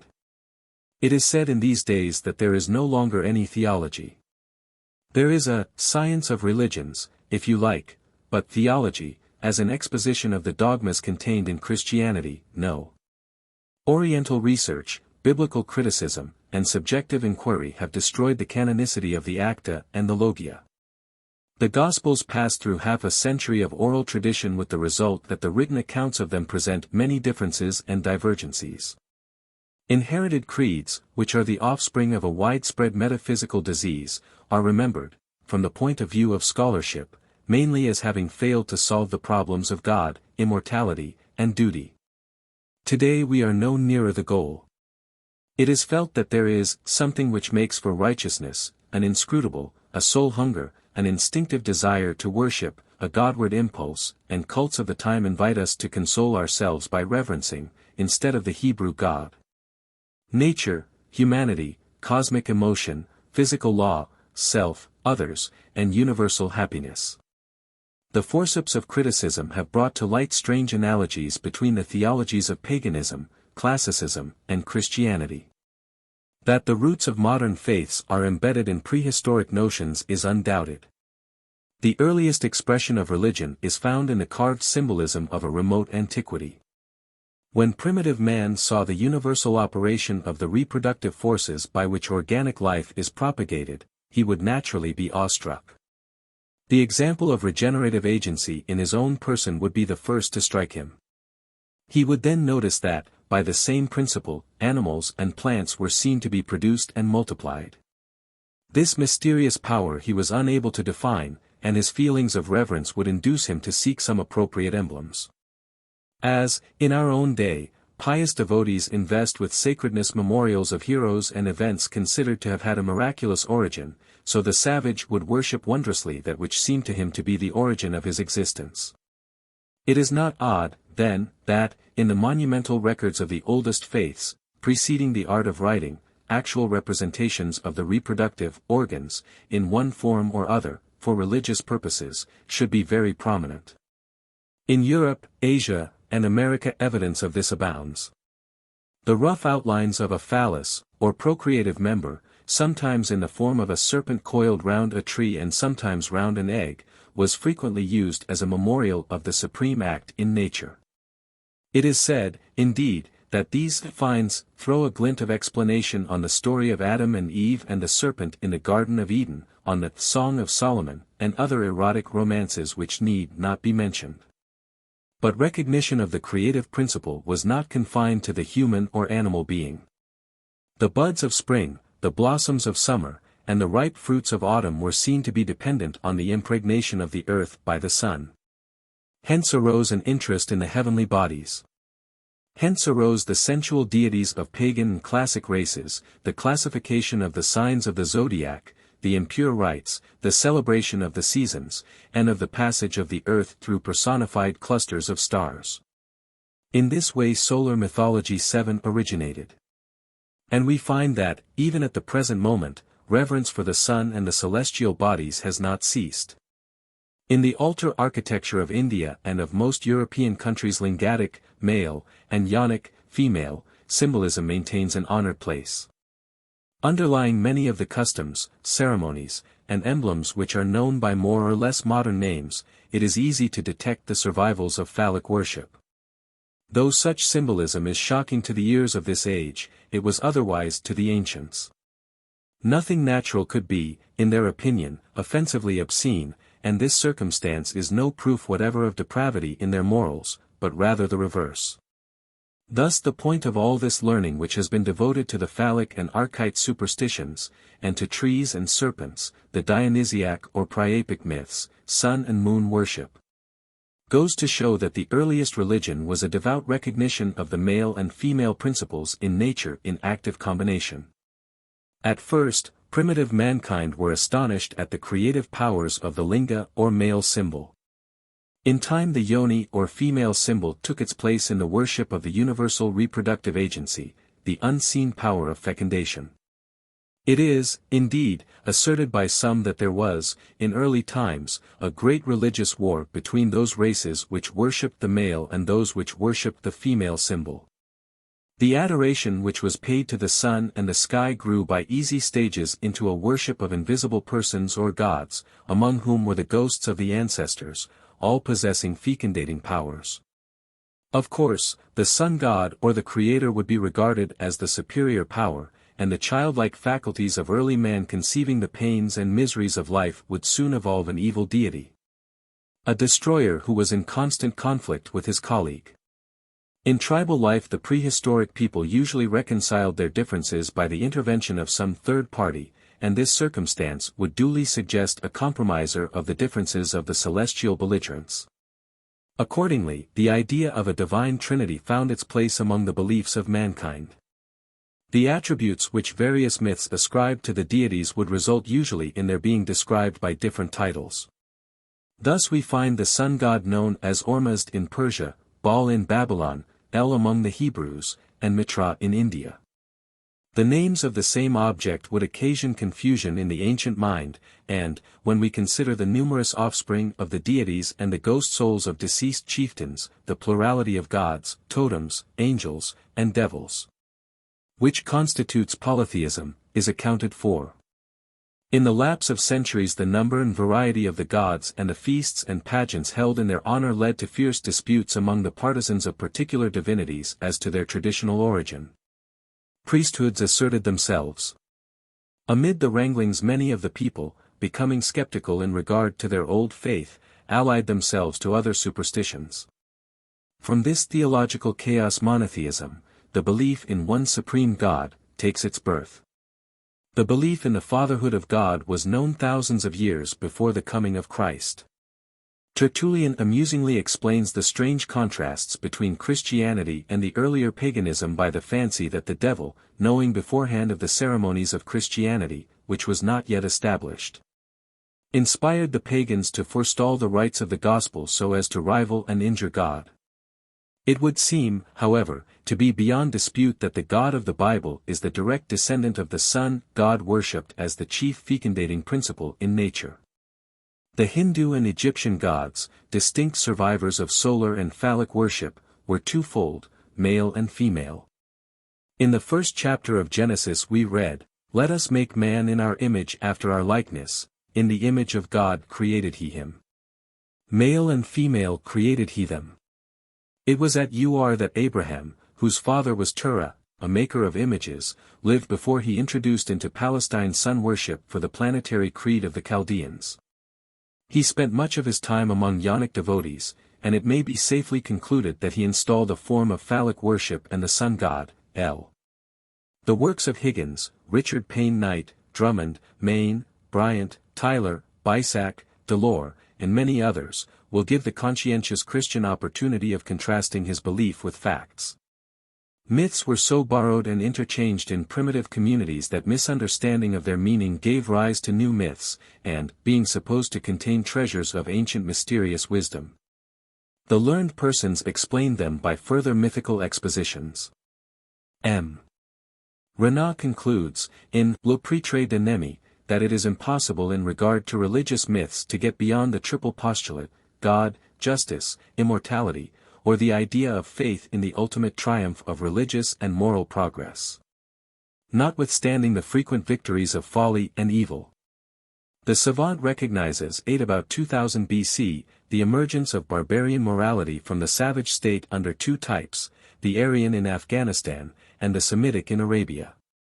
The nomad Semite, like all the ancient people in history, believed that he was living amid a supernatural environment. He imagined the world was governed by Elohim, by myriads of active beings, very analogous to the spirits of the savages. The spirits of Elohim were inseparable after a way, and without distinct proper names like the Aryan gods. Accordingly, the tent of the Semite patriarch, the primitive system of commune life in which one head was recognized as absolute, was the starting point of religious progress, and converted the world from paganism, or the idea of many separate spirits, to monotheism. Yahweh, the God of the Jews, was adopted when national individualism impelled a people to personify the Spirit, the Jehovah of their race. At first a local and provincial deity, Yahweh, merely an ideal of divinity, became, through a sort of return to the old patriarchal Elohism, the almighty creator of heaven and earth. Yahweh soon becomes the just, as symbolical of the introduction of morality into religion. Scholars have practically decided that the earlier stories of the Old Testament are of Indian antecedents. The therapeutes taught Christianity long before Christ. Pantaenus, in the 3rd century, went to India and brought back the Gospel writings alleged to be original. The present-day sects, who claim the purest Christianity, have been shown to cherish but the religious myths which once excited the emotions of the Egyptians, the Persians, and the Hindus. It has been proved that the creation, the fall, the deluge, the Garden of Eden, the ethics of the 10 Commandments, the miraculous narratives, the Ark of the Covenant, the Urim and Thummim, circumcision, the names of the patriarchs, the Sabbath, the incense, genuflections, holy water, images sweating blood, respect for relics, and rituals have all had their counterparts in the worship of Osiris and Buddha. But, more important still, the keystones of theological controversy, the doctrines of the Trinity in unity, the miraculous conception, divine incarnation, temptation by the devil, the cross, the crucifixion and justification, the atonement, hell, heaven, paradise, judgment, and resurrection, were common to the prominent religions thousands of years before Christianity. The connection and mythic meaning of all religions is no longer confused with the simple and universal elements which they all embody. To understand Christianity, it is needful to know something about the mysterious and often disguised resemblances in the symbolism of the world's religions. The study of the relations between existing faiths and those of the past shows us that every prominent dogma and ritual of the Christian churches is but a modified reproduction of something acknowledged and practiced by ancient nations. Professor de Gubernatis declares that, notwithstanding the beauty of Christian art and the fame of our civilization, their basis has, till now, remained pagan. The notion of the Trinity which has prevailed widely can be traced to the relation between the male and the female principles of nature, and the vital product of both in combination. Divine trios existed thousands of years before Christ, and among them may be mentioned Brahma, Shiva, and Vishnu in India, Osiris, Isis, and Horus in Egypt, Odin, Freya and Thor in Sweden, the triple goddess Pusa in China. The sacred triads of Greece, Assyria, and Persia, and God the Father, God the Son, and the bird or spirit in the remote islands of the Pacific. Mr. George Smith, the Assyrian explorer, has reduced the claim as a supernatural revelation of the fable of Adam and Eve in Eden to a mere plagiarism from the phallic emblems, the forbidden tree and the wily serpent, familiar to the Israelites during their captivity among the sun-worshippers of Babylon. The Hindu avatar, or reappearance of deity in other forms, is the origin of the divine incarnation in the case of Christ. In the mythology of India, Krishna, Christ, is the son of Brahma, God, by Maya, Mary, a virgin mother, and usually called the Savior. He was born hundreds of years, 600 B.C., before the Christ of the Bible was heard of. He was bred among shepherds, and carried away shortly after his birth, lest a certain tyrant should take his life.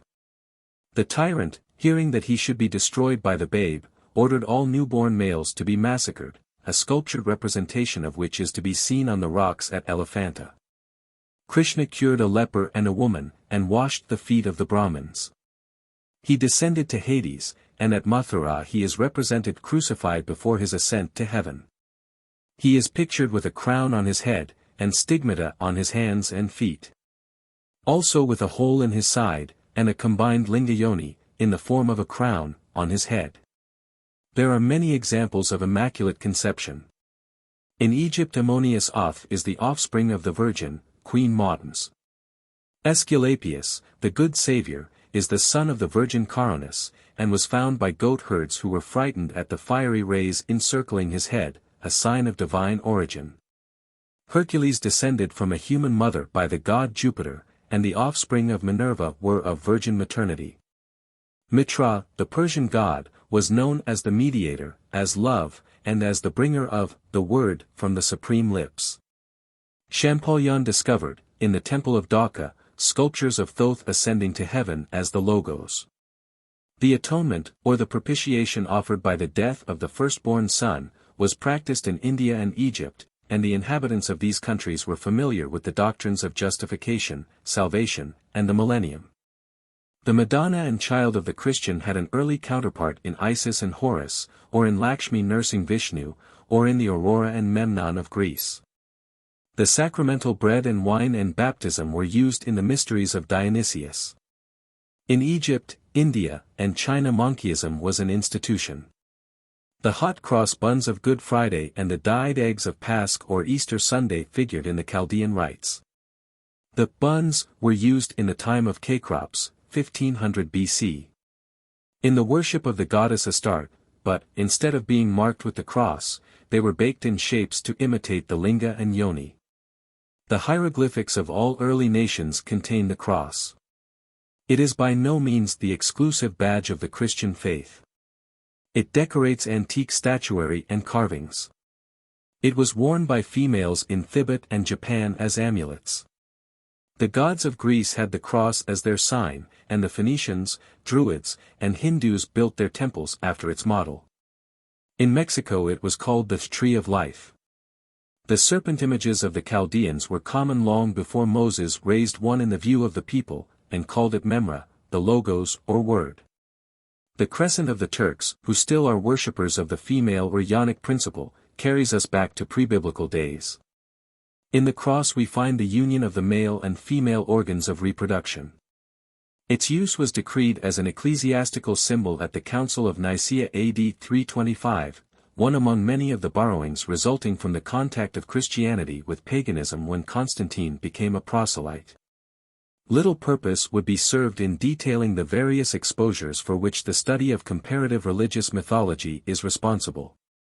Theology has resolved itself into the mere inquiry: is it possible to reconcile biblical teaching regarding man's creation, history, and destiny with the conclusions of scientific research? Geology has conclusively proved that the world, as it now exists, was not created out of nothing in the space of 6 natural days.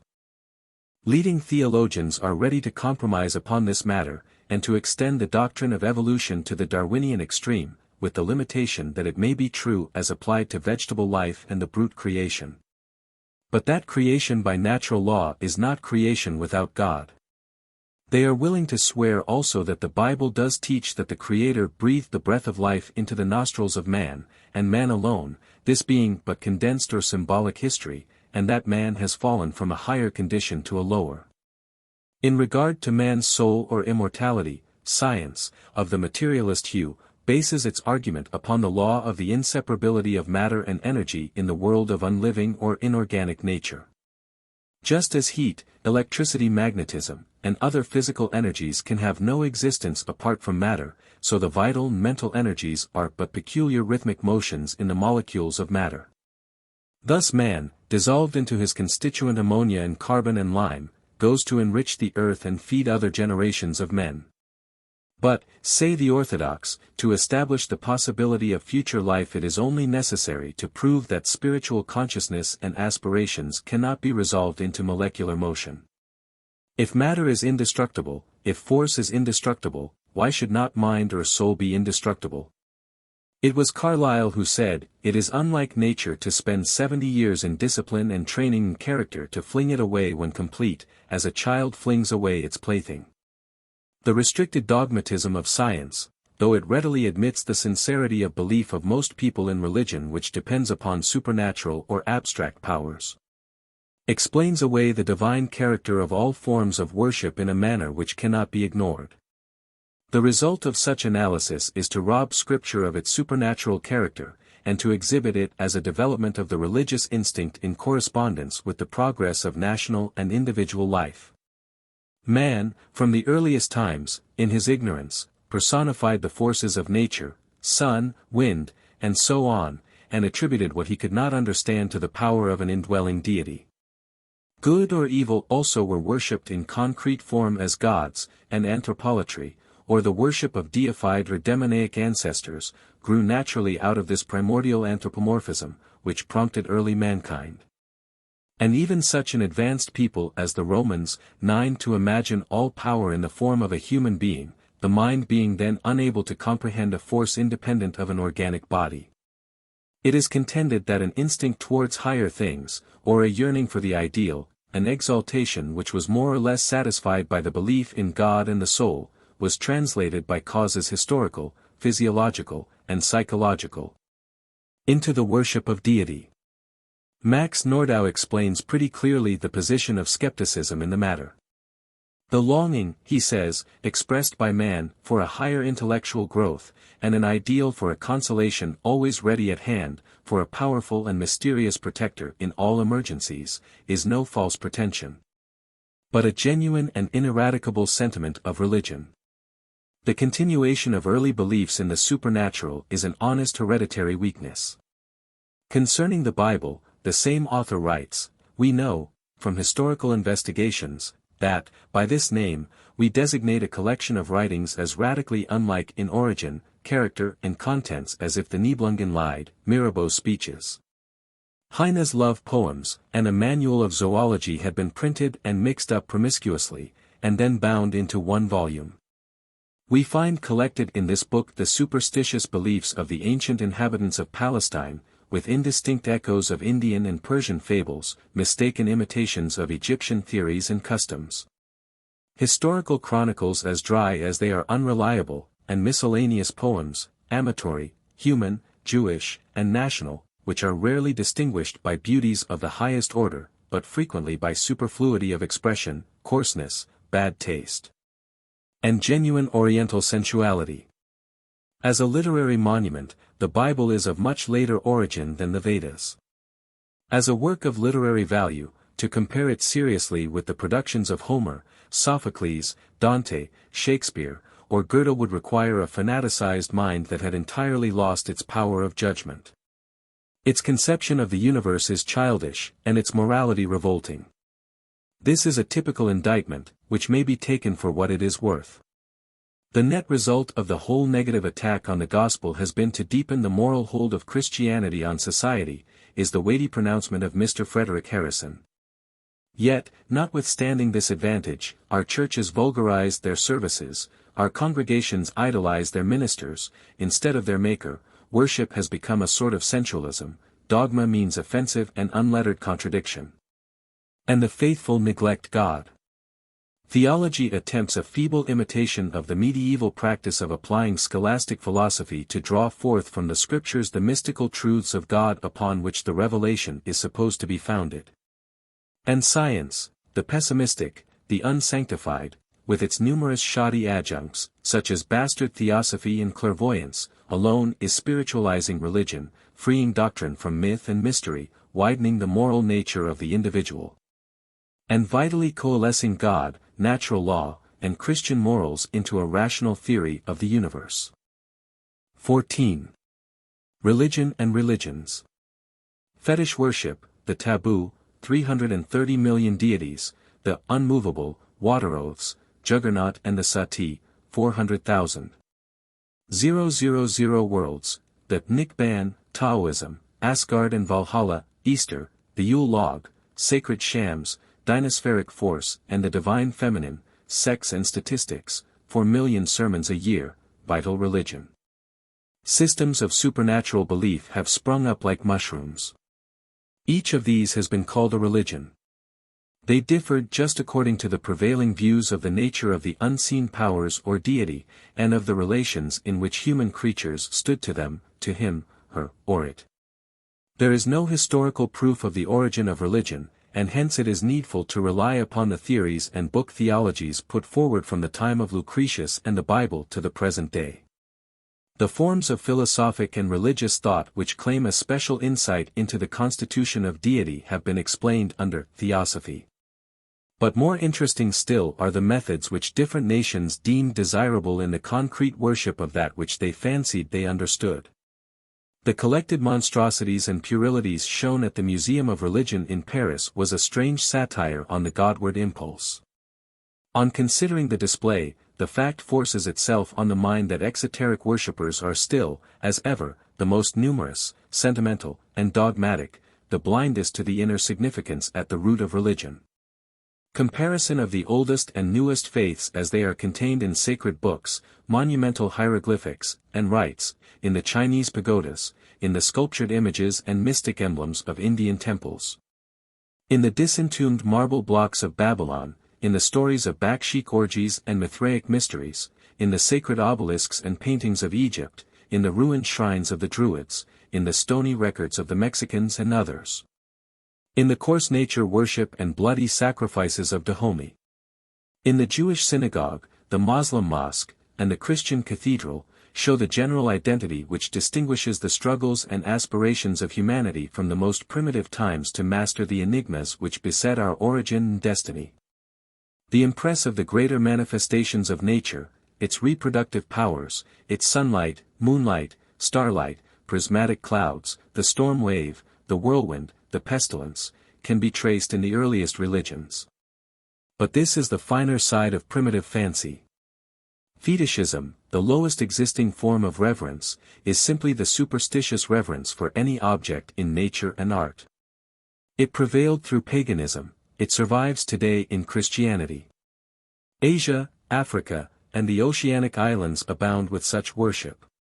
In Wida a small insect, called the creeping leaf, is highly honored.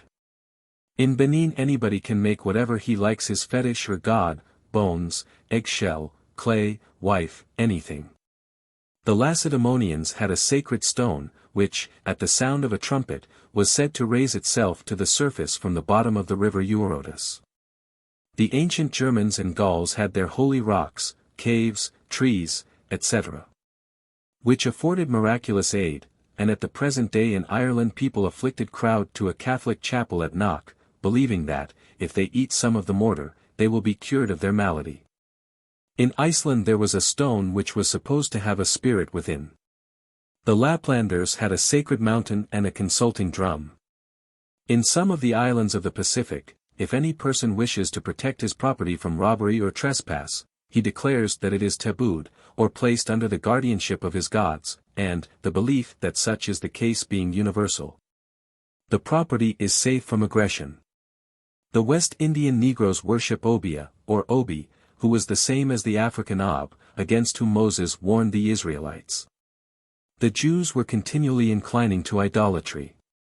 This is accounted for by their Elohistic beliefs and their several years of sojourn among the Egyptians, who worshipped sun and moon, and believed in lucky and unlucky days, dreams, omens, charms, and magic.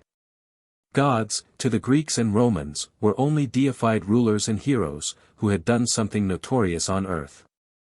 In Greece the hecatomb, or sacrifice of 100 animals at a time to appease the manes or restless spirits of the deceased, was a common occurrence. Atmospheric appearances were ominous of great public disasters. And long after the fall of the Roman Empire Pope Calixtus II, on the taking of Constantinople by the Turks, 1456, cursed and excommunicated a comet and prayed, "Lord save us from the devil, the Turk, and the comet," victory being claimed for His Holiness on the disappearance of the meteor. In portions of Persia and India the Parsas, or fire worshippers, called by the Mohammedans Giaours, infidels, still follow the faith of Zoroaster. He lived, according to Dr. Haug, 1,300 years before Christ, and inculcated monotheism.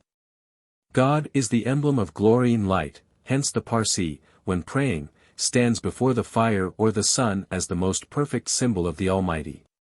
The vulgar and the illiterate worship the flame as others do idols. But the cultured regard fire as an emblem. In tracing the religion of the Aryan or Indo-European race, which is said to have sprung from Iran or ancient Persia, to which we belong, this worship of the Hindu god Agni, or fire, is very important. Zoroaster, in the Zendavesta, taught that there was a spirit of good or light, Ormuzd, and a spirit of evil or darkness, Ahriman, with a number of inferior good and bad genii. The majority of the inhabitants of India practice a religion known as Brahmanism or Hinduism, which, like allied creeds, teaches the mystical absorption of everything in the one, or deity, and the lack of worth of the human personality. Brahma is the ruler of the universe, Vishnu is the preserver, and Shiva the destroyer. Vishnu, according to the Indian sacred chronicles, Vedas and Shastras, is to interfere 10 times to deliver the world before it is destroyed. He has already delivered it 9 times, and each of these times is known as an incarnation or avatar, or an appearance upon earth of this deity, who usually comes in the form of an animal. Durga, or Kali, is the female partner of Shiva, and she is supposed to wear 2 dead bodies as earrings, a necklace of skulls, and the hands of several slaughtered giants circling her waist. Some have reckoned as many as 330,000,000 of minor deities in India. Everything almost is worshipped. And it is characteristic of the devotees to regard entire inaction as the most perfect state, and to describe the Supreme Being as the unmovable. The river Ganges is a great object of devotion. Into this sacred water, which proceeds through all parts of India, the people crowd to bathe, and until recently they swore by the Ganges, as we do by the Bible, in the courts of law. All sorts of animals are deified, and hospitals are erected for affording shelter and succor to sick and infirm brutes, including lice, fleas, and other vermin. A particular class of devotees, called fakirs, endure the severest tortures. Bishop Heber mentions a case of one hopping about upon one foot having made a vow never to put the other, which was now contracted and useless, to the ground. It is only in recent years that the British government has put a stop to such religious practices as the throwing of children into the Ganges, the burning of old women. The sati or custom of a widow cremating herself on the funeral pile of her husband, and the festival of Juggernaut, which was an idol car dragged along, its path being marked by the bodies of mangled victims, who voluntarily threw themselves before the wheels to be crushed to death. Buddhism, the religion of Buddha, prevails in Burma, China, and such districts, and is the most prevalent form of religion upon earth, some 400 million people following it. It is curious in this connection that the Chinese government once threatened a certain god with deposition if he should fail to fulfill the prayers of the people. 10. It is the purest form of paganism, has only one idol, and is distinguished by the peculiarity that it lacks any existing god. Adoration is paid to the image of Buddha, or Gautama, who was a god at a former period, having lived through 400 millions of worlds, and in every sort of shape and form. The Tzat and Betagat are the sacred books of this superstition, and the legends contained in them are a fruitful source of designs for Burma paintings and carvings, which can be seen in the London bazaars or arcades any day. The Buddha who is now worshipped became nickbanned, or annihilated, over 2,000 years ago, and the next Buddha is to appear in about 7,000 years from the present time. Lamaism is a branch of Buddhism observed in Central Asia and some parts of Russia. When the Grand Lama expires, one of his priests, who conveniently becomes inspired, succeeds him. Pilgrimages are paid to worship the Grand Lama in the flesh, and he sometimes distributes as charms gilt balls of consecrated dough, which the Tartars use in many superstitious practices, otherwise described as pellets made from his excrement. There is no God but God, and Muhammad is his prophet, is the creed of those who profess Mohammedanism, or, to speak more correctly, Islamism. Islam means submission to the will of God, and every man who makes this profession in Arabia, Egypt, Africa, and the Moorish states is a Muslim or Mussulman. Islamism was the first pagan religion which professed a pure theism, or belief in one God. And, as it was improved under Muhammad beyond the ancient Arabian original from which he took it, the creed has flourished so successfully as to boast at present over 100 million believers. Muhammad was born in Mecca in AD 569. After some years spent in commercial pursuits, he conceived the idea of replanting the religion of Christianity. He circulated the story that the angel Gabriel one night came to him, opened his breast, took out his heart, and, after washing it in a golden basin full of water of faith, restored it to its place. He was then brought through 7 heavens made of gold, silver, etc., until he arrived at the heaven of light, where God from his throne delivered him the Quran for a new divine law. Collecting some disciples, Muhammad aroused antagonism in those who worshipped the old idols, and he was driven from Mecca in AD 622. This expulsion is called the Hijra. At Medina, Muhammad collected an army, and, after much fighting, he conquered Arabia and established his religion. And 10 years after Hijrah he died, no one knowing where he was buried, leaving a daughter, Fatima. The Quran consists of 114 chapters, made up from the Bible and Eastern superstitions, and inculcates that Muhammad succeeded Jesus as the prophet of God. Each Mohammedan must pray 3 times a day, with his face turned towards Mecca, and perform a pilgrimage to Mecca once in his life, unless prevented by poverty or ill health. The green crescent, green turbans are always worn by aristocratic Mohammedans, is the phallic symbol of Mohammedanism, as the cross is that of Christianity. The records of the legendary knowledge of the Scandinavians are the Eddas and Sagas of Iceland. In these we learn the northern notions about heroes, deities, the creation of the world, and prophetic revelation. Like the ancient Greeks, the Scandinavians had seats of the blessed and of the gods, which they called Asgard and Valhalla. The great warriors were made gods, and were ruled over by Odin, the chief deity.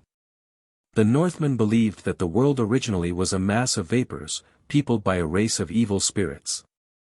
Odin slew one of these, and made the world out of his corpse. The great hall where the blessed went was Valhalla. And the pleasures of this palace were the company, the hacking of each other to pieces, and drunken feasts, where enemies' skulls were used for goblets. From some of the gods of these people we have derived many of our words, such as Thursday, Thor's Day, Wednesday, Odin's Day, etc., and in remote and ignorant parts of Shetland and Orkney many Scandinavian superstitions still survive. Our own ancestors worshipped this Scandinavian deity, Odin, as well as idols emblematic of sun, moon, earth, and seasons. They tattooed themselves, they knocked out their front teeth in sign of mourning. They wore their own hair long, and shaved their wives, a mark of slavery. They took a bride by force. They believed themselves to be descended from a wild animal of some kind, and worshipped those totems of their kindred who still clung to fur or feathers. Sometimes they claimed lineage with a tree or a stone. They sacrificed to a goddess called Eostre, the Easter of the Christians. On that day in December when the days began to lengthen, a log of wood was devoutly burned as a phallic emblem of returning light and heat. This is the origin of our custom of burning the Yule log. The Druidism of the ancient Britons gave way to the witchcraft and divination brought in by the Anglo-Saxon. Even in the 16th century our predecessors believed profoundly in personal visits of the devil to our shores. The scandalous lives of the clergy, the gross reverence paid to relics, the extravagant sale of indulgences, the plundering called tithe, the exhibition of religious things, a skull or bone professing to belong to saints. Bits of Christ's cross cut from the neighboring tree, the spear and cross of the crucifixion, the Veronica or reputed portrait of the agonizing Savior impressed on the napkin with which the attendant wiped the death sweat from his face. The clothes and manger of Christ, the vessels in which he converted water into wine at the marriage feast, the bread which he broke at the Last Supper, portions of the burning bush and of the manna which fell in the wilderness. Of Moses' rod and Samson's honeycomb, of Tobit's fish, of the Virgin's milk, and of St. Januarius's and our Saviour's blood, are all contemporary features of the popular faith, which have their counterparts in the grossest paganism. The lingering survivals of legend interpreted as inspired fact are also the staple of sacred systems. Apart from orthodoxy, religion is assuming a revealed, inspirational, or psychical form, which suggests a recurrence to barbaric times. No better type of this departure can be quoted than the scientific religion evolved by the late Mr. Lawrence Oliphant. This gentleman gave his spiritual allegiance to Mr. Harris, the apostle of the semi-Swedenborgian doctrine of open or divine respiration. In his Sympnomata, he announces the need of a perfect union between the pneuma or spirit of the unseen and the natural man.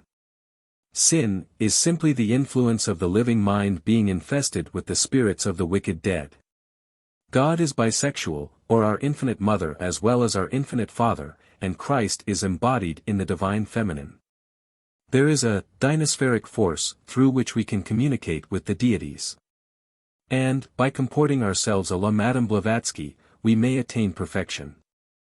These notions fairly sample a not uncommon sort of mind, a mind whose emotional needs require it to compromise with conscience and imagine powers behind. It may be granted that Christianity, as it is in spirit, is holding its own. Though the popular theologies are still saturated with such superstitions as the belief in the objective efficacy of sacerdotal supplications, humiliations, and asceticisms, supernatural revelations, and exclusive salvations. The expansion of science must eventually explode them. The broad principles of messianic morality underlie in some form the many religions of the world, and there are few, if any, peoples who have no well-defined belief in deity or a future state of existence. The enumeration of the inhabitants in the known world in regard to religion is authoritatively given thus. Christian religion. 370,000,000. Jewish. 8,000,000. Pagan. 862 million. Uncivilized. 196,600,000. In England alone there are over 180 certified religions, and every year record schisms. The cause of this sectionizing springs, on the one hand, from a growing and positive unbelief. And, on the other, from a conscientious revolt against the dogma and formalism of Christianity as it is mistaught by half-lettered traders in the gospel. A peculiar illustration of the commercial side of Christianity is the movement in Japan to make it the state religion, instead of the old Buddhist faith. The motive of this is alleged to be political, for the Japanese declare that the European nations will not treat with them on fair terms unless they embrace Bible beliefs, to which they object.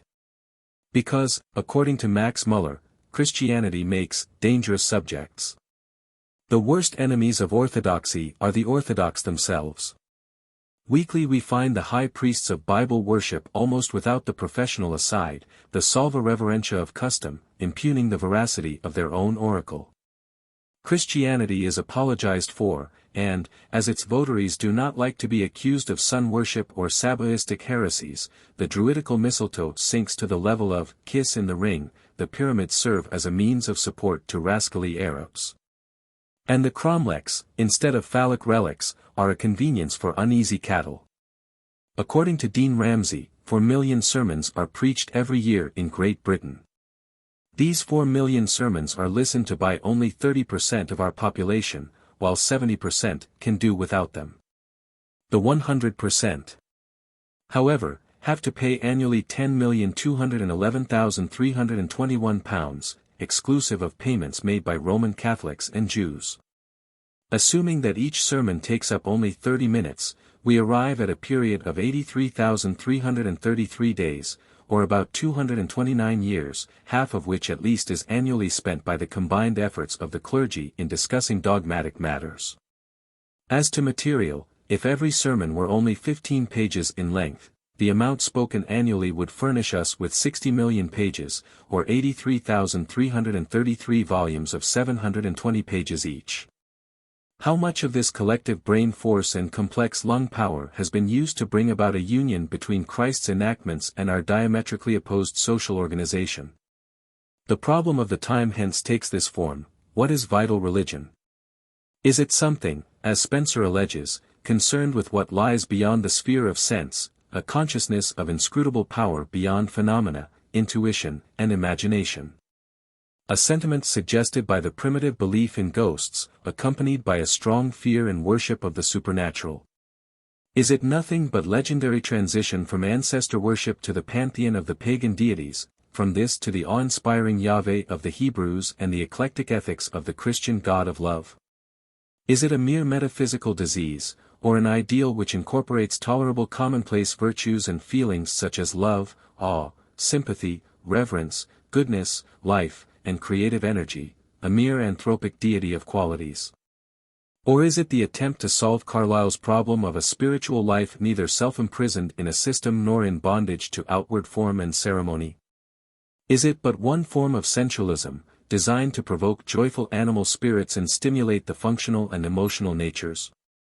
May it not be, as Henrik Ibsen preaches, that the development of society is checked by its own hypocrisy, and that salvation lies the way of freedom in the spiritual growth of each individual? Can we, as Dr. Martineau examines in his Ideal Substitutes, find any proper deputy for God? What is the new theosophy to be, what the deepest speculative wisdom of a scientific age? Will it center round spirit or spirit in sense, as Rossetti believed? Will men accept the consolation of Voltaire, that where you have not a God you must create one, and compromise with fate in placing terrors where nothing is known? Will they penetrate the inscrutable and unveil the truly magical and mysterious? The end.